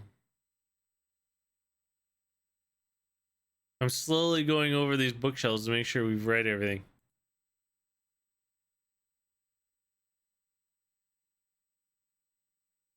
Oh, wait, there's a book here. Gorath smiled, pleased to find something in the vaults which appealed to his interest. He thumbed through the book, which apparently had something to do with combat techniques.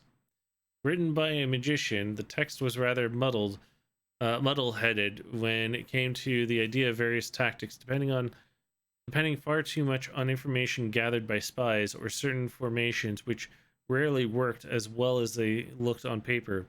Mixed in between a rather prolonged discussion of magically enhanced siege engines and battlefield enhancements, he did manage to find a useful snippet of information which he could relate to Owen. A rather simple tact first applied during the battle of Curse against the goblins was the use of a spell sometimes known as invitation.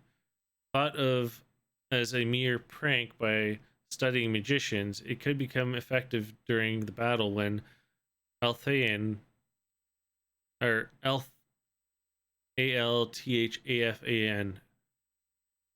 Althafan used it to drag the band of dark brothers into a trap which they had devised. Okay.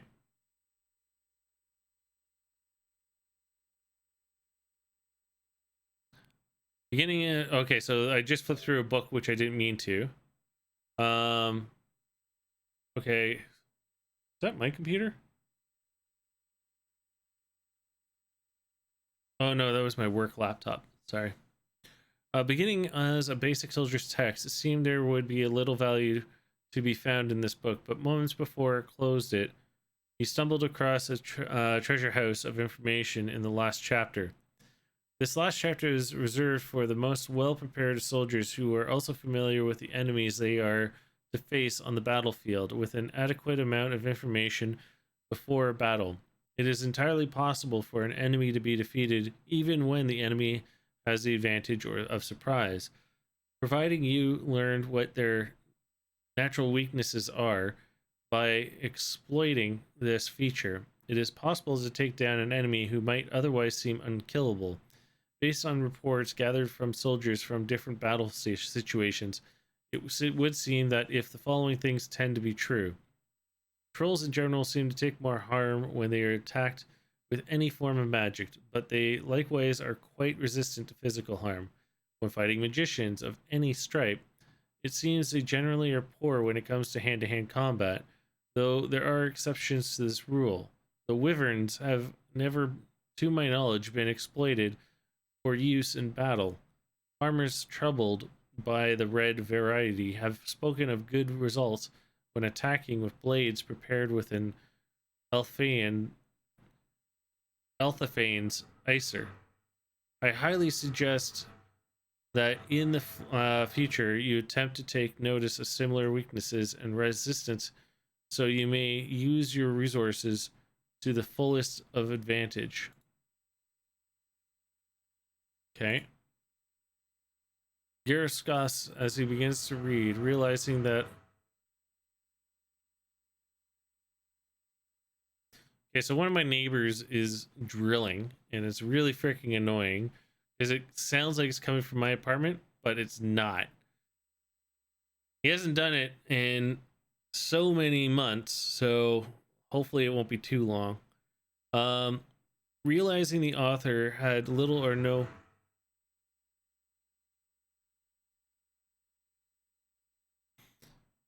idea about actuality of fighting hand to hand, disgusted with it, he shoved the work summarily back into the slot. Okay, so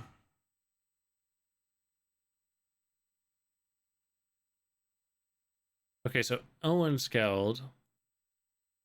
Immediately upon opening it, he discovered it was a simple ledger containing only rows upon rows of numbers which didn't seem to add up properly.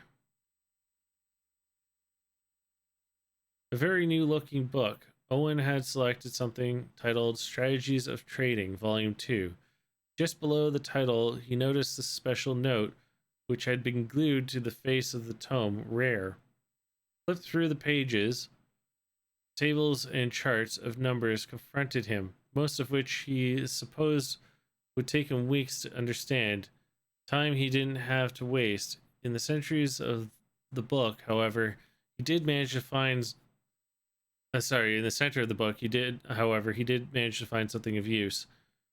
At the suggestion of a colleague, I have decided to include here example of fine shops in the kingdom, examples which illustrate my point rather elegantly that good attention to finance will allow you, the shopkeeper, to offer the lowest price without sacrificing significant profit and ensure the reliable return clientele. Yeah, no, my neighbor, I don't know which one it is. I know it's on the 6th floor above me. And I've complained to the management so many times about it, but they don't seem to do anything. But it's also during the day, which in Canada, in Toronto, it's legal to do this type of work, like major work during the day till 7 o'clock. Just unfortunate he's doing it now.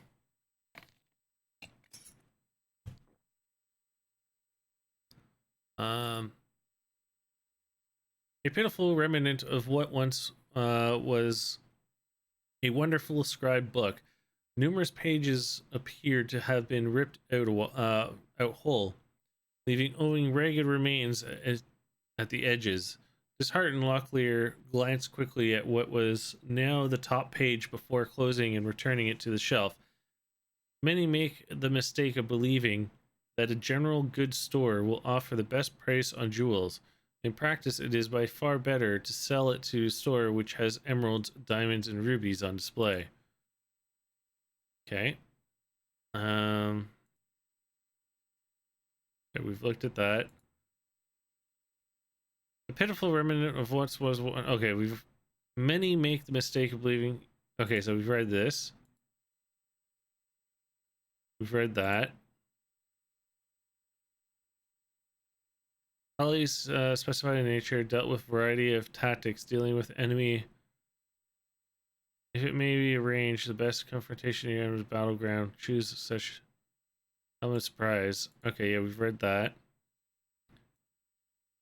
There must be another book. Oh my god, there's so many books to read in here. Okay, let's keep going on this side.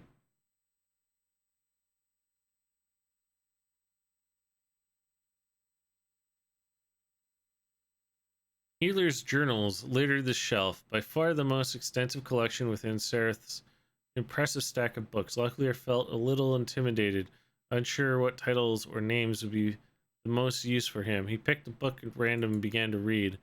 Quickly, he felt himself drawn into the book. Apparently, the journal, which was kept by a healer who had traveled with one of the larger military companies of Borden, while it actually dealt very little with the actual practice of healing, it did, however, have a few useful bits of information. In comparison, it has seemed that herbal packs by far, yeah, I know, right, offer more beneficial effects, but only in as much that they will do more for the injured in question over an extended number of days. Usually, however, my patients has been near death and in need of more immediate healing effect of restoratives. No, it's all good. I knew going into these older games that I'd be reading a lot, and I don't usually read aloud that much. What I am going to do is I'm going to go take a quick AFK. We're not done here yet, just because I got to get Freya, my cat, her food, and I'm going to be right back. Let's say 5 minutes, and I'll be right back.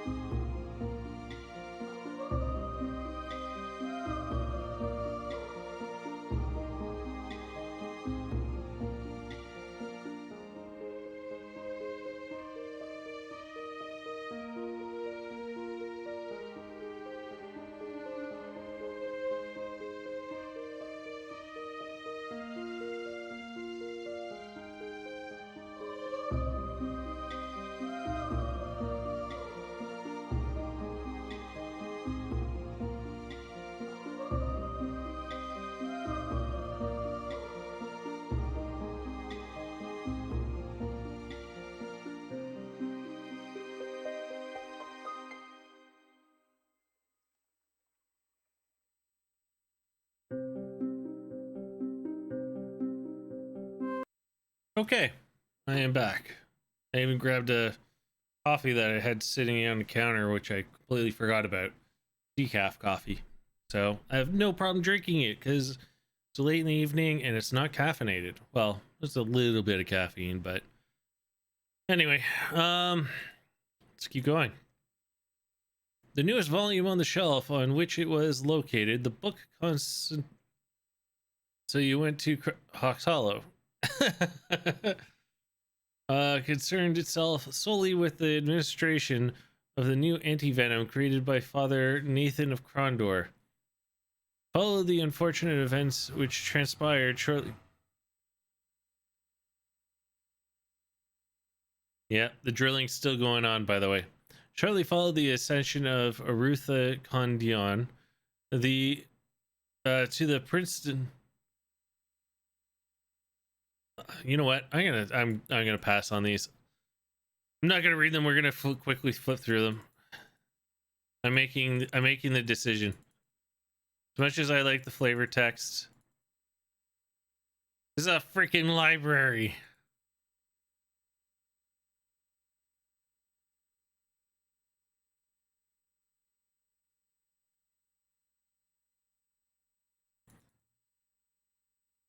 I guess you could say the drilling in the background has me really pissed right about now.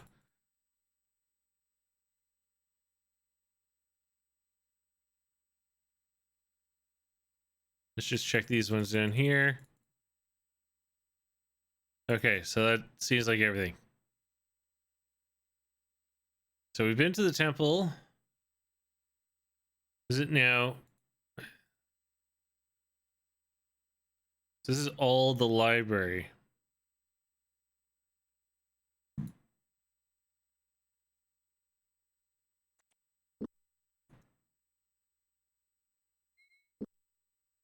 So the sad thing is it didn't say we gained any skills from doing all that reading. So really all that reading was more lore, which is fine. And I do apologize for anybody watching that wants to read the lore because it is such an old game. But yeah, we read most of it.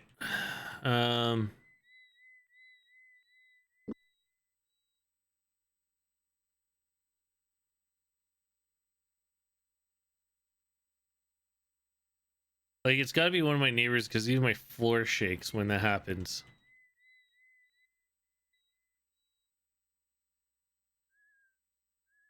One thing I'm worried about is that I have a panic attack or anxiety attack. A garden was nearby. Wrinkling his nose at the smell of fresh fertilizer, Owen pointed out a small cloud of dust that rose off the roadside. Within the cloud, a mushroom-shaped man was hard at work, his hoe rising and dipping over the row of budded pink potato eyes. Flashing his irresponsible smile, Locklear crept up behind the monk. Brother Mark, I have jumped from out of my robes. Hello there, strangers. I hope we aren't disturbing you. No, I was about to leave the garden anyway. Busy hands set the mind to work, you know. On your way south? Perhaps, brother. Brother Mark of Sarth, glad to meet you. We don't get many Ilirati here. Books don't seem to interest the commoners as much as gold or wenching. But we have scholars enough, all going blind from reading worm-eaten books and dozen boys scribing away your youth in our vaults. It is an unusual place. I have a friend who visits here once. He told me that you worship the god of knowledge. They do say that, yes, and I suppose after fashion it is true. If there is a question that can be answered in no other place, your best hope is to look in our vaults. Casting. Do you know anything about spellcasting? I know a little of it, though Brother Dominic knows more about it than I.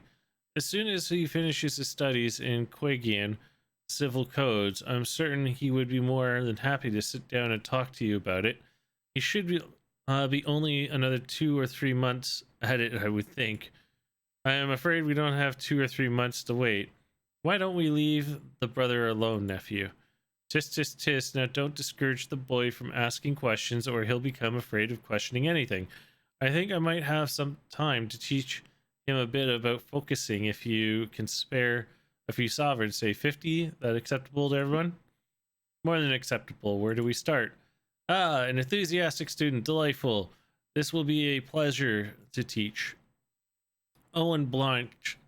He had been assigned a simple enough task: cast a telekinetic telekinetic spell to move his satchel closer to him. Instead, his satchel had remained obstinately stationary while hurling Brother Mark backwards into his well-tended crops. Are you all right? Owen gasped. I didn't mean for that to happen. You are still depending on your eyes, Brother Mark sighed, brushing a stalk of corn out of his face as he struggled to his feet. Concentrate.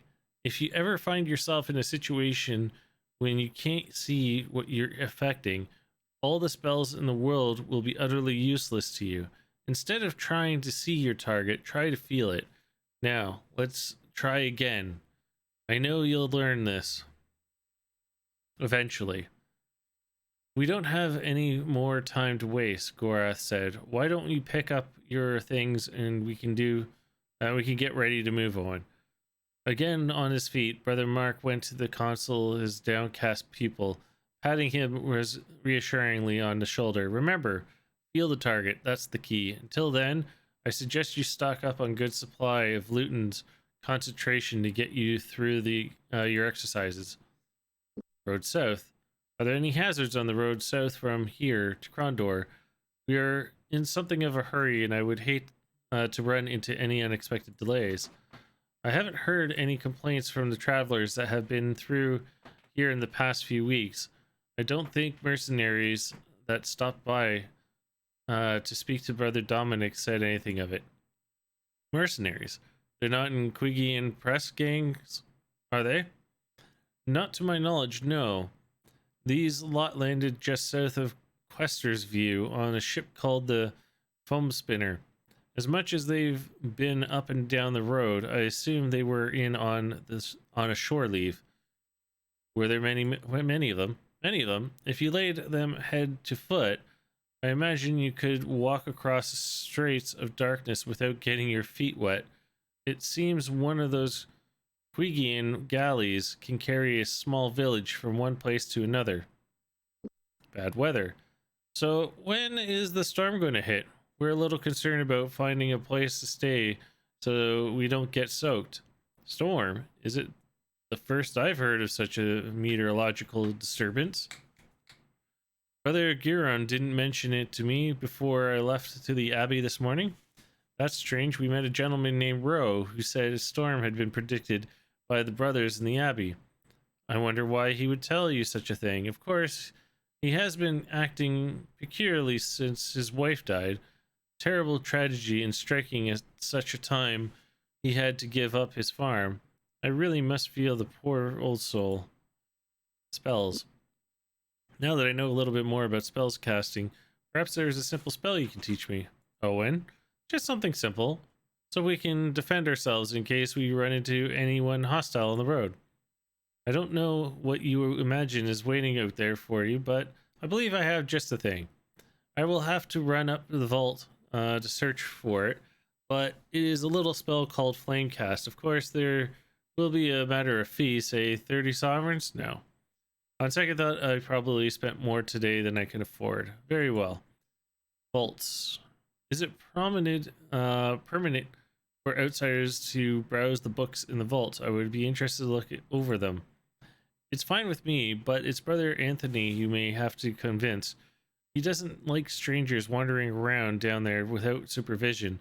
We have a number of rare and valuable books, and it would be the worst kind of tragedy for them, tragedy to lose them to a casual browser. I'll warn you, though, you may have difficulty finding what it is you want. Many books have never been cataloged, and unless you know very specifically what you were looking for, either by the scribe's name or the title of work, you might not find anything that will be of any value. Inns. Do you know of a good inn in the area? I think I might might sleep a little better if I could bed down on something other than cold ground tonight. There are very few. You might try Babon's Hostel in Quester's View, or the old Bywater Inn. If it weren't for my duties here, I would be half inclined to join you. Some acolyte somewhere has been trying to his hand at dream sendings, and I've not had a good night's sleep in weeks. Dream sendings? It's a way of sending messages over long distances. Only certain mages have the talent for it. Whoever it is, they can be too far away because his images are fairly strong. What do they seem to be trying to say? I'm not certain. The images are disjointed, though now I think of it, I thought I had seen your elf friend's face before. Now I know why. His face was in the sendings. Goodbye. Seems we at least have a few things to talk about. Thank you, brother. Always a pleasure to help. Come back and visit me again. Perhaps. Owen's accuracy ability has increased. Okay, let's save. And keep going.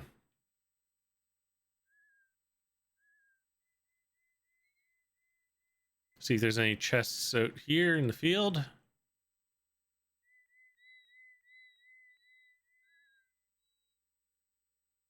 It doesn't seem like it.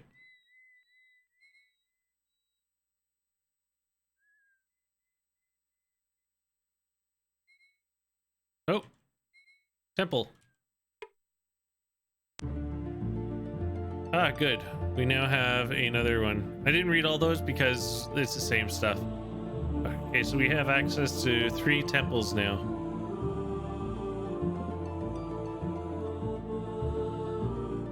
Okay, let's enter. Let's talk. Locklear asks to see the High Priestess. She can't see you. Turning, they notice another hawkish-looking priest half hidden in the shadows of a colonnade. His eye is rimmed red. He rubbed vigorously at his face before rising to stand next to the fellow priest. Mariah and I just put her to bed about half an hour ago. She awoke screaming this morning. The 2 priests, exhausted, exchanged a significant look, but the meaning of it was lost on Locklear. Is she ill? He interrupted. No, the taller priest said with assurance. It is only a symptom of things that have been going on here for a short while. It will pass.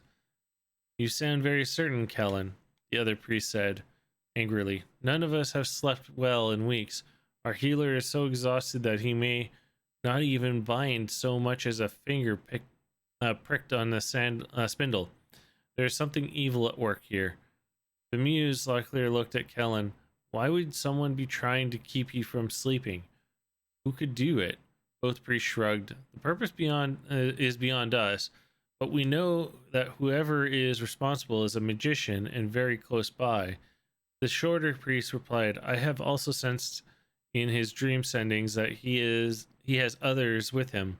Soldiers, perhaps. I don't actually believe he means to communicate with us, but instead with someone far away. Either way, I don't believe any of us shall have hours of rest until he's dead or we've discovered what he wants. Ah. Okay. So we know what he wants. He wants our companion.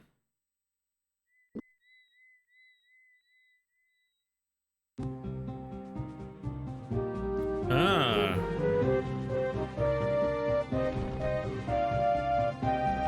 Okay, so we didn't get any new spells here. I'm not going to use Flame Cast. We will blind them, though.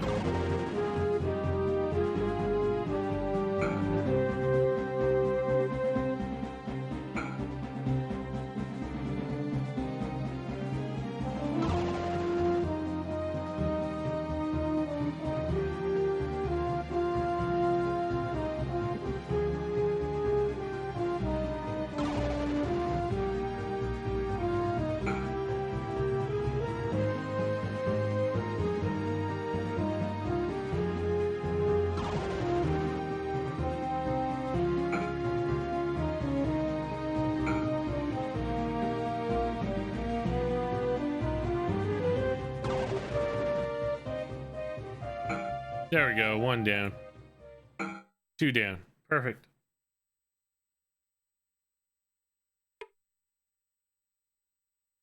$10 gold. Poisoned rations.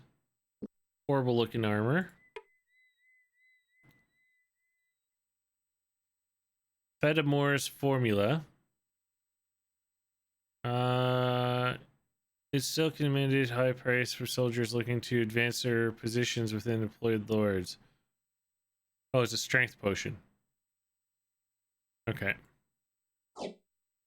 2 types of food, normal and poisoned. Well, we'll take the normal. And we'll take the sword. Let's repair.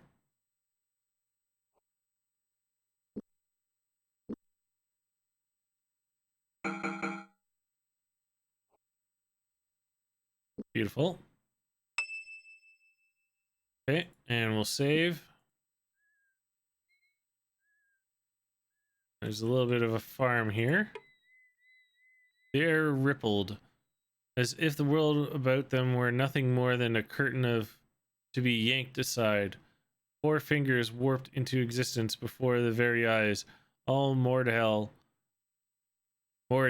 and all armed. One of the assassins, dressed in finer wear than of the 3 who flanked him, bared his teeth as he spoke. Gorath. I'm not even going to pronounce any of what that is because that's supposedly the Elven language. Gorath luckily glanced questioningly at his companion, watching as the Mordell withdrew his own weapon, his black gaze fixed on the others of his kind arrayed before them. Defend yourself, Gorath rasped coldly. No moss trooper this, but a sorcerer, Nago. Of those that are said to have served Delicon before the coming of the 6, he is known as the most powerful magician of my kin. Only we 3, or he and his, will see the next morning. Okay.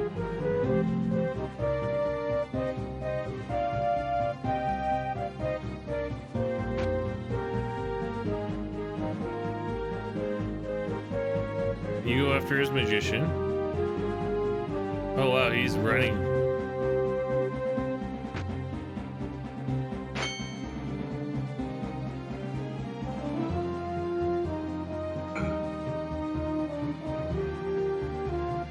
Oh really? So these are the guys that would have ambushed me. Interesting.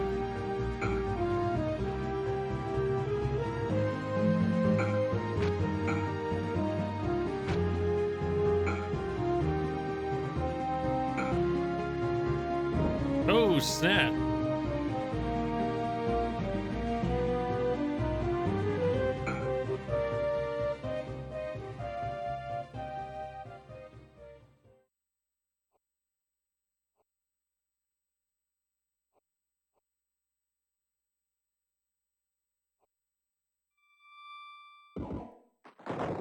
Ooh, that looked like it hurt.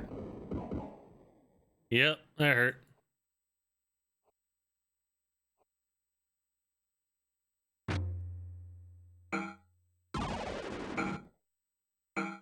You cast paralyze or protection.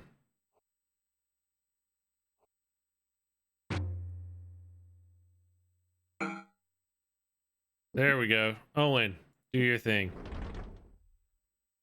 I'm taking that caster out.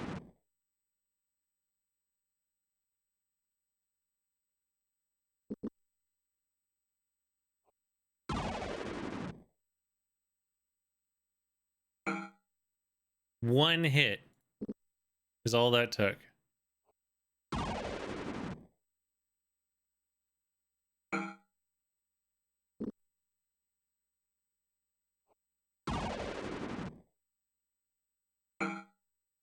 Oh, that must be like a force field of protection.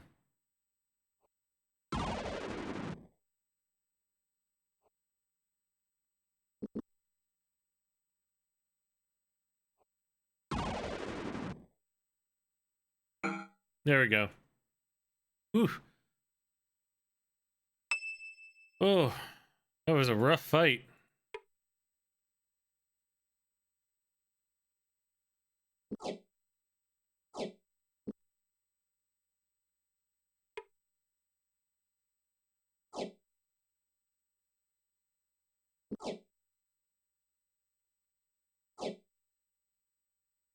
Poisoned. Ooh, 50 gold. Nice. Althaphane's Icer for magical treatment of blades. Okay, so we can apply this to people's blades.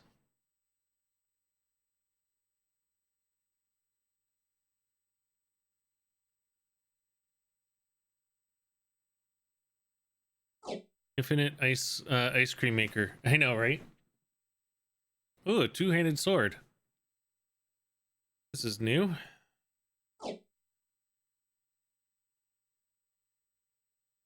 We'll read that.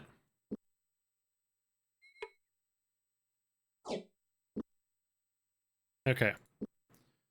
So let's read this. Master, we have placed the false notes concerning attack to the south of 10 years in the chest you requested. Providing they gain access to the messages, they should fall mostly blindingly into your elegant trap. I applaud your strategy. Okay. Anything in here? Though the circumstances might suggest otherwise, this didn't feel a chance encounter. This is Rose Barn. Do you think he had something to do with the attack? I think that bastard farmer set us up. He'd best have been paid well for his betrayal. I'll take my recompense from his hide if I ever cross paths with him again. Okay. So Gorath is certainly hurt.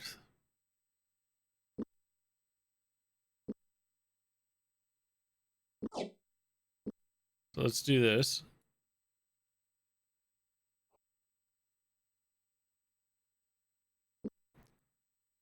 So wait, what's the difference of this sword? This is +8 and +10. +8. Oh yeah, it's the two-handed is far greater.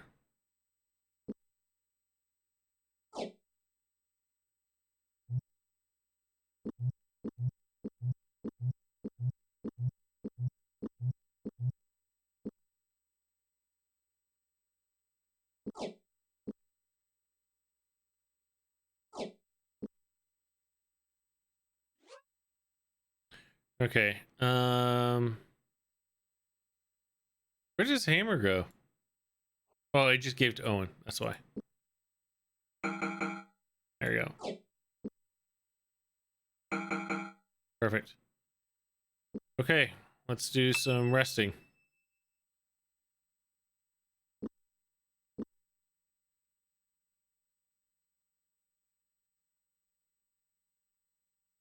Perfect. Save.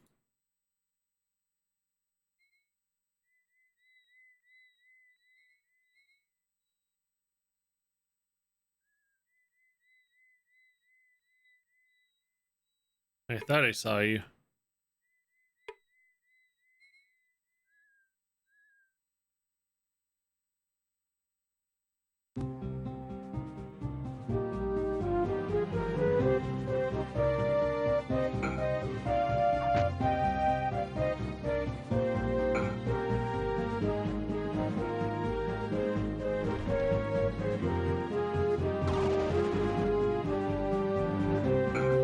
Okay, one down.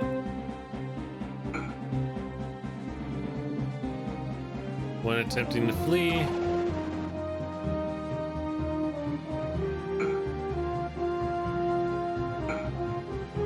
Two down.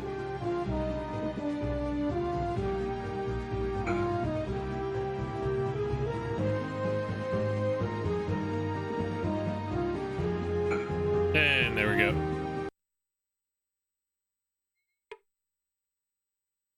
Nice little shell. Another bow and crossbow. More arrows. Keep the sword. Where's the third one?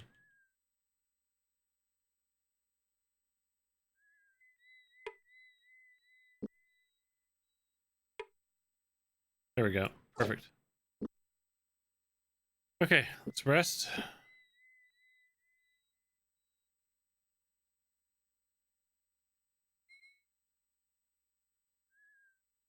Save. Let's fix our armor.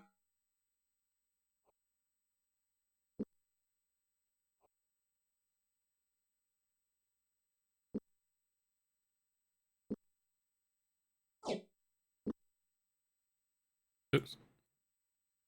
Okay.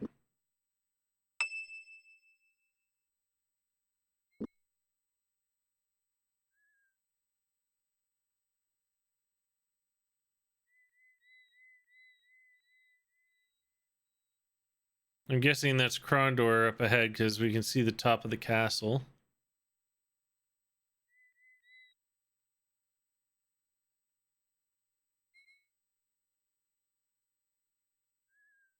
Oh, there's more.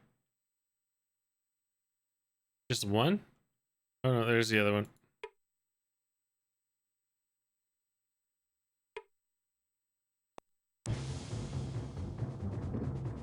Okay, Owen, take out some of your anger. Right there. Oh, Owen! Jeez! You missed!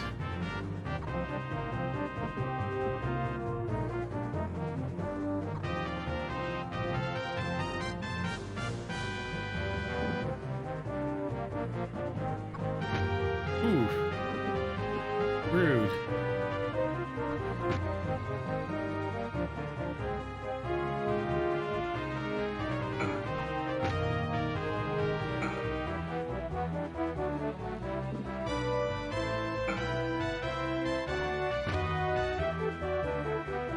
He's got good damn aim. For a pirate that's shooting arrows.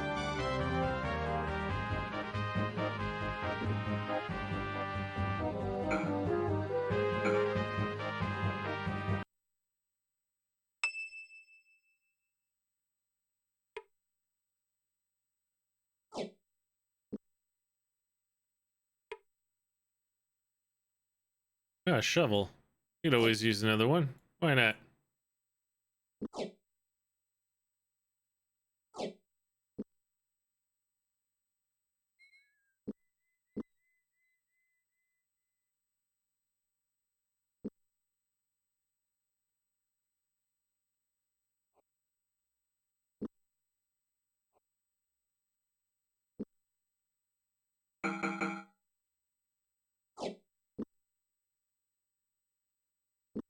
There we go. Ooh. Ooh, ow.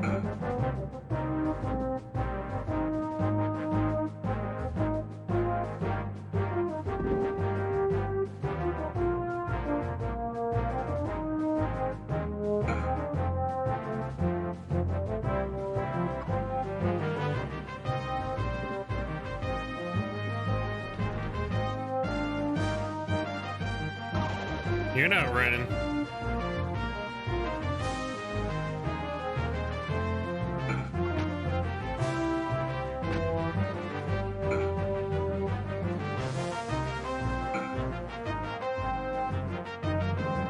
Let's see if I can get this guy. Nice.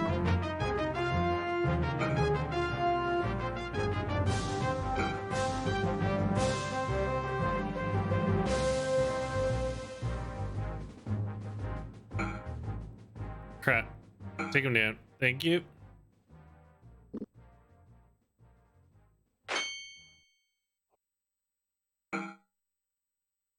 Heal up, Owen. There we go.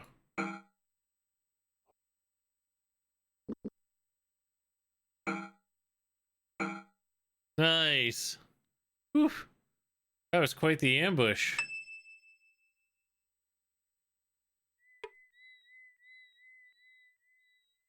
Okay, I don't think I'm gonna loot too much unless it's something good.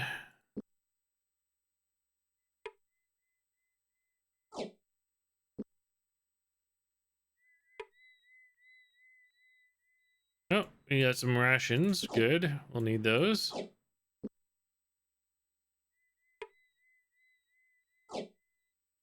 $15.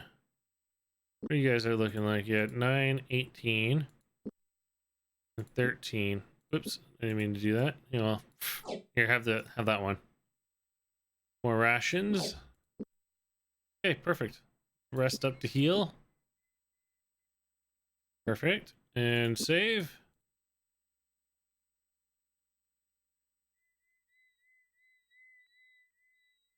Check our map. Okay, we're basically at Krondor. We're home.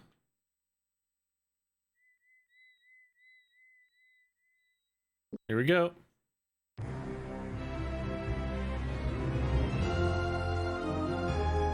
Gulls wheeled in the skies over the capital of the Western Realm, weaving daring circles about the parapets of the palace, narrowly avoiding the prince's standards, which fluttered in the salty breeze. Below, the city folk of Krondor took little notice of the majestic display as they hurried about their own affairs.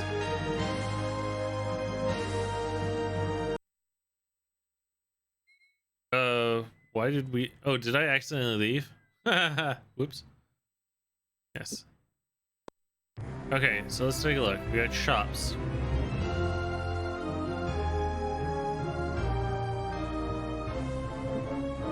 Will you buy this? Yeah.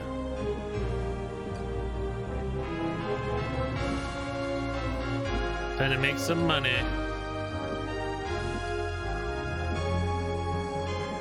Oh, 95?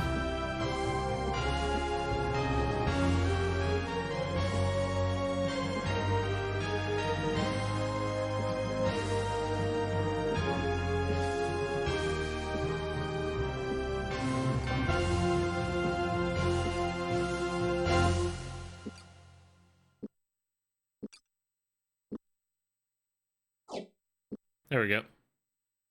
Sell some of his arrows. We definitely don't need all these. Oh, feels good. Okay, so don't know if I want to buy anything just yet. Yeah. How's this hammer doing? We got 3 left on the hammer, and we just got some new. So let's get some hammers. 27. They each should have their own. Cancel. Let's go Eggle. Rude.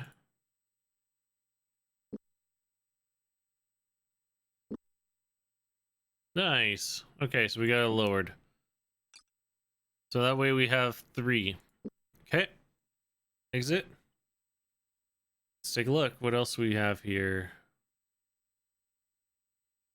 Sewers. Oh, there's some more shops. Looks like 2 different shops. Okay, gems. We could have sold the... Yeah, you have the book for 1 royal. Okay, what do you got? The virtue and the lineage keys. Ring of the Golden Way, Dragonstone. A lot of stuff we don't need. We buy this. It's empty, the one we have, so that's fine. Okay, so what is this? This is okay, so this gets applied to weapon. So you get that. That's for defense. This also gets applied to weapon. Let's give that to you. And affects the player's statistics. Okay.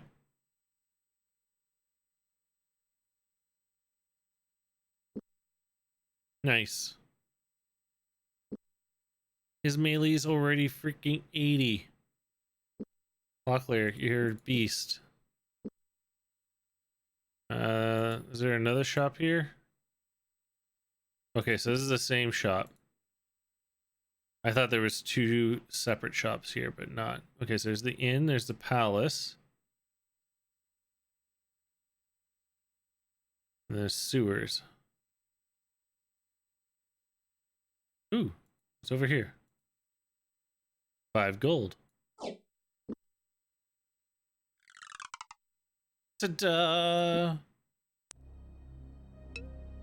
You know, if we're going to do it right, we're going to do it right. There's a dungeon here.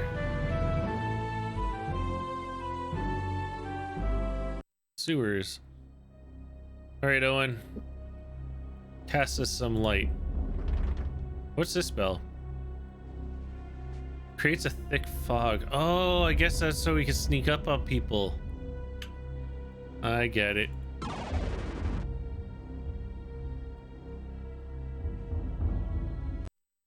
A figure moved in the tunnel, seemingly having appeared from nowhere. A young boy halted them before they could move any further ahead. Lim. Who be you and what would you... Who be you and what would you in this thieves' highway? I am Seigneur Locklear, and I do whatever I will in the prince's sewers. If you're half as intelligent as you seem, I would advise you to step out of the way. Fast with the blade I am. Step any further and I'll do you. I will. The other thing you will do, my young friend, is die an unfortunate death on the point of my sword. I used to spar with Jimmy the Hand, and I'm faster blade than he. Do you still wish to cross me? Jimmy the Hand? He's a legend, sire. Next you'll be telling me you've lain with the Empress Lakeisha, of Kesh. I advise you to be nice like. However, because I got 5 blokes waiting a little on down to make sure nothing happens to me, see? I don't suppose you'll come on behalf of Seigneur James, have you? Seigneur James? Then you don't... Well, perhaps we have. Alright then, down to tax. If he didn't send you, you'll be answering the upright man and not me. So I wash my hands of it. Just watch your steps down here, and there's a bit of trouble going on down here. Good day. Wait, you don't know our way around down here. I look like a bloody page to you? I've got affairs of my own. What's I got to do? Just answer a few questions. Right then. As long as you don't ask me anything what might get me in hots with the Nightmaster. What you want to know? Picklocks. You wouldn't happen to have any extra set of picklocks laying around, would you? Could be I would. That would depend on what you have to offer me, now wouldn't it? How about royal pardon the next time you end up in hands of the city guard? Oh, that'd be very nice. How about the prince's palace while you're about it? I'd have to be cuckoo head and 3 pence short to buy in on the fib what you just told. No quicker than you're out of the highway and you'd have forgotten it in a mocker minute. You'll have to do better. Double gold. That's the language. 25 gold sovereigns. Take it or leave it, sure. Deal. Hand over the money and you hand it. Okay. Then you'll not mind handing over the picklocks until I have the money, will you? Oh my goodness. I'll be off now. Thanks. Okay.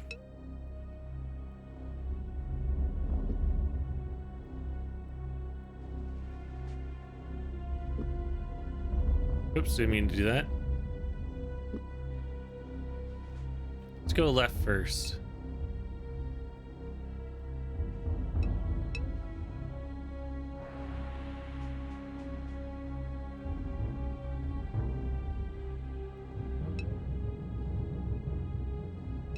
Okay, so there's a ladder here.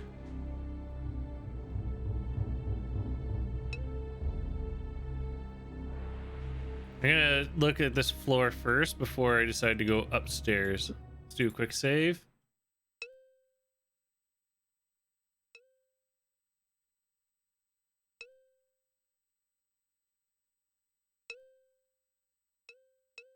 Okay, dead end.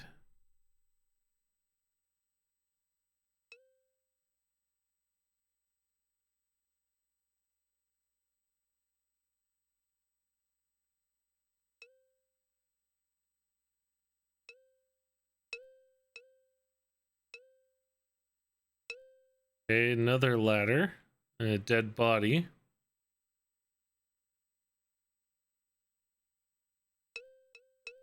And a chest. With rope. Okay.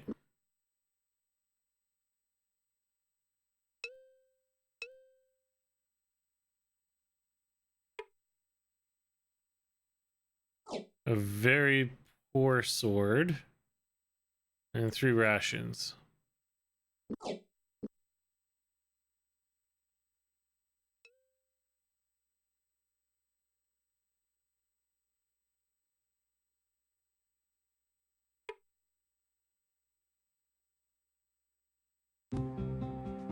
What are they? Look like ninjas.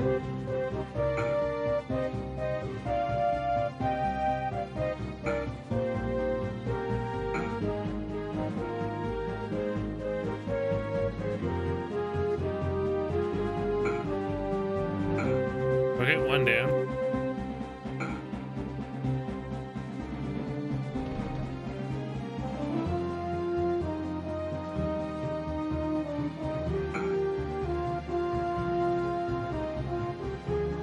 Ring race.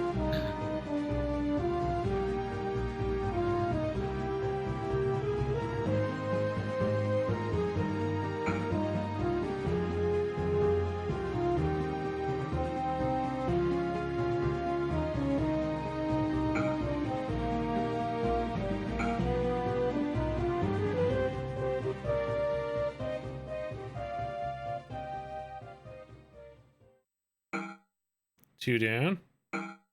Oof.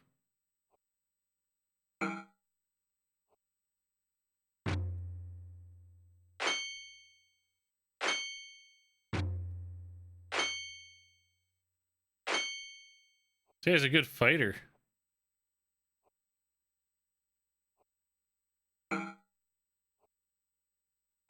Locklear was about to hit the floor. Yeah, what do these guys have? Ooh. Okay. They're rocking some expensive gear.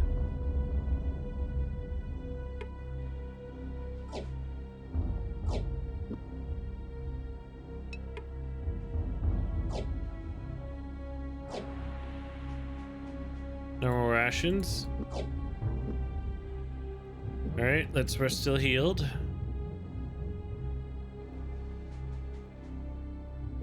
Do a quick save. Get a quick cast in. Okay, continue going left.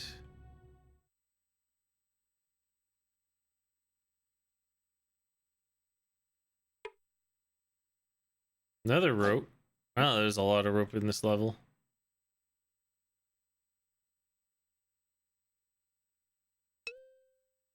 Someone whistled. Turn around. Luckily felt a stone sink in his gut, fearing that they left themselves open to attack by yet another band of Nighthawks. Okay, so that's what those were. Nighthawks. To his great surprise, however, a familiar friend stepped from the shadows. James. By the 12 gods, Locklear, your hair. It's just like you, Jimmy. I haven't seen you in 7 months. Then I rescue you from a band of Nighthawks, and the first thing you want to talk about is my bloody change of hair color? What is going around here? The front gate is smashed, and there's Nighthawks loose in the sewers. Not Nighthawks. Imposters.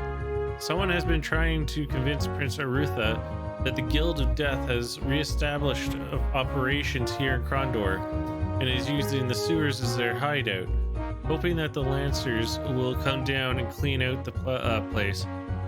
In doing so, I think whoever is running this game hopes that the Lancers will root out the mockers while they are at it. What? Take out the Guild of Thieves? Doesn't seem likely from all the things you've told me about from your days as a mocker. More to the point, we know now a few of the Nighthawks escaped to Romney when we smashed them up after that affair with Prince Anita. They certainly won't dare tread Krondor's streets for a while yet. I'd been tracking around down here trying to find out more when I ran into this fellow, or those fellows. So why have you come back so soon to Krondor, Lucky? I thought you were going to be gone for another 4 months or so. I've got bad news from the Northlands. Looks like the Dark Brothers are stirring again. They raised Mirandamus battle standards over Sasargoth, and there's a Mordahel army gathering to attack the kingdom. This Mordahel used to be one of their clan chieftains, something of a hero during the Rift War against the Serani too. I thought Prince Arutha would be interested in talking to him. I don't like this, Lucky. The Mordahel stirring again in the north and someone mimicking the Guild of Death. My bump of trouble says that things are going to get far worse before they get better. I assume since you're down here that you're trying to get into the palace the way I showed you a few years ago. Yes, I was thinking I would have to pray off the great somehow, but if you have the key, it would save me a great deal of trouble. Still on me, it's all yours. If I can find my own way into the palace, I'm going to creep around a while longer down here and see if I can unravel the particular mystery. Suit yourself. I, for one, am anxious to get out of this hole. Come and get me for breakfast tomorrow after I've spoken to Prince Arutha. Okay. Apparently he does.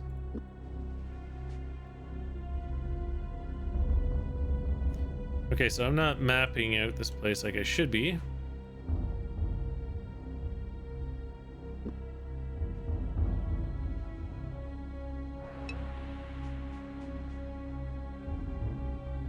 Oh, there's a pit here. I pit you before them. Careful not to edge too close and fall in. Locklear shook his head. The only way getting across that is to swing across it. Apparently we... Okay. Cool.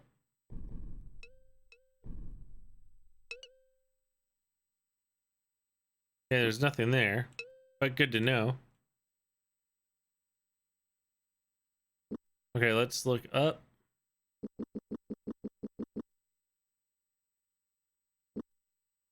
Okay, to the left.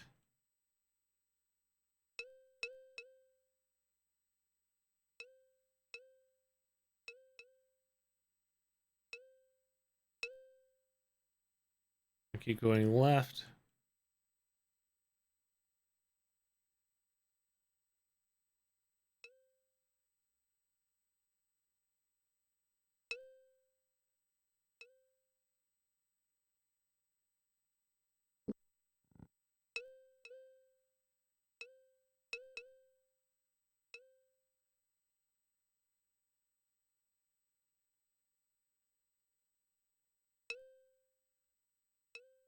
How much rope do I actually have? 17. Whew. So I got lots of rope.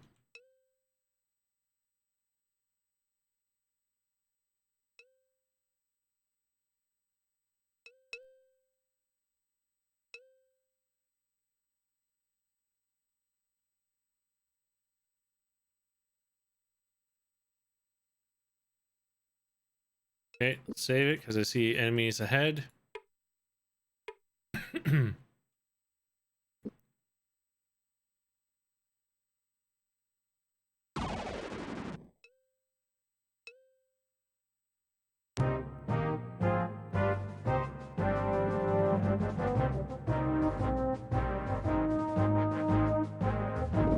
Nice.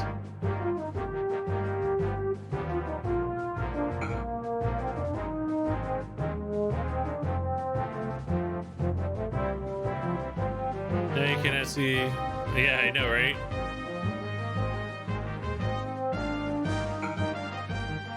I can see. My vision is clear as day.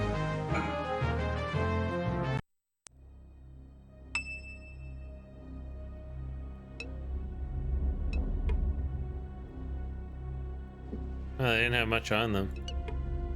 Oh, you did. Nice.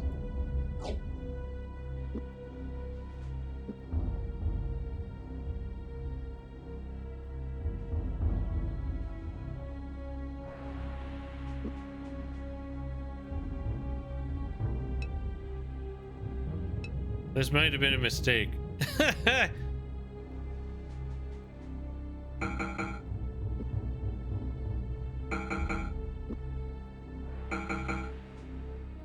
I have not been keeping up with my repairs.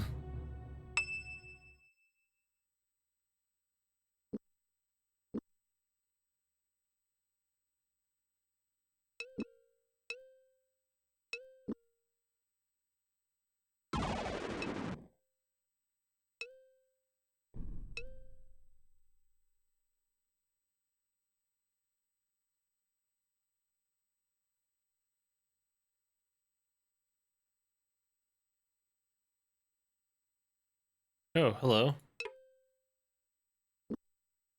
Um,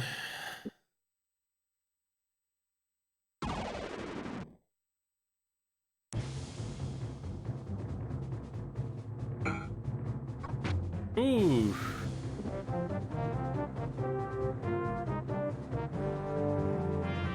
Oh, you missed. Rude.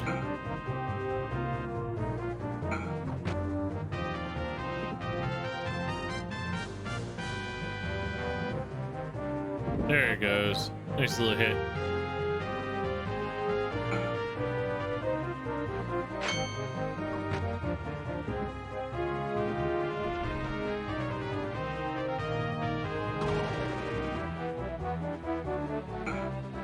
One down.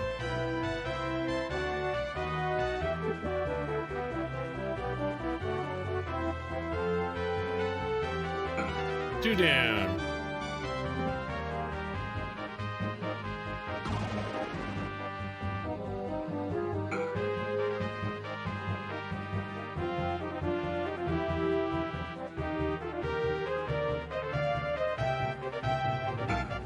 Ooh.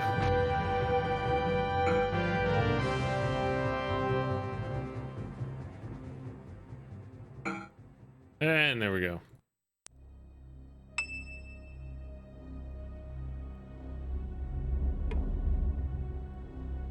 Oh, good. Some replacement armor. Probably for Owen.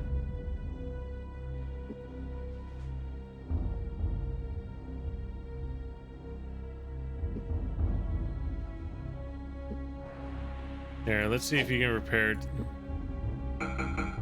70. There you go. If I give this to him, can he repair it even further? No. It has to be damaged. That's fine, we can sell that.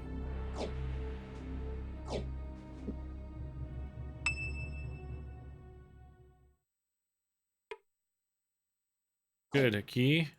We'll take that.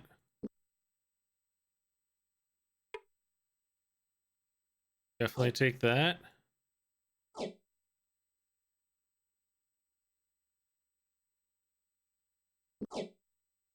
There we go. Okay. Check the map. We're good.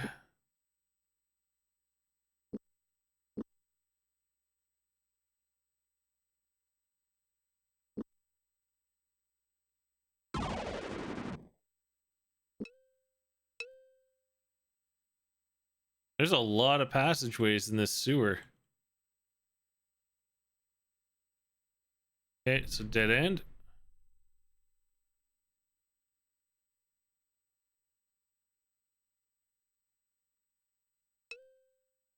Ooh, chest. No.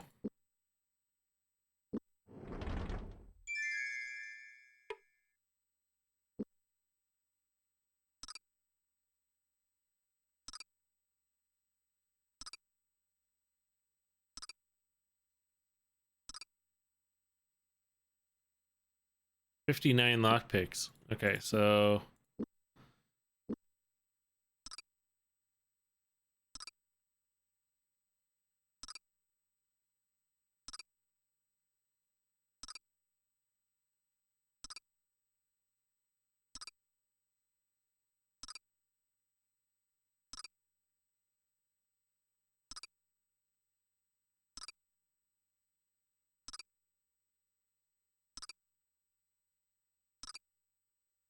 What do you got now?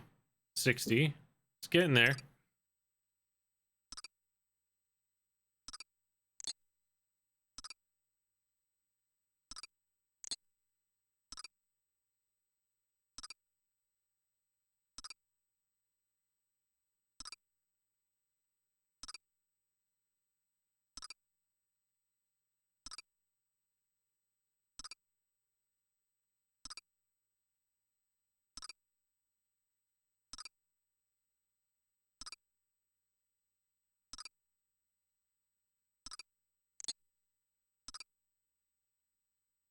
I'm giving it 2 more lockpicks and we'll...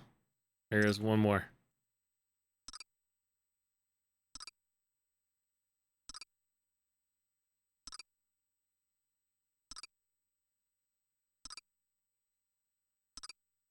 One lock clear.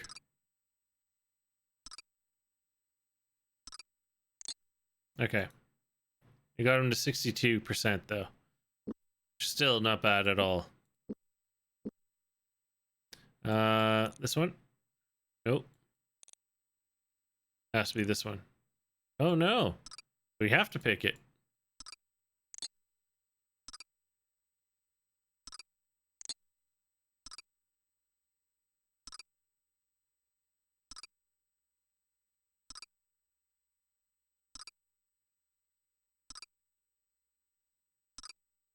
Oh, we got 60% chance, so we're getting close to the fact that we should be able to get this open.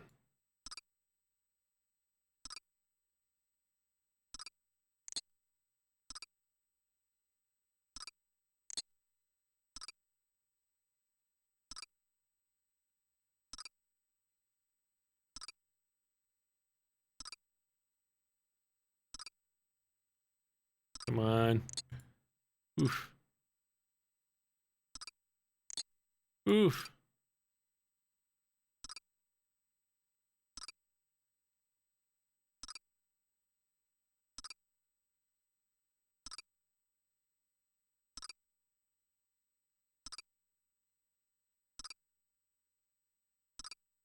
Come on, Locklear. You got this.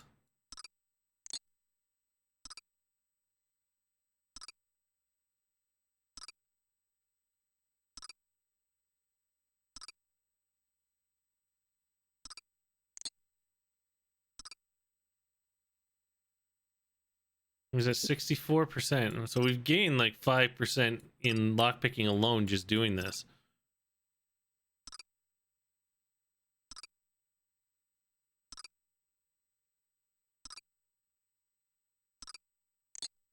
Oof.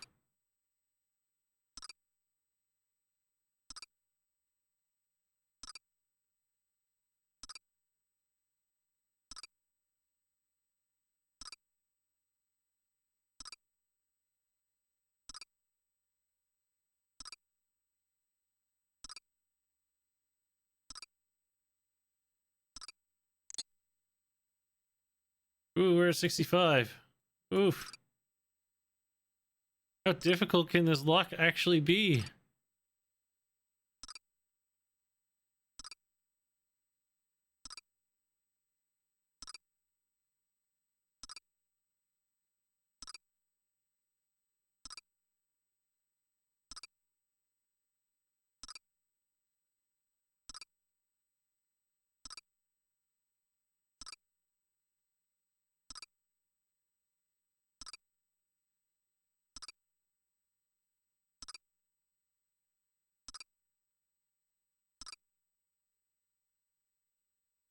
$66. Getting close to 100 lockpicking, that's for sure.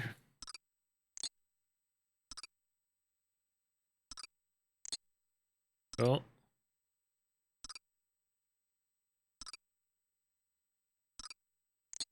Ooh. I'm not going to use all the lockpicks.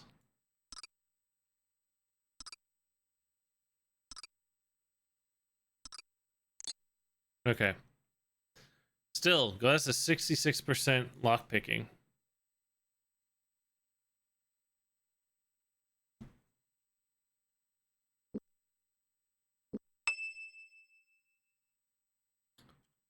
So we'll have to remember come back to this spot.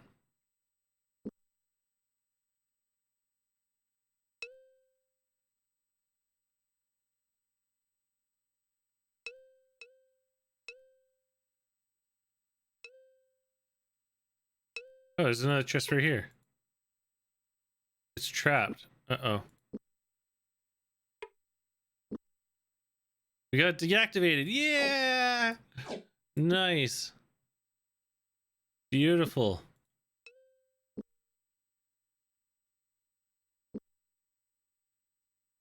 Oh, that lockpicking must have really paid off.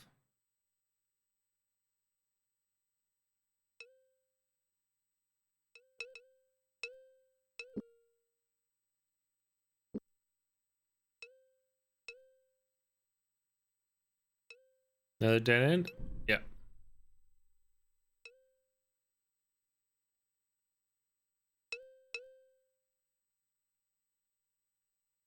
Okay, one thing I think I forgot to do.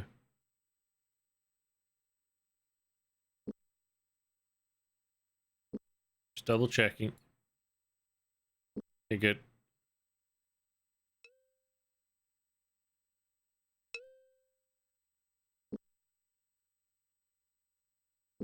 Okay, looks like we're about to connect, so let's go this way first.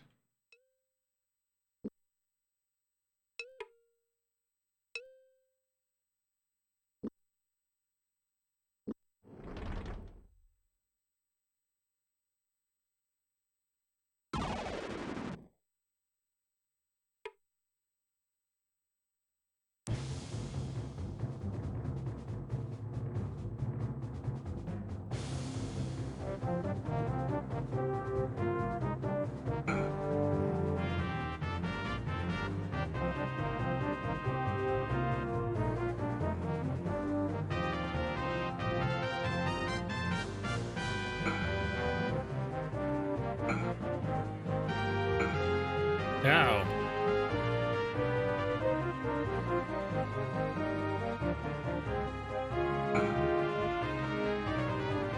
There we go. Stop him cold, because he's obviously coming for us.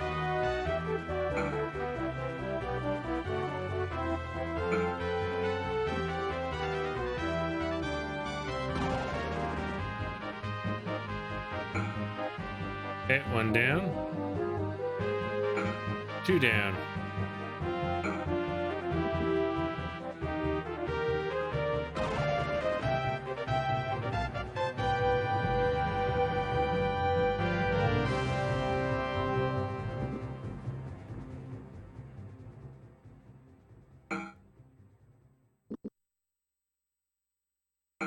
And there we go.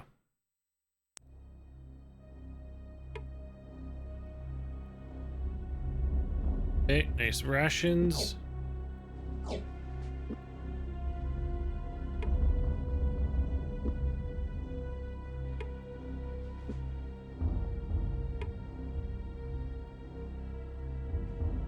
he doesn't have enough room. It's only got one.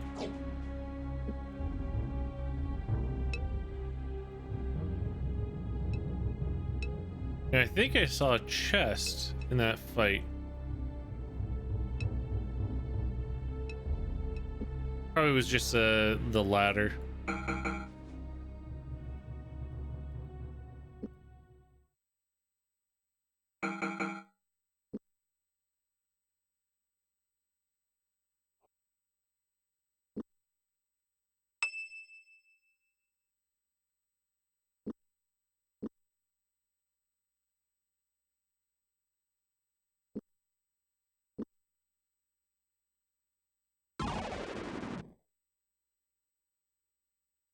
Okay, let's go. Oh, this one. This is like a central room. Let's go behind us. Right here.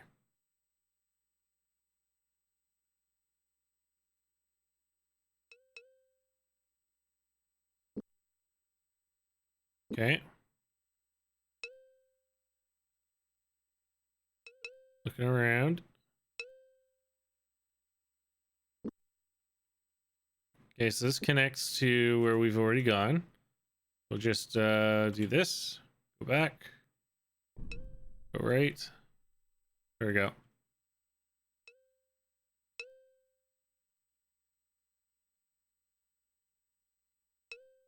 Ah, another chest. Okay.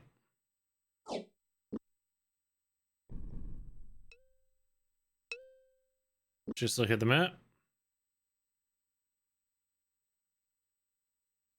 Oh. Oh, and spell wore off, which is fine.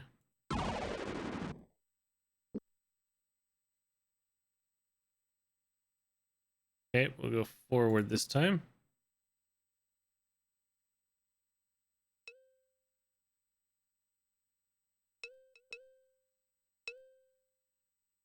Empty room. Another empty room, except for whatever that looks to be. Transport through these sewers is strictly prohibited. Official kingdom business only. Swordmasters Corby. Okay, good to know. Okay, that's mapped. Quick save.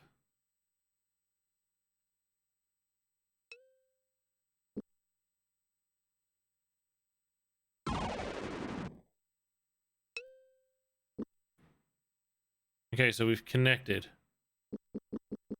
Okay, so it's down here. Yeah, so it looks like we've done everything here. This is where we want to come back to. This has already been, that was a dead end. So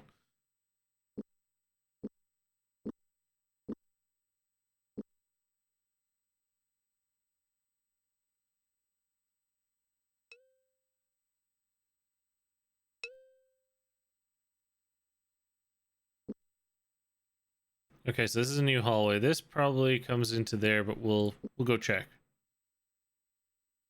Oh no, it doesn't. Okay. Oh, this goes further down. Okay, so we found sewers that go, or passage that goes further down.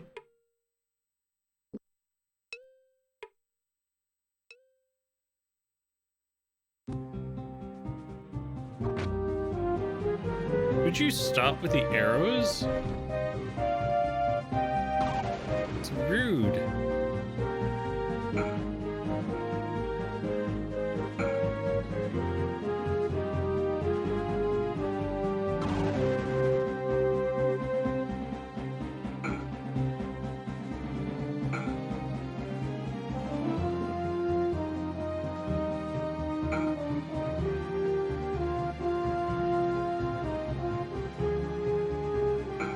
I was gonna say, are you all gonna miss? Oh, what is this? Silverthorn. Owen was careful as he held it up, knowing a single scratch from its severely thorns could kill. Corpulent red berries dangled from the plant's rose-like stem, each bud heavy with deadly poison. If crushed over a blade or arrow, the silverthorn would make any cut. Okay, so it's just poison. Okay, good. Cool. Got another key, some more gold, some great arrows, and the rest I can keep on the corpse. Don't give it for romancing with girl. Yeah, really, right? Honey, I got you some roses. Pricks herself on the finger. I don't feel so well. Oh no, those were the wrong roses. I'm so sorry.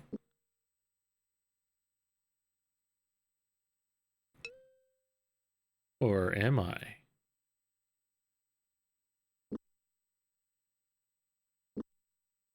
Okay, so this connects to here, which is the way up. So let's go back.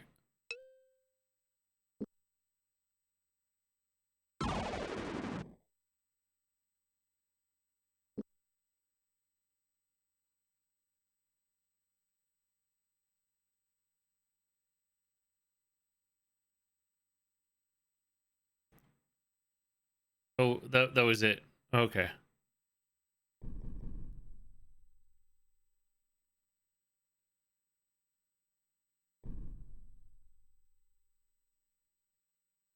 So I'm gonna go this way.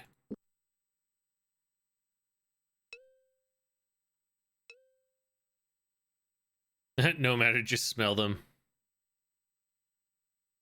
No, just put your nose as close as possible, like right there to the thorn. Oh, it won't hurt, but it smells really nice when you sniff the thorn itself.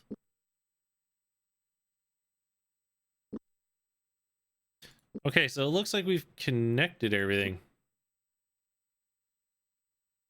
Probably just want to fix that up. So we know there's staircase going down. So it's just... No, they want to rest.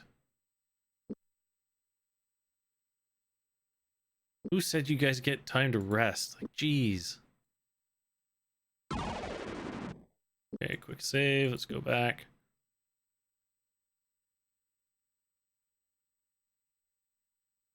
Let's just quickly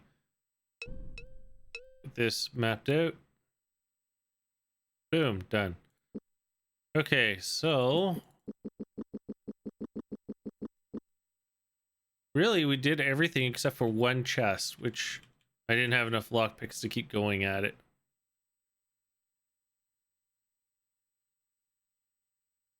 Now, we could go... In actual fact, what I want to do first is this. We're going to come back down to the sewers, but I'm going to go back up and sell.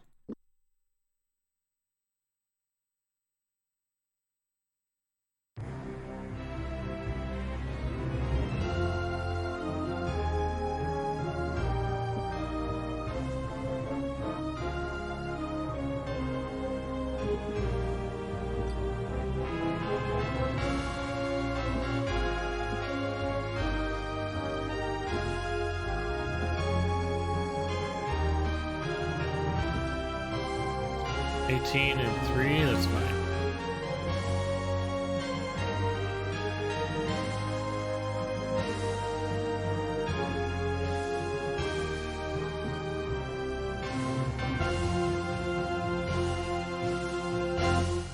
Get as much money as we can by repairing them.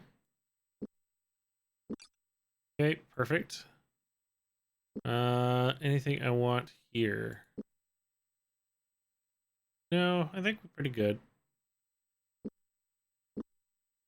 Okay, let's go to the other shop. Sell these.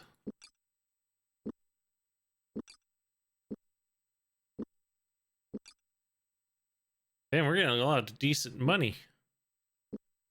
No complaints here. Okay, so let's go to the inn. Something we didn't do before. Let's talk to the barmaid. Get some more rations. Haggle her price. Didn't like that.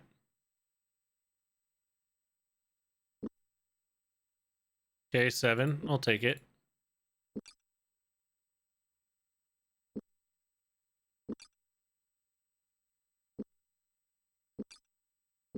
Okay, let's play. They obviously don't like our music. Rude. Let's talk to the innkeeper. Okay, we're just gonna rest here. There we go. Perfect. Now let's talk to these patrons. The men accepted their company. Owen chatted idly with a rough-looking fellow as Gorath looked on, making certain that his ebullient mood, the magician didn't slip and give away true purpose of the travel. So, where are you headed? The man asked, describing a large arc with his ale cup. Any place interesting? Actually, we're not headed in any specific direction.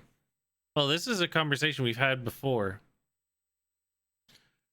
So that's a generic conversation. Locklear motioned over the figure across the room. The man walked over to join them. He stood before them, eyebrow arched, inquisitively. Senor Locklear, good to see you. Interesting news, interesting news. Nivik, you old rascal.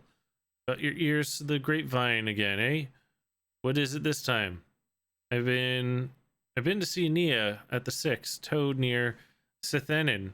I can't really talk about it right now. Why don't you come back later and see me? We will, good friend. Take care. Okay, so we have to come back to him. Nobody interesting at the end. Let's go check the palace, because what sounds like we missed when we went to the sewers, because I thought we were just going to have fun in the sewers, is we were supposed to hit the door first. Locklear made a face as he shook the bars. For all the troubles he had been through to get them all alive to Krondor, the locked palace gates simply added insult to injury. Calling out for the guard gate master angrily, he pounded the hilt of his sword against the portcullis. Stirred by the racket, the young man liviered in the colors of the Krondorian lancers strode out from the watch house and squinted at them, snapping up his bardiche, which leaned against the interior wall. Would you get this gate open, please? Locklear said. We have business with the prince. Can't help you, Signor. Replied the guard replied. The gate mechanism's broken. Has been since 3 nights ago. Unless you and your companions have a mind of climbing the walls, there won't be any getting through here until we find the plans for the portcullis. The castle engineer is absolutely livid. Locklear accepted the news with irritation, but knew of nothing else that could be done. Could you go and get Prince Arutha for me then? It's rather urgent matter. Again, the guard shook his head.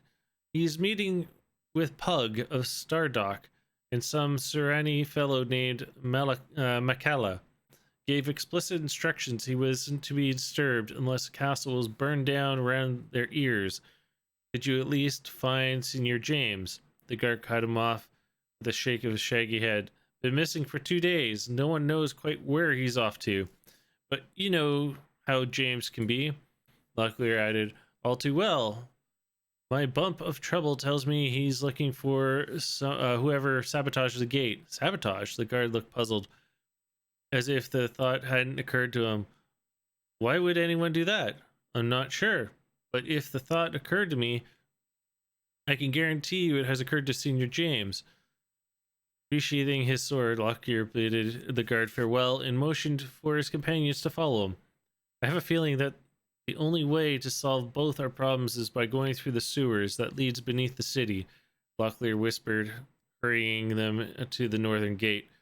There is a secret passage that will lead us into the palace. I also suspect that we may bump into Senior James down there as well. Okay, there we go. We covered everything to catch us up. Let's go back to the sewers.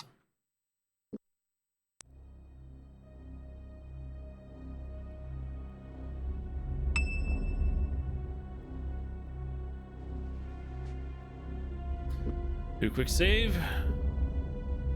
Add some light. Okay, so now we're gonna go down the second floor,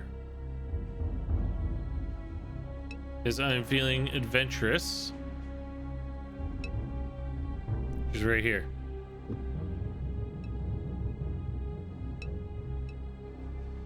Oh, we just hit the gate just to catch up on what we missed, because obviously we skipped a step, which was we didn't try getting into the palace first before coming into the sewers.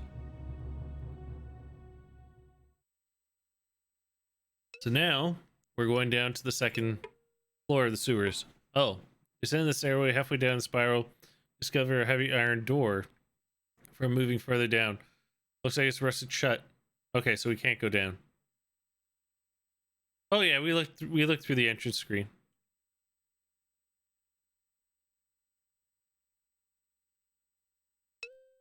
I got the bag of gold.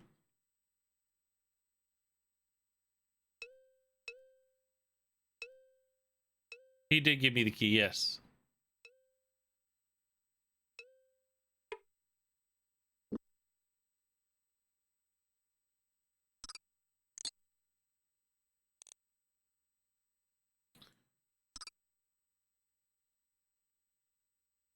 Ooh, 67%. Nice.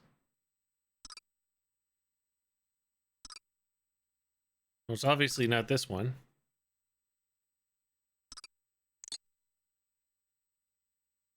Okay, I don't want to sacrifice any more lockpicks. Read after the key. What do you mean, like read after I open the door, the lock? Or read the key? Oops.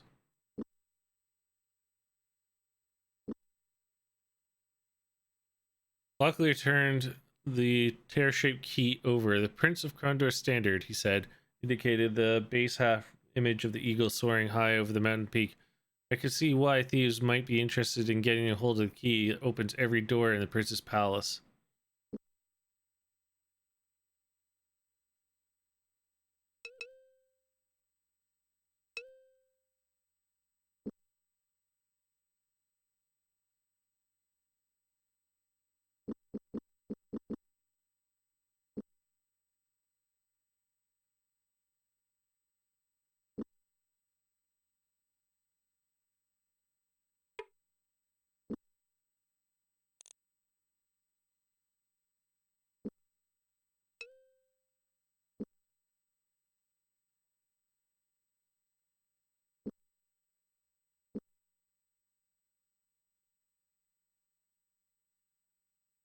Read after the key. After you use the key, not read what Locklear said.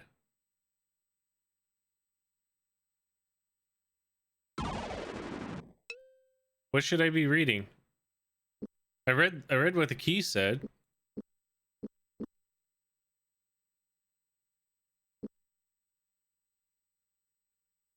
Are you talking about the doors?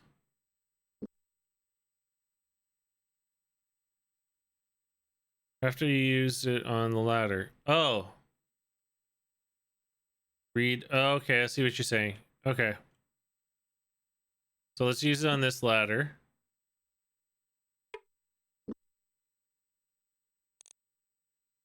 Locklear tried the key. No good. It doesn't fit. We'll have to try another key or else try to pick it. Yeah, I only have 2 lockpicks left. That's why I'm not picking them.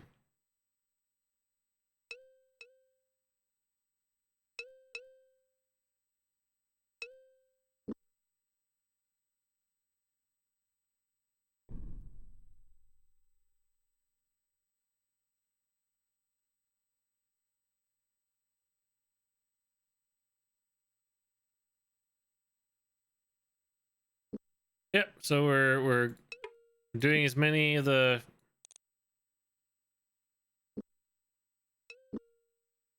areas where the ladders are. So hopefully we'll have, there's 2 more that we need to try right here. I'm systematically going through them all.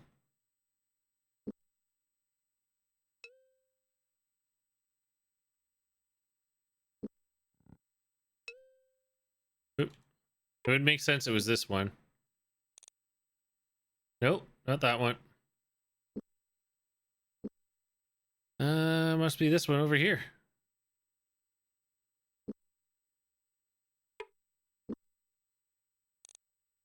There it is.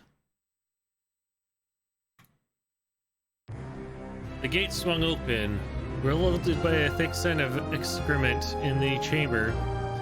Locklear hastened to the ladder affixed on the far wall and ascended its filth-slick rungs. Behind him, Gorath and Owen reluctantly did likewise, gaffing on the noxious vapors in the shaft. This is nothing, Locklear grunted, shoving upward against the grating. All the windows in the palace are open right now. You ought to smell it in the winter. Darkness surrounded them as they slithered out of the privy, their only impressions of the chamber provided by the faint flicker of a distant firelight. 10 years before them, the hall joined with an elaborate colonnade stretching in either direction. Somehow, I hadn't pictured my first visit to Krondor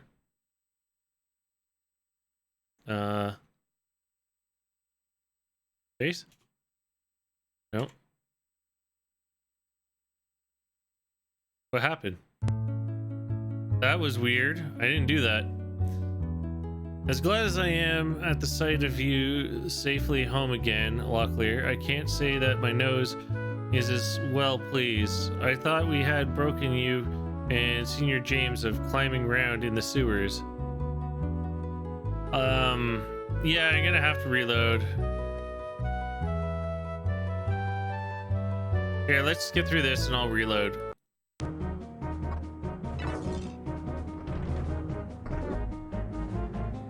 Spoilers!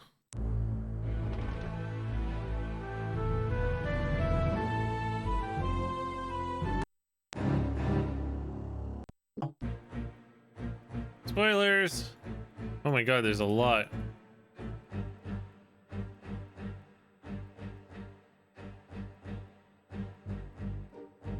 I know, right? Close your eyes. Don't do anything.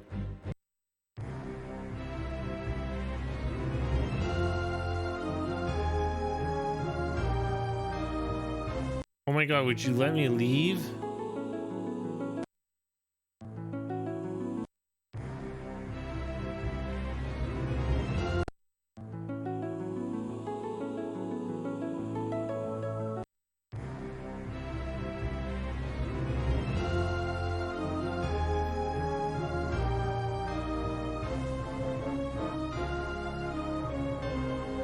Okay.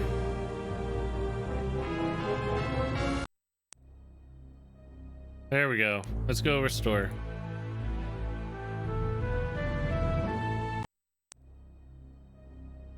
Okay, perfect spot.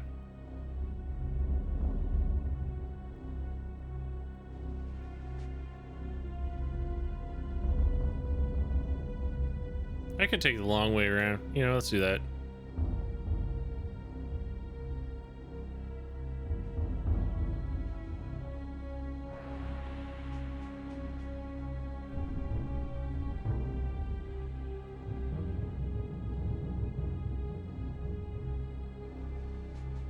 Oh, it's right there.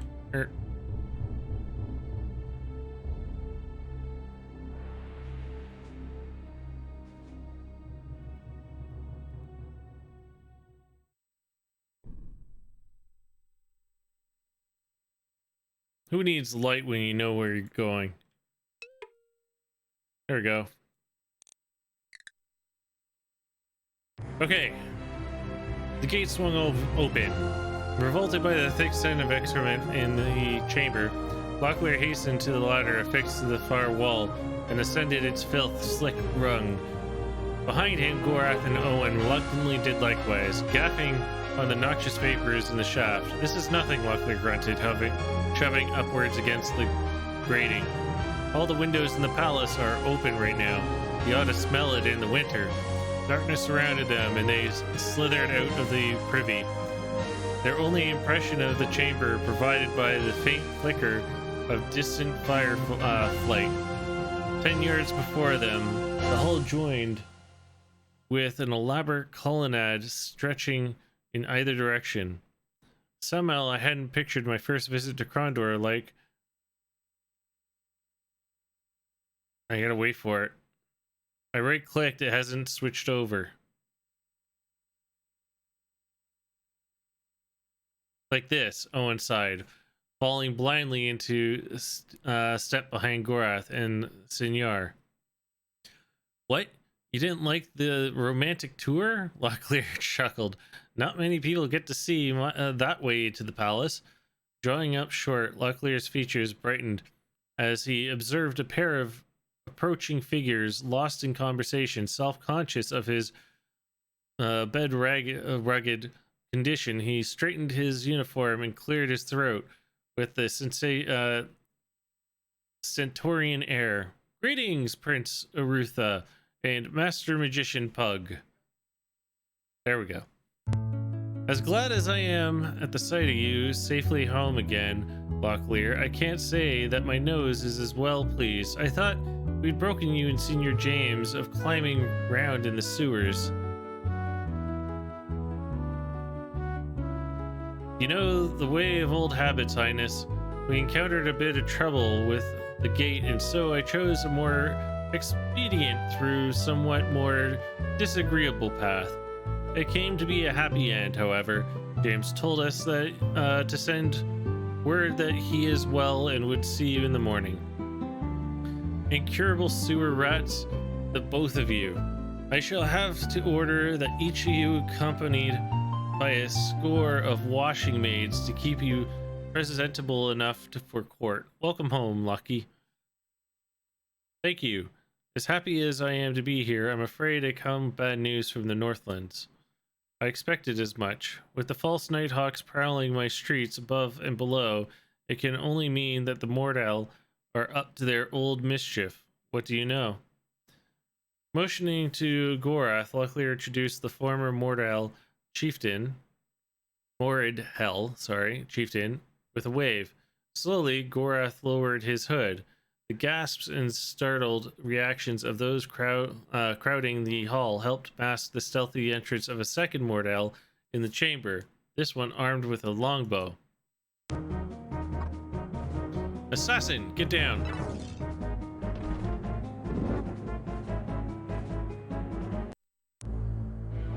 Shadow of the Nighthawks, Chapter 2. Whispers led him through madness. He stumbled forward with unfamiliar feet 10 times too small to behold to the warrior. There were lights on the hills around him, fires, voices shouting through the downpour of sloshing hoofbeats. He reached for his sword, then remembered that he hadn't a sword that night. He had only been a boy of 12 midsummers. Only a boy, and yet he led the ragged remains of his father's tribe. Who leads the Mordal? The whispering voice insisted in his head. I must see more. Years. A river of men cursed together in a bleeding tide, and he was amidst them. Screaming rang. A howl figure silhouetted himself against the moon and brandished a bloody sword aloft. The wolfish figure screamed words of wrath and damnation as he cleaved his way through his Mordal brothers. He was Delacan, former general of the Mermandimus, leader of the unified tribes of the Northlands, and he was the enemy, Gorath. The memory detonated into a million fading thoughts, each fleeing after the faint echoes of a weak whisper. Before him now there was a new image, the face of a fair young girl whose pale blue eyes watched him with weary interest. There were others too, all seated like himself around a polished council table, all studying, all dissecting, and Gorath was the object of their scrutiny. I cannot find the truth, my prince, the tired girl whispered finally quietly. His mind is chaotic. I find images, but I cannot hold them long enough to understand. Narrowing his dark eyes, Prince Rutha glared at Gorath. He hides his thoughts. Gorath is Moradel, Pug quickly interceded for his exhausted daughter.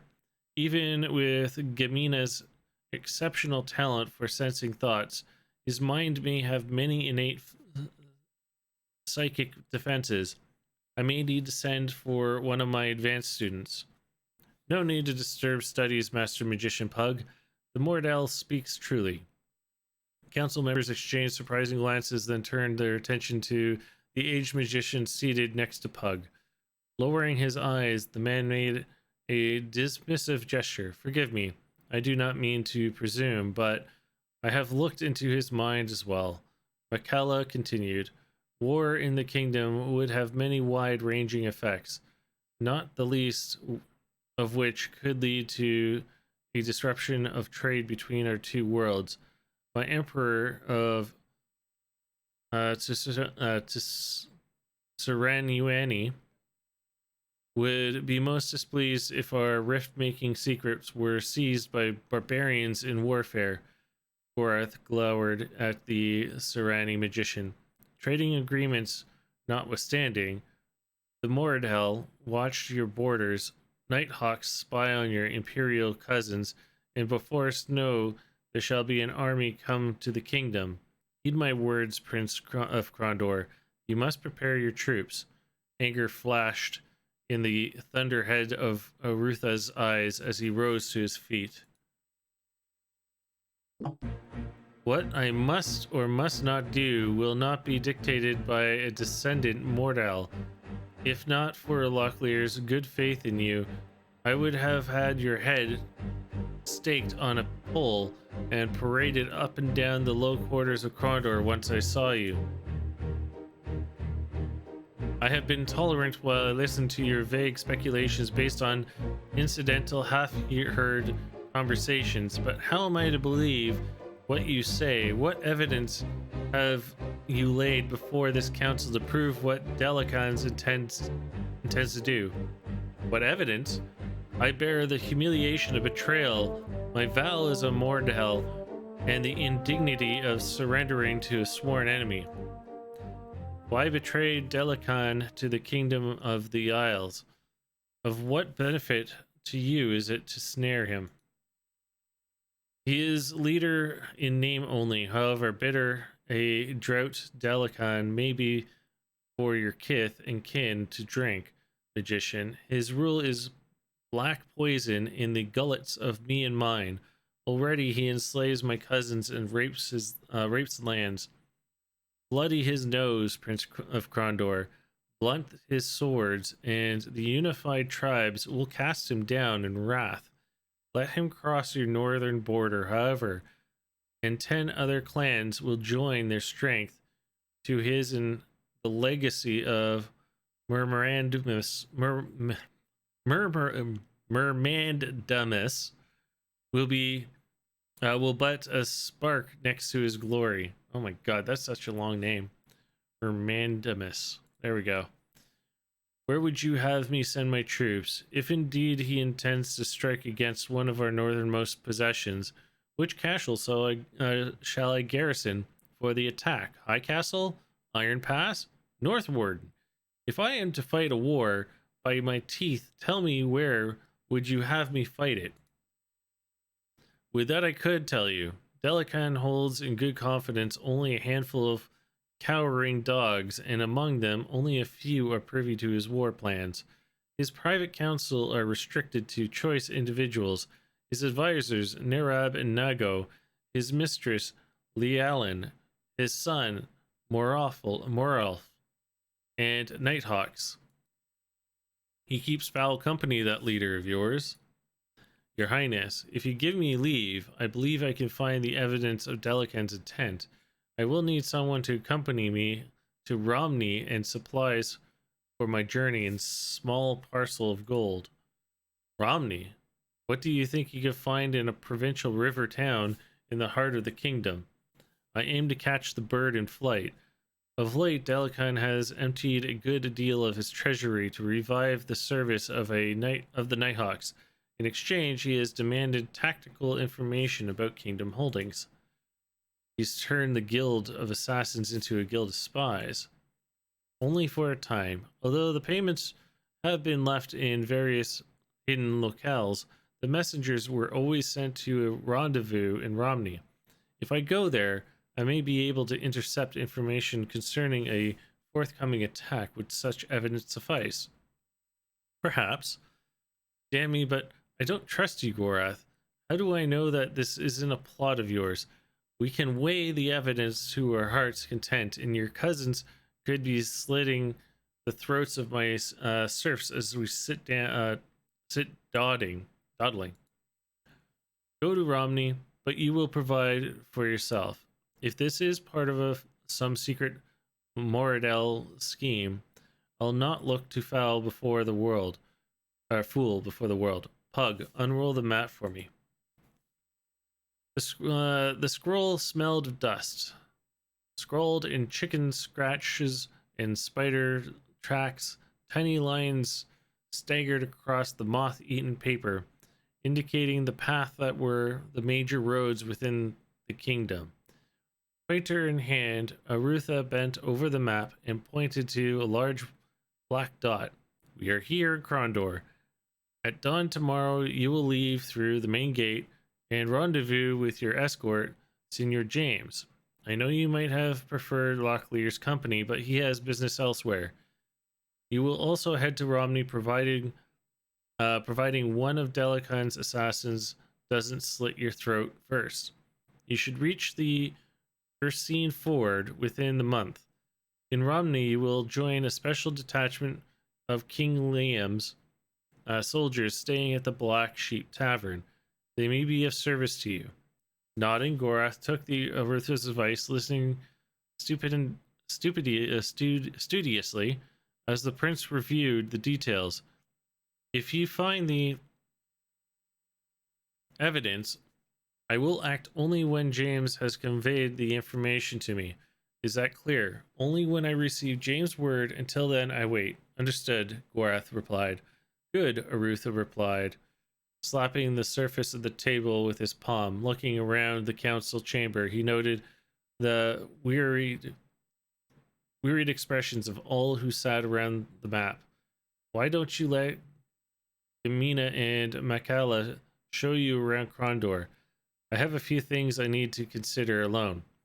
Rating the offer as a polite dismissal, the Warren Council members began to file out the door, most glad to be on their feet again following the grueling session. As Pug passed by, however, Arutha snagged his sleeve and drew him back to the table. If you don't mind, I would have your counsel, Cousin Pug. Certainly, Pug replied, resuming his seat. I am all attention.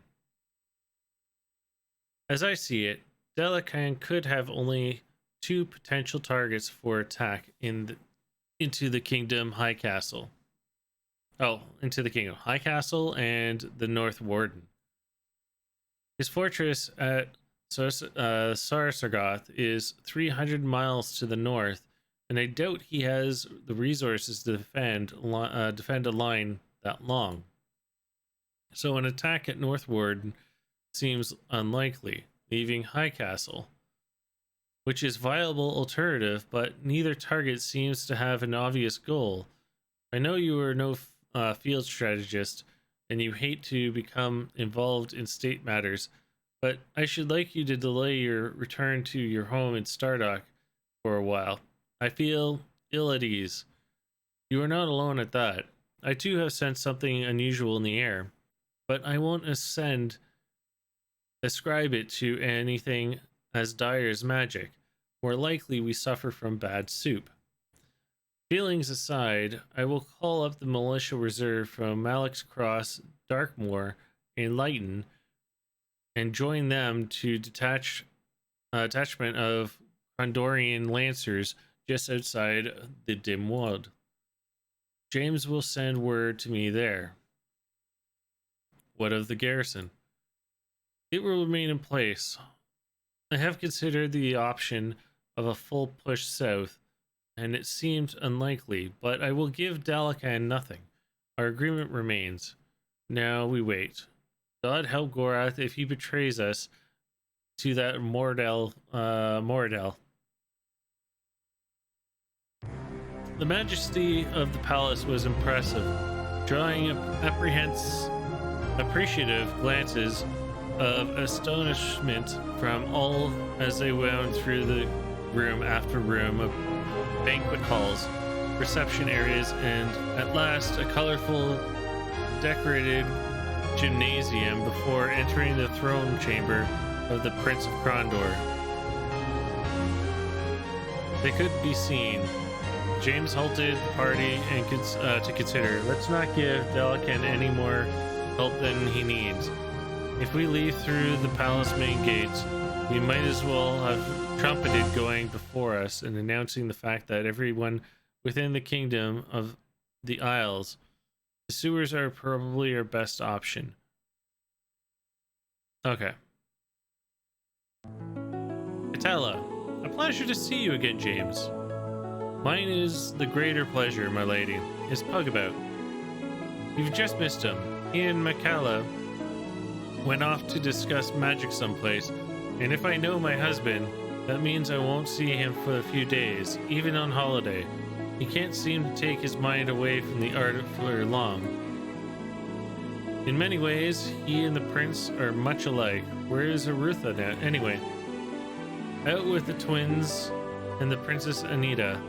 It seems your famed luck is running thin today. Quite the contrary, for I still have your company, if I may have a moment. As much time as you need. What may I do for you?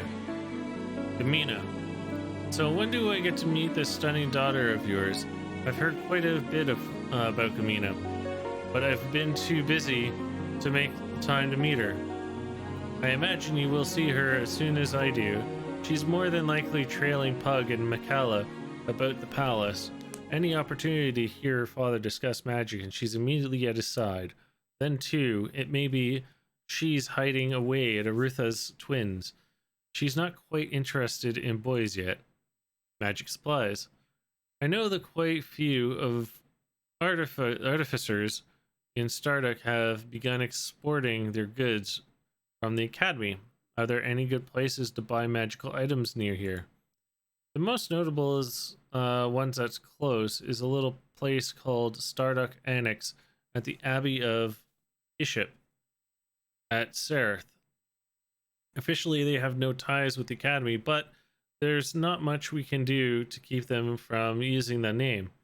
There's also a fellow by the name of Dabe who buys from us, but he lives a long distance from here, out in North Romney, if I recall. The room was cramped. Locky, James muttered, looking through the seigneur's personal effects piled in disorganized heaps. You may be fine swordsman, but your personal organization leaves quite a bit to be desired. Oh, okay.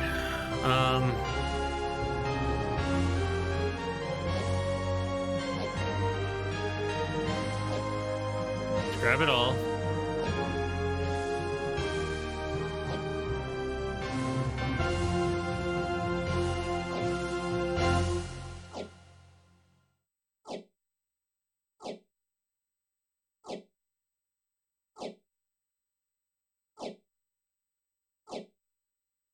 Hey, there we go. Sewers. James pulled the grate open. Immediately, he was overhauled by a stench of sewers and looked back at Gorath for his advice. Smells awful down there, he said. Are you sure you're ready to go in? Yes. They made their way into the reeking blackness.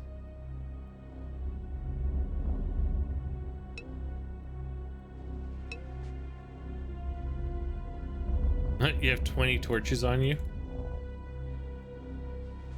Okay, what are your skills? You're definitely good at lockpick. Not good enough for that one chest that I've been trying to pick.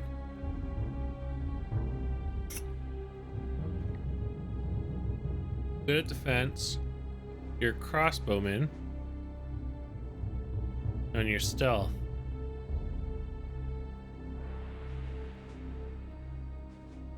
Okay.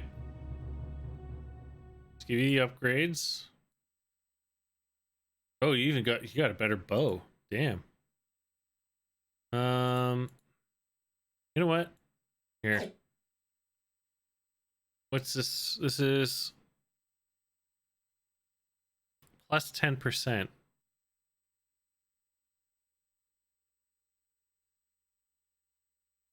Eight plus 10. I think the two-hander's still better at this point. Yeah. Yeah, I think that's the better option.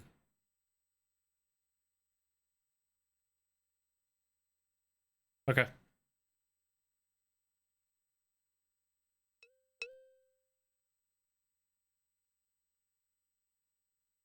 Let's save it. We'll do a official save and call this save chapter 2.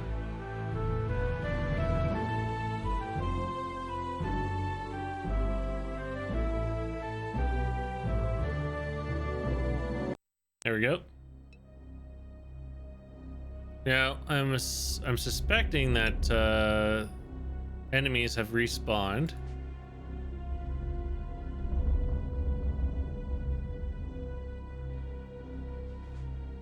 Wait, how many lockpicks do you have on you? 13? Let's go try the chest again. Just right up here.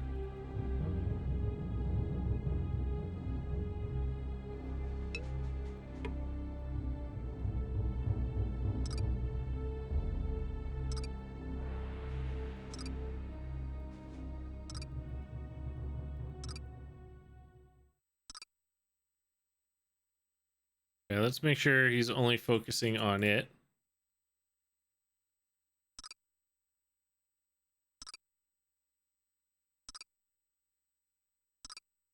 We will get this chest.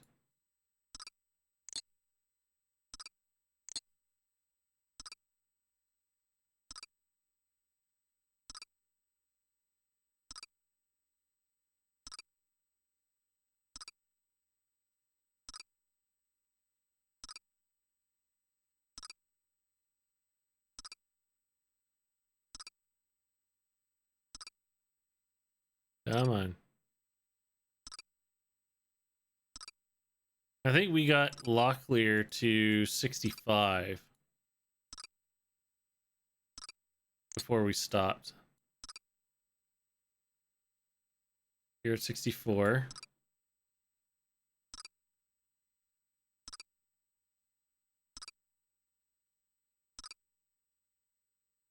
Come on, James. I believe in you.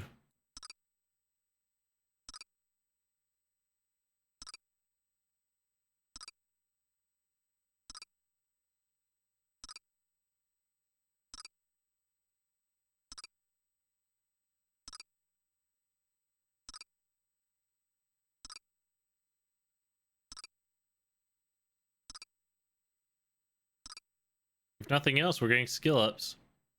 He's 65 now, so he's already gained 3% experience. Or 3 points of experience, I guess. Out of 100.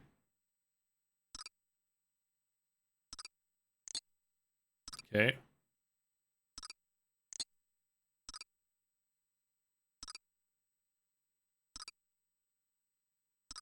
They really don't want us to have the contents of this chest.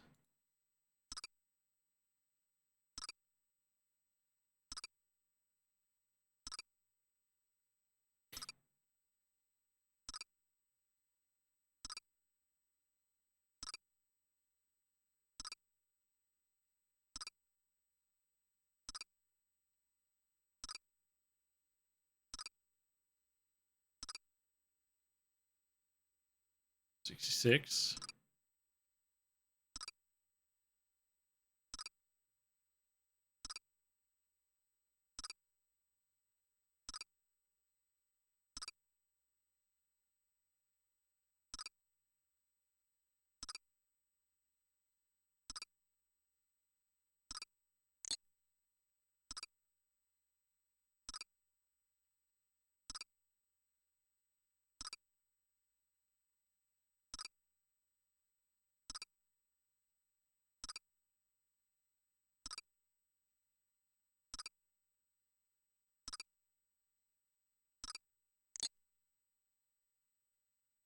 $68. Holy smokes.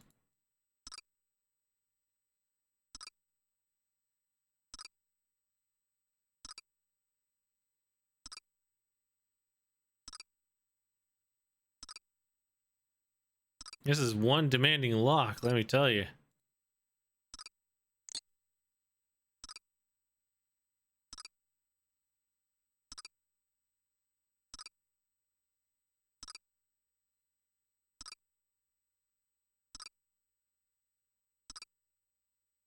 We're using all our lockpicks, by the way. We're going ham. This is it. We do it or we don't. Because we don't know when we're going to be back down here again.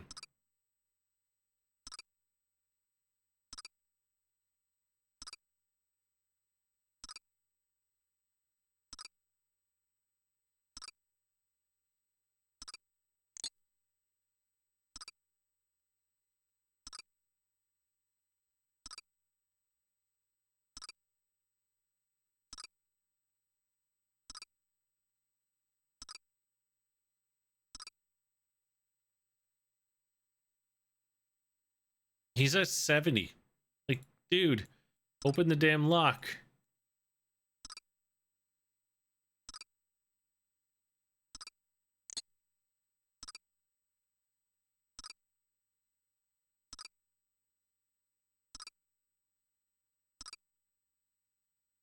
Watch me open it and there's like 2 gold.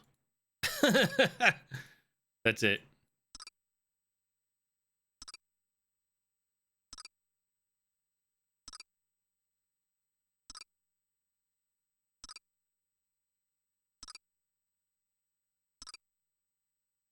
Yeah, it's true.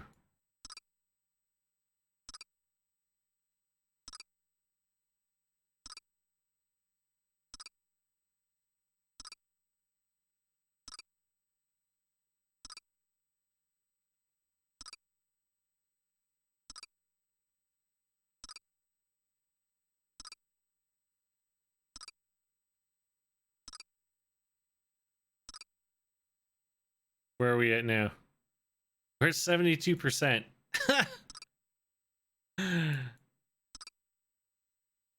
After 100 years, still lockpicking. I know, right?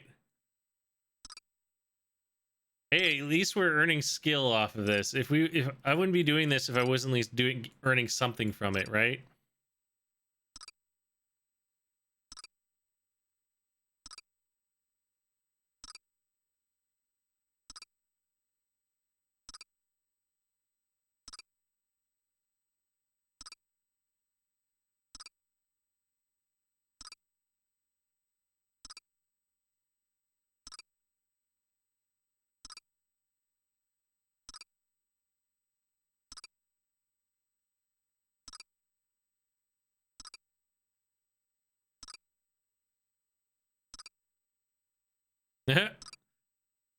I'll stop if it opens on its own.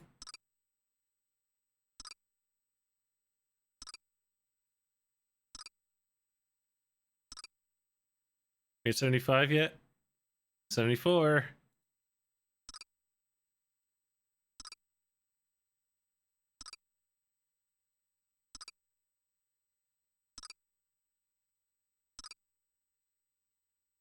What's that?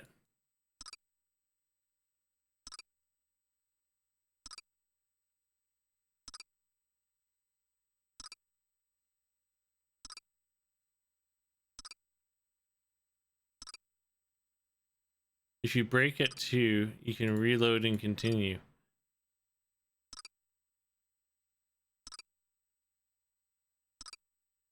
What do you mean reload and continue? Wouldn't that'd just throw me right back to the beginning? Oh, we're at 75, down to our last lockpick.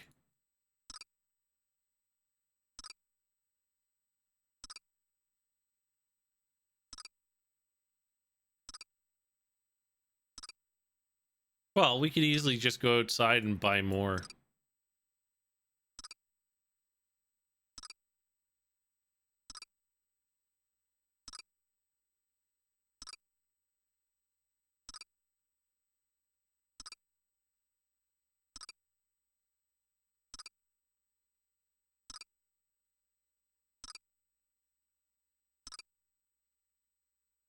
James is becoming the master lockpicker.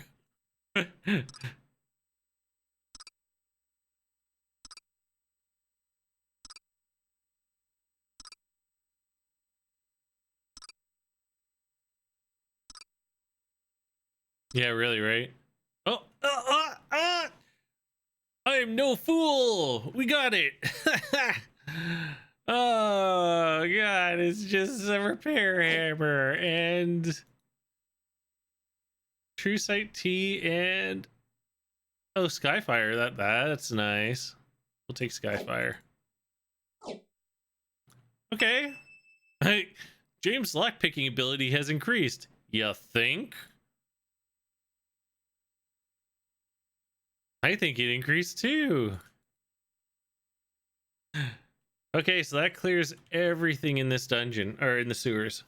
We are now done here except for level 2, which I don't think we need to do. James, oh. Well, apparently there's enemies down here and I didn't think twice about it. Luckily I saved.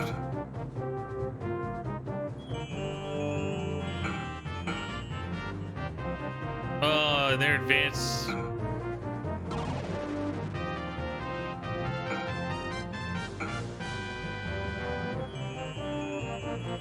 Okay, so they're casters.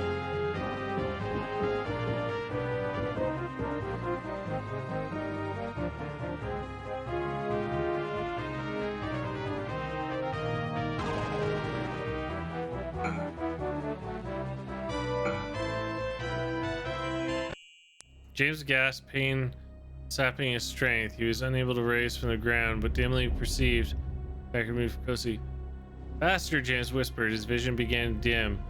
Limbs Kegma, curse you. Death came swiftly. Oh, wow. We died. Rip.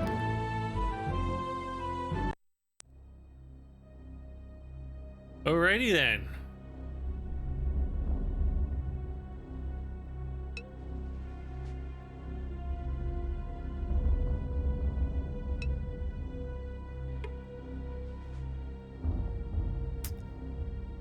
Let's do this.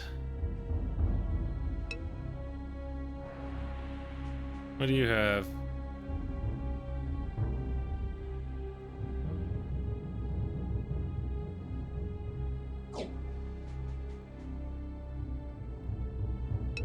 There we go.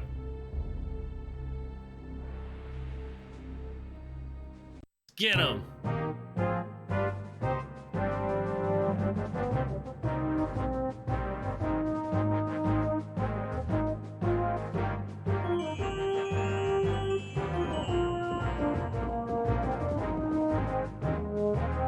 Was a firefly? Ooh. Kill the casters first.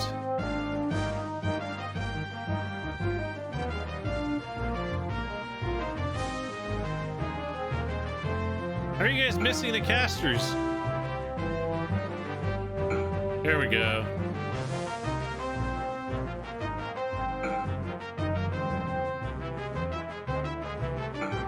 Nice. Casters are now down.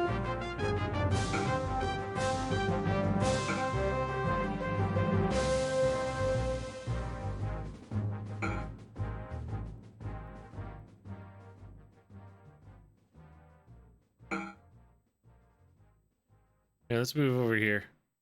There you go. Gotta stagger the bodies, you know? Don't want them dying on each other. Yeah, there we go. That's the way to do it.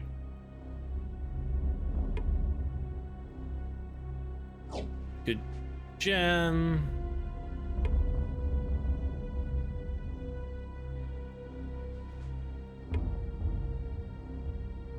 Spoiled food. 7 gold.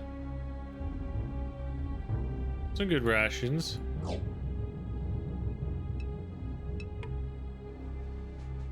Oh, what's this pouch? Throw into the face of a victim, Larnus, artificer of Palacu.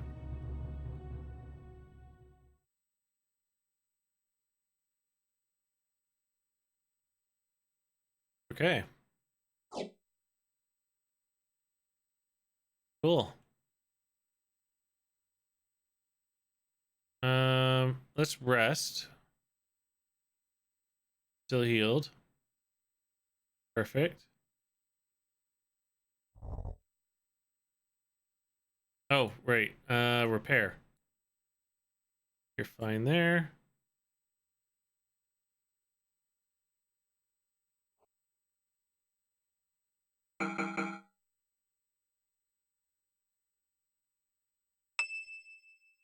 Good.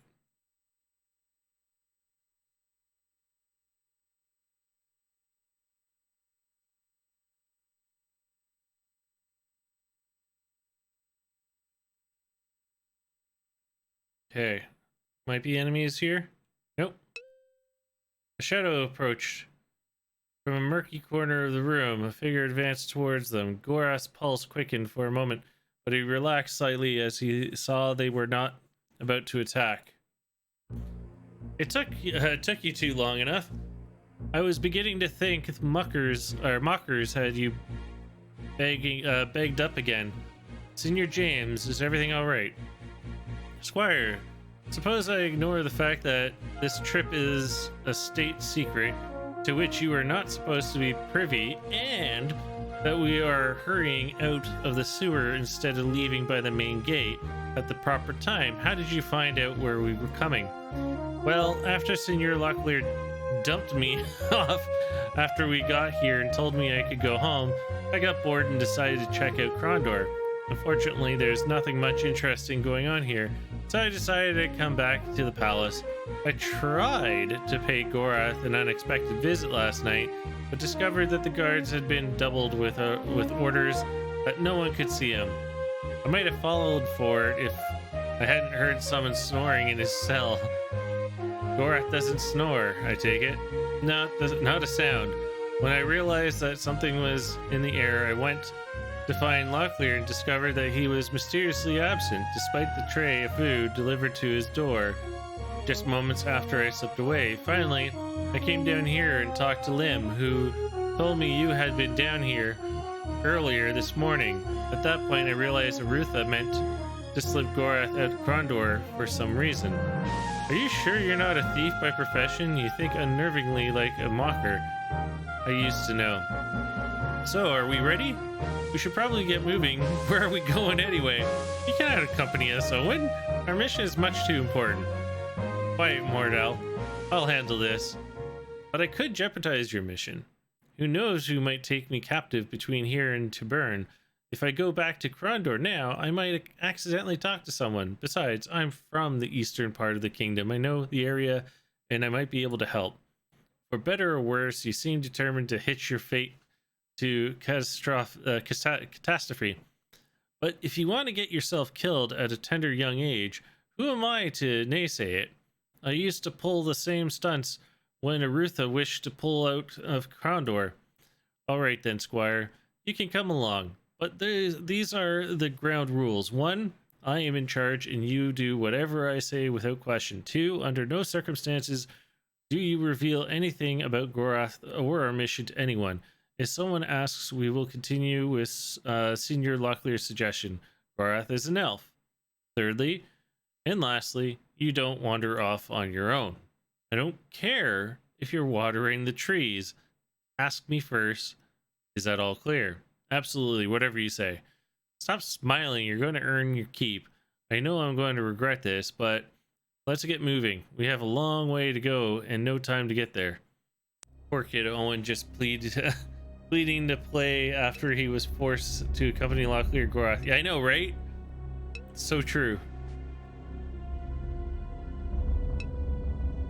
Alright, so let's quickly save and let's head out. Yes.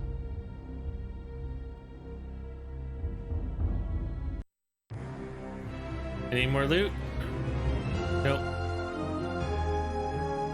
Okay, let's hit the shops first. Sell all this extra stuff we don't need.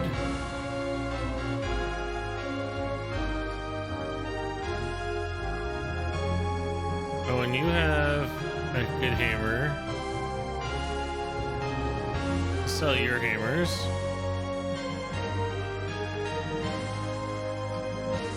Owen can have this.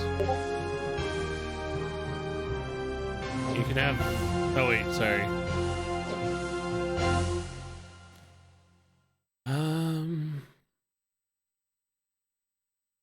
Sell that. You have an 8. Sell that. Wait, you can take this. 6. Give them all. Owen can be the rope handler. Okay, so we got a lot of food. These rations are all good, right? Yeah.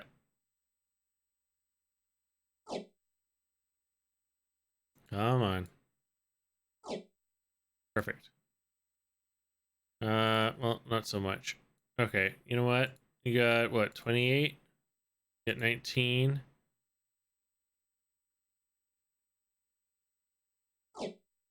There.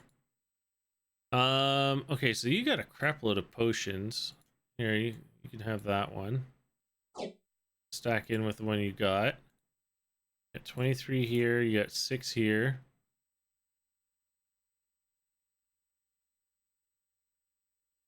Let's give you that. Okay. Sorry. Do we want anything from the shop? I don't think I do. No. Yeah, let's exit here. Let's go to this shop. Oops. This shop. And we will sell this. Beautiful. And I think that's all we're going to do here. Go back to the inn. James grinned. Seated behind one of the benches was an old associate, Nivik, Lord Minister of Finance of the Western Realm, a loyal subject of Aruthia. He had befriended both he and Senior Locklear during the scramblings about Krondor streets and had taught both of them a good deal about working the kingdom's finances. Looked down the considerable length of his nose, he greeted them cheerily. Senior James, what a pleasure to see you. Pleasure is mutual. How are the leaders of the kingdom, Nivik? Think we shall have enough money to keep the kingdom running for the year? The ledgers are at a balance. The armor looks very strong. Oh, haha, guitar playing? Okay. The ledgers are at a balance, but I dare say my thirst suffers a deficit of catastrophic proportions. Though I handle thousands of sovereigns a day, I fear I haven't the command of more than a handful of my own use at the moment. I don't suppose you might be in a position. What do you say, Owen? Do we buy a drink for the honorable tax collector, or do we allow him to expire the thirst? No, we'll buy him a drink. Bartender, a drink for the tax collector. Drink up, friend, and tell me what you know. You've always had a good ear for the happenings in and out of the kingdom. Rumors, my goodness me. I'm not that kind of consort with rumor mongers. No, sir. You should know that. Of course, I do occasionally hear a few facts that are of interest to people. Accounting is fascinating business, you know? All the figures and such. Something a little more lively, if you please. Stolen cows, cheating wives, dishonest traders, that sort of thing. The prurient and the scatological. Well, let me think of it. I believe I heard something last week. At least I believe it was last week. Maybe it was a week before that. Couldn't have been before the annexation of Malak's Cross. If you please, Nivik, we would like to get out of here before tomorrow. I wouldn't most pleased to accommodate you, but it seems that my mouth is a little dry. What do you say for another drink? Sure, why not? Ah, now that's much better. What was it I say? Oh, yes. About the story. There was this fellow that lives near Sethanon that has filed 3 new claims on land in the past year. 3, you understand that? Is there something suspect about his purchases? Oh, his selections of land are nice enough. Prime pieces of land, matter of fact. But he's without a, title? How does a person of ignorable birth manage to buy 3 prime estates? Tell me that. What was the fellow's name? Perhaps we should look in on it. What kind of question is that now? You think I carry a ledger around my head?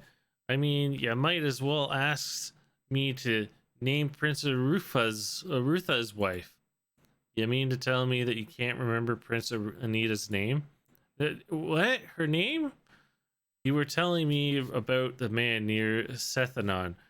What else do you know about him? Tell me about the man. I think his name was Fibber. No, that's not right. It's not right at all. Flebber, Monkfinger, Maps Flipper, Fever, Feeder, Maxi Feeder. That's it. You know, I'm really getting tired now. Maybe I should go home. There's still a few things I need to know. Think you can hold out for just a few more minutes? Sure, I can do that. Need something to drink though. You can buying? That is hitting the spot. What? I suppose you mean that your drink hit the mark. Why don't you tell us a little more about the Max Feeder character? That's boring. Let's talk about last year. Did you know that for every cow in Megemia, we get a golden sovereign a year just for their manure? Did you know that? That you did it. Oh, thanks for the drink. Max Feber. I want to know more about Max Feber. Okay. Max Flipper. I know that you was trying to buy some of that property left in Stethanon a few years back from Jared Lycrew, but Jared wouldn't sell to no one. So Moxie cooked up this idea. Sure, you don't want to hear about those ducks?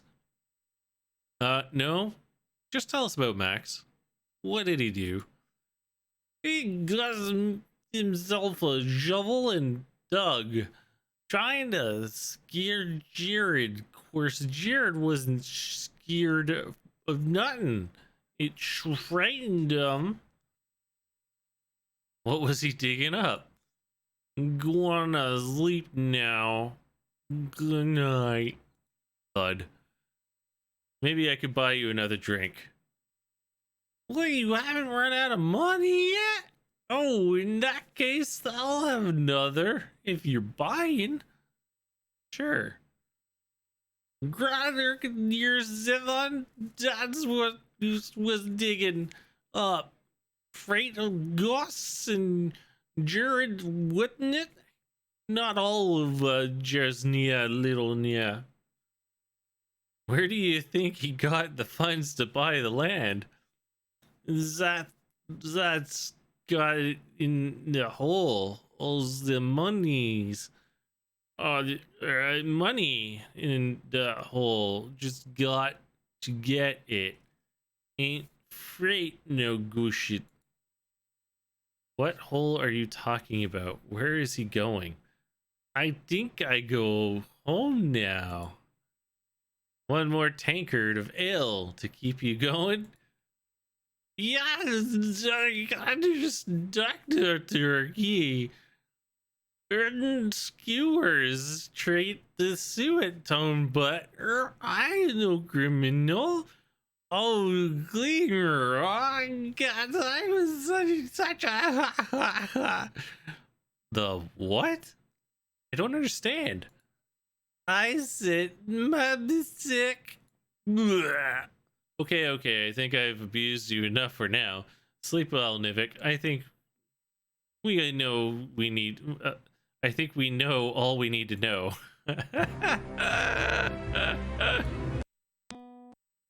We got kicked out for playing. Okay, let's go to the barmaid. I don't think I need anything now. Okay, we're done.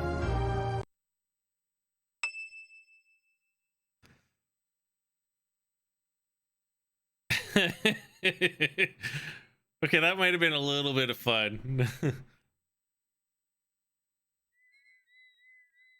Let's do a quick save.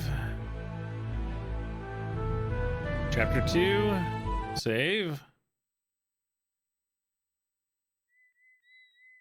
Okay, so in the map, where are we going? We're going to Romney.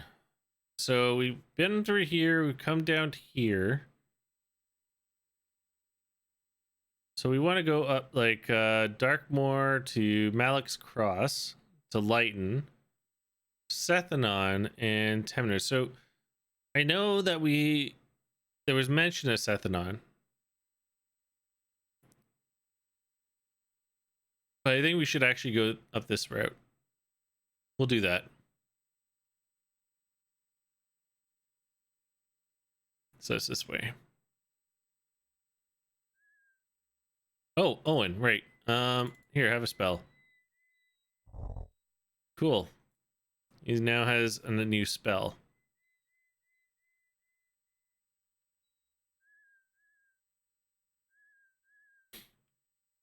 I might have experience of being drunk. I could talk drunkard.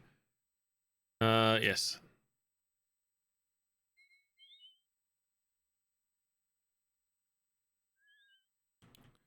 Okay, so we were at Darkmoor already. That was a quick trip.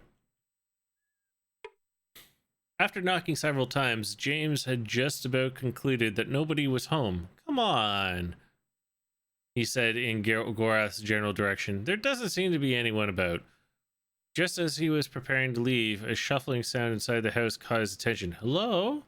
Is anybody there? He shouted. For several more seconds, he heard nothing but silence again. Silence, and again he was about to leave. This time, a hoarse whisper stopped his exit. Though he couldn't make it out what the voice, make out the voice on the other side said, side of the door was saying, "You'll have to speak a little louder. We're just passing through, but we would like to talk to you," James said. "Come back when the sun is no longer in the sky," croaked the voice, "and I will tell you about the Rusalki." Hissing emphasis was placed on the last word. James tried to get some further information, but he was greeted with naught but silence. "Come on," he said, "let's get going." Well, you know what that means. We're gonna sleep till midnight. The moon hung the cloud sky like a pale lantern. "Come in," said the gruff voice. They opened the door to a small dwelling and walked into a room lit by close to 100 candles.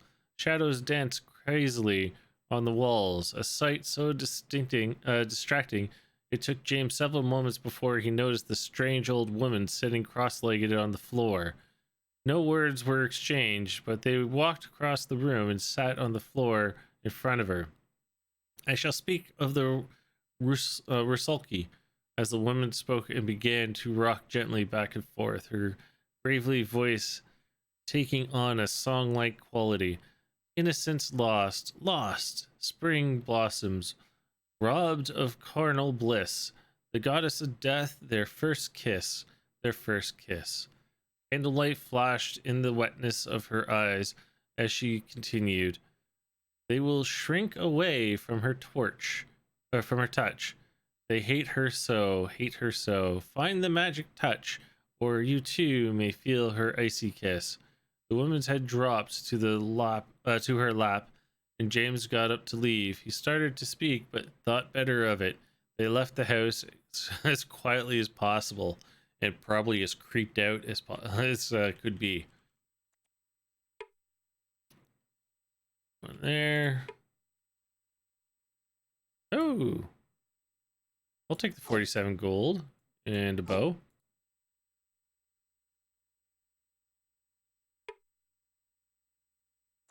Oh, the shop's closed. Let's rest till the shop opens. And let's sell what we found. Oh, you won't buy it? Rude.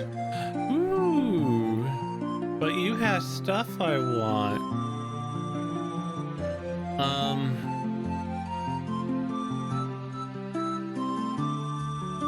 Let's see. Psalms of Dala. The illuminations inside the book depict a very scene of a man block a sword thrust. The goddess Dala watching over the man in the field battle. Mercenaries kneeling in front of the temple of Dala near the high castle. Okay, so this looks like a book of defense.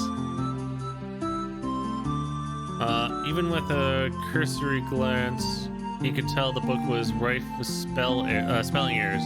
Apparently much of the vexation of the previous reader. Large sections of the document had been struck through and rewritten in a more elegant hand in the margins of the book. I don't know what that one would be used for. It's expensive though. Its spine and patchwork cracked in shiny leather, new pages sandwiched between ancient sheaves of parchment. The book has been repaired numerous times during long history. I'm thinking that's also battle. This is trade. So that's haggling, which we don't want. Thistle's bird migrations, which is... We've already read it once, and it does like every skill. It's like a book of everything. I do want to buy a book. I'm leaning towards these two. The accounts of Shemata Garrison and Psalms of Dala. Let's do that. Let's haggle. Ooh, there's a discount. Okay. Let's try that again. Nice. Good discount on those. Can we get a discount on food? Because I'm going to need a lot of rations.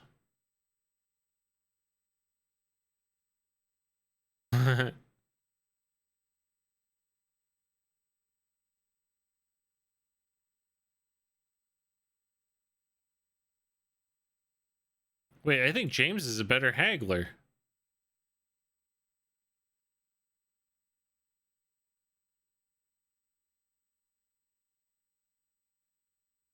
What's your haggling at?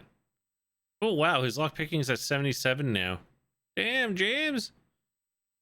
Let's get your defense and melee and not scouting. You are stealth. Owen. His barding is getting up there. Haggling is 61%. Yeah, he's a great haggler. I'm gonna take off defense. Keep the 3 for now. Weaponcraft, barding. Okay. I think this is one of those games that slipped through the cracks when I was growing up and never played it. Oh, Shattered Lands, you are missing out, my friend. This was such a fantastic game when I grew up. My father got it for me, and I had so much fun with it. And it's one of those games that I remember the story and almost the game itself the most out of all the games I've ever played.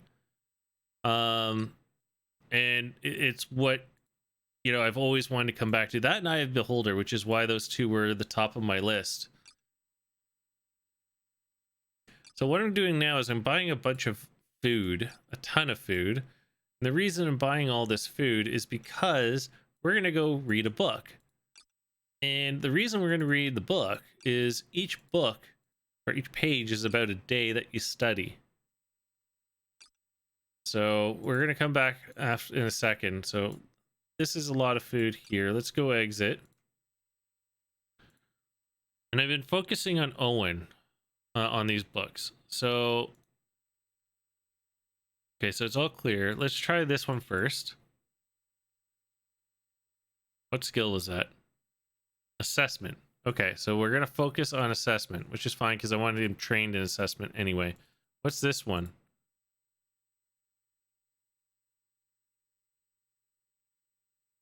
Defense. Okay. So, yeah.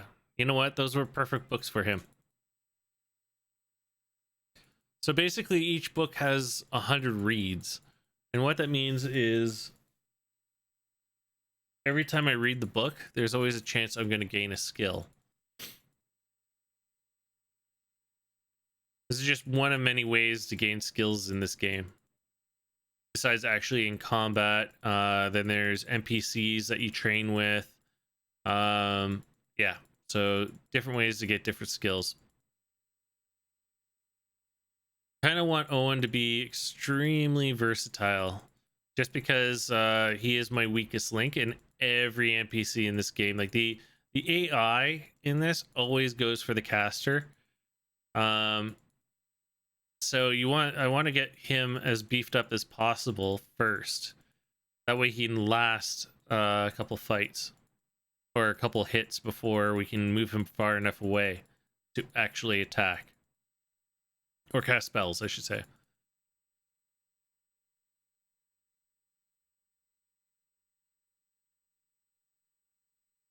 Okay, we're almost done this book.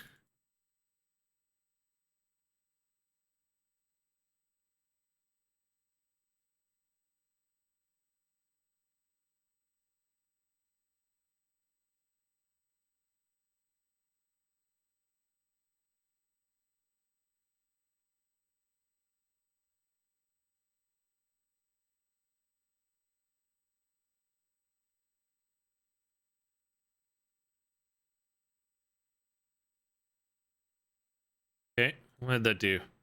I'm up to 29, so there's about a 15-minute increment. or 15% increase. Let's get his defense up.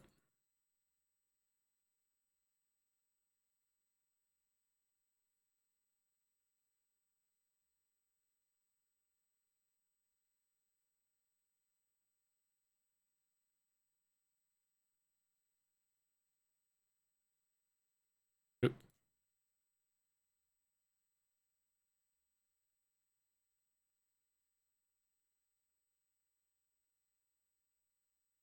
Oh wait, how are they doing on food? Oh yeah, I don't even have to worry about food. They're fine.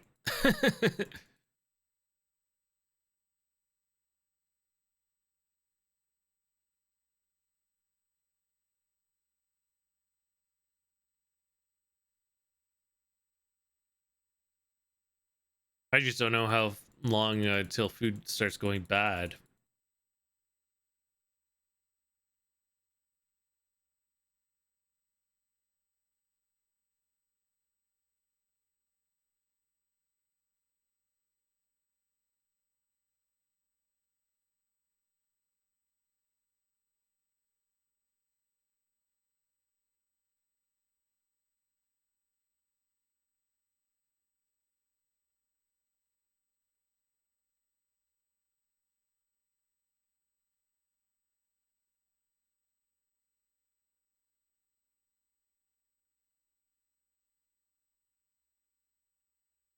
Okay, perfect.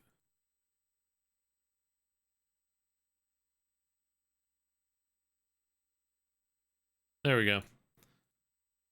And he's now 54 defense. Beautiful. A lot better than where he was before. He's actually got higher defense now than Gorath does. That's kind of sad. Okay, casting, assessment, and haggling. All right. Now what we're gonna do is we're gonna quickly sell these back, because you can sell the 0 books back for like a sovereign or a royal, just to get them out of your inventory and you get some cash back, I suppose. Okay. How much will it take the food back for? I guess we'll hold on to the food. We're not dying for inventory space at the moment. Okay, let's continue looking around. Okay, so nothing here. Oh, let's do a quick save.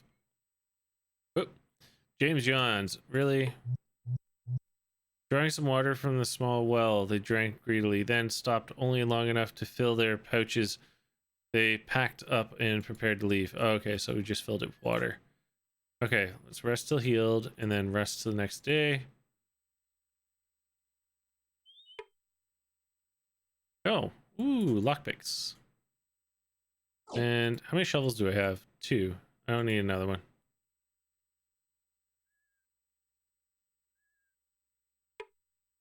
After knocking a small wooden door, James stood back to survey the house and its surroundings.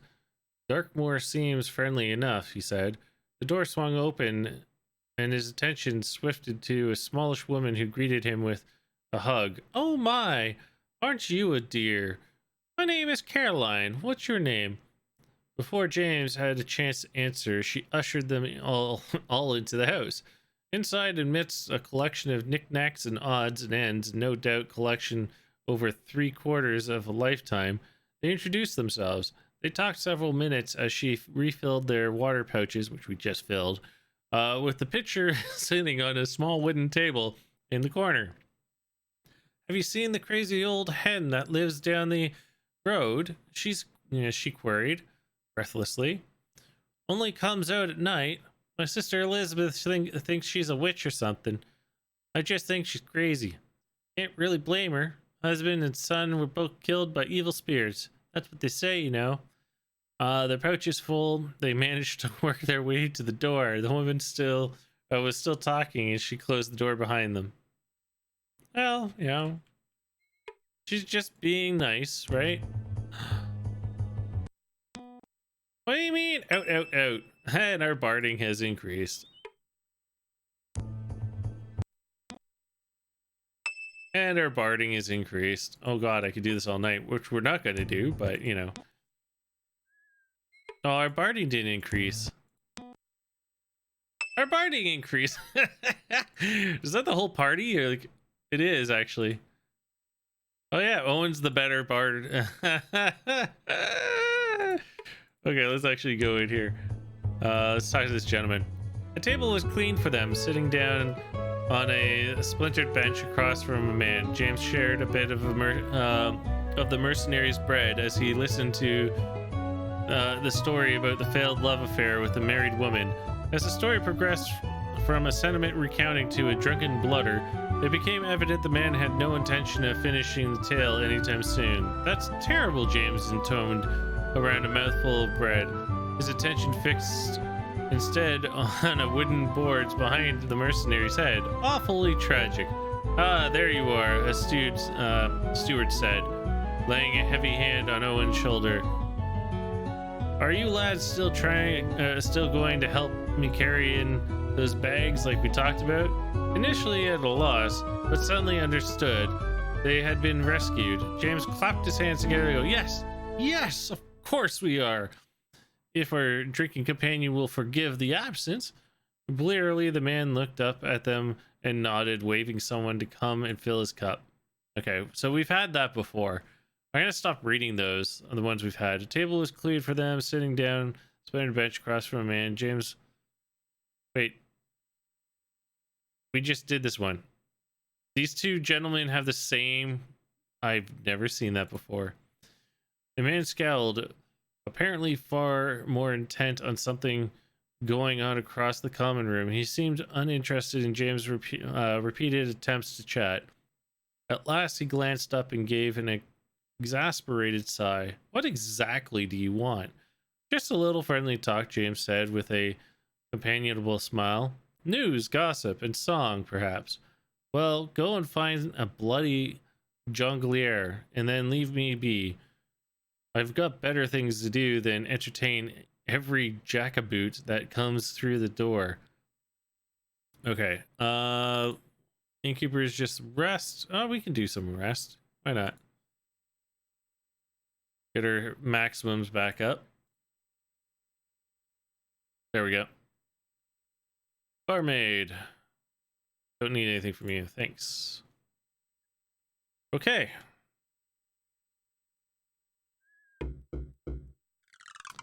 James knocked at the door. After a few moments, a dough-faced woman answered, keeping one arm braced behind the door in case the visitors were less than congenial. What is it you want? Although she clearly was addressing James, her gaze danced nervously to the Mordell. I've had enough run-ins with strangers as late. Where were you looking to get a bit of water? Perchance started, but found the old woman had slammed the door.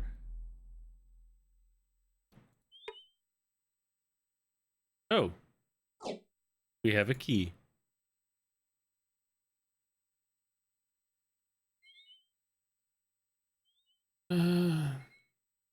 Okay.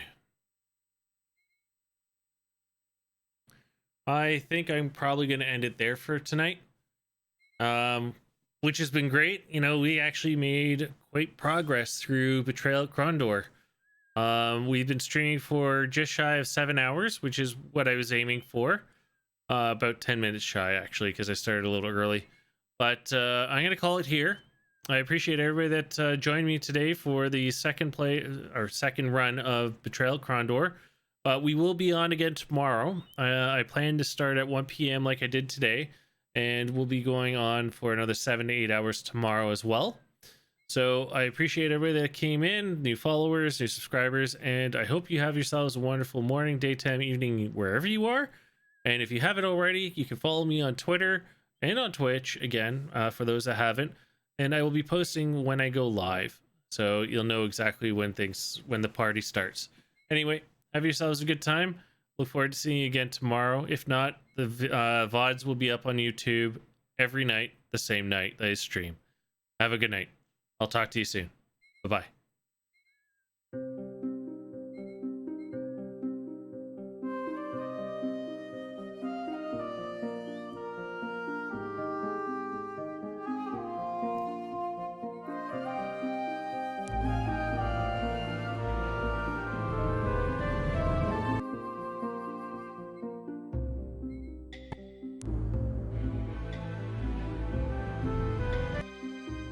Yeah, one second.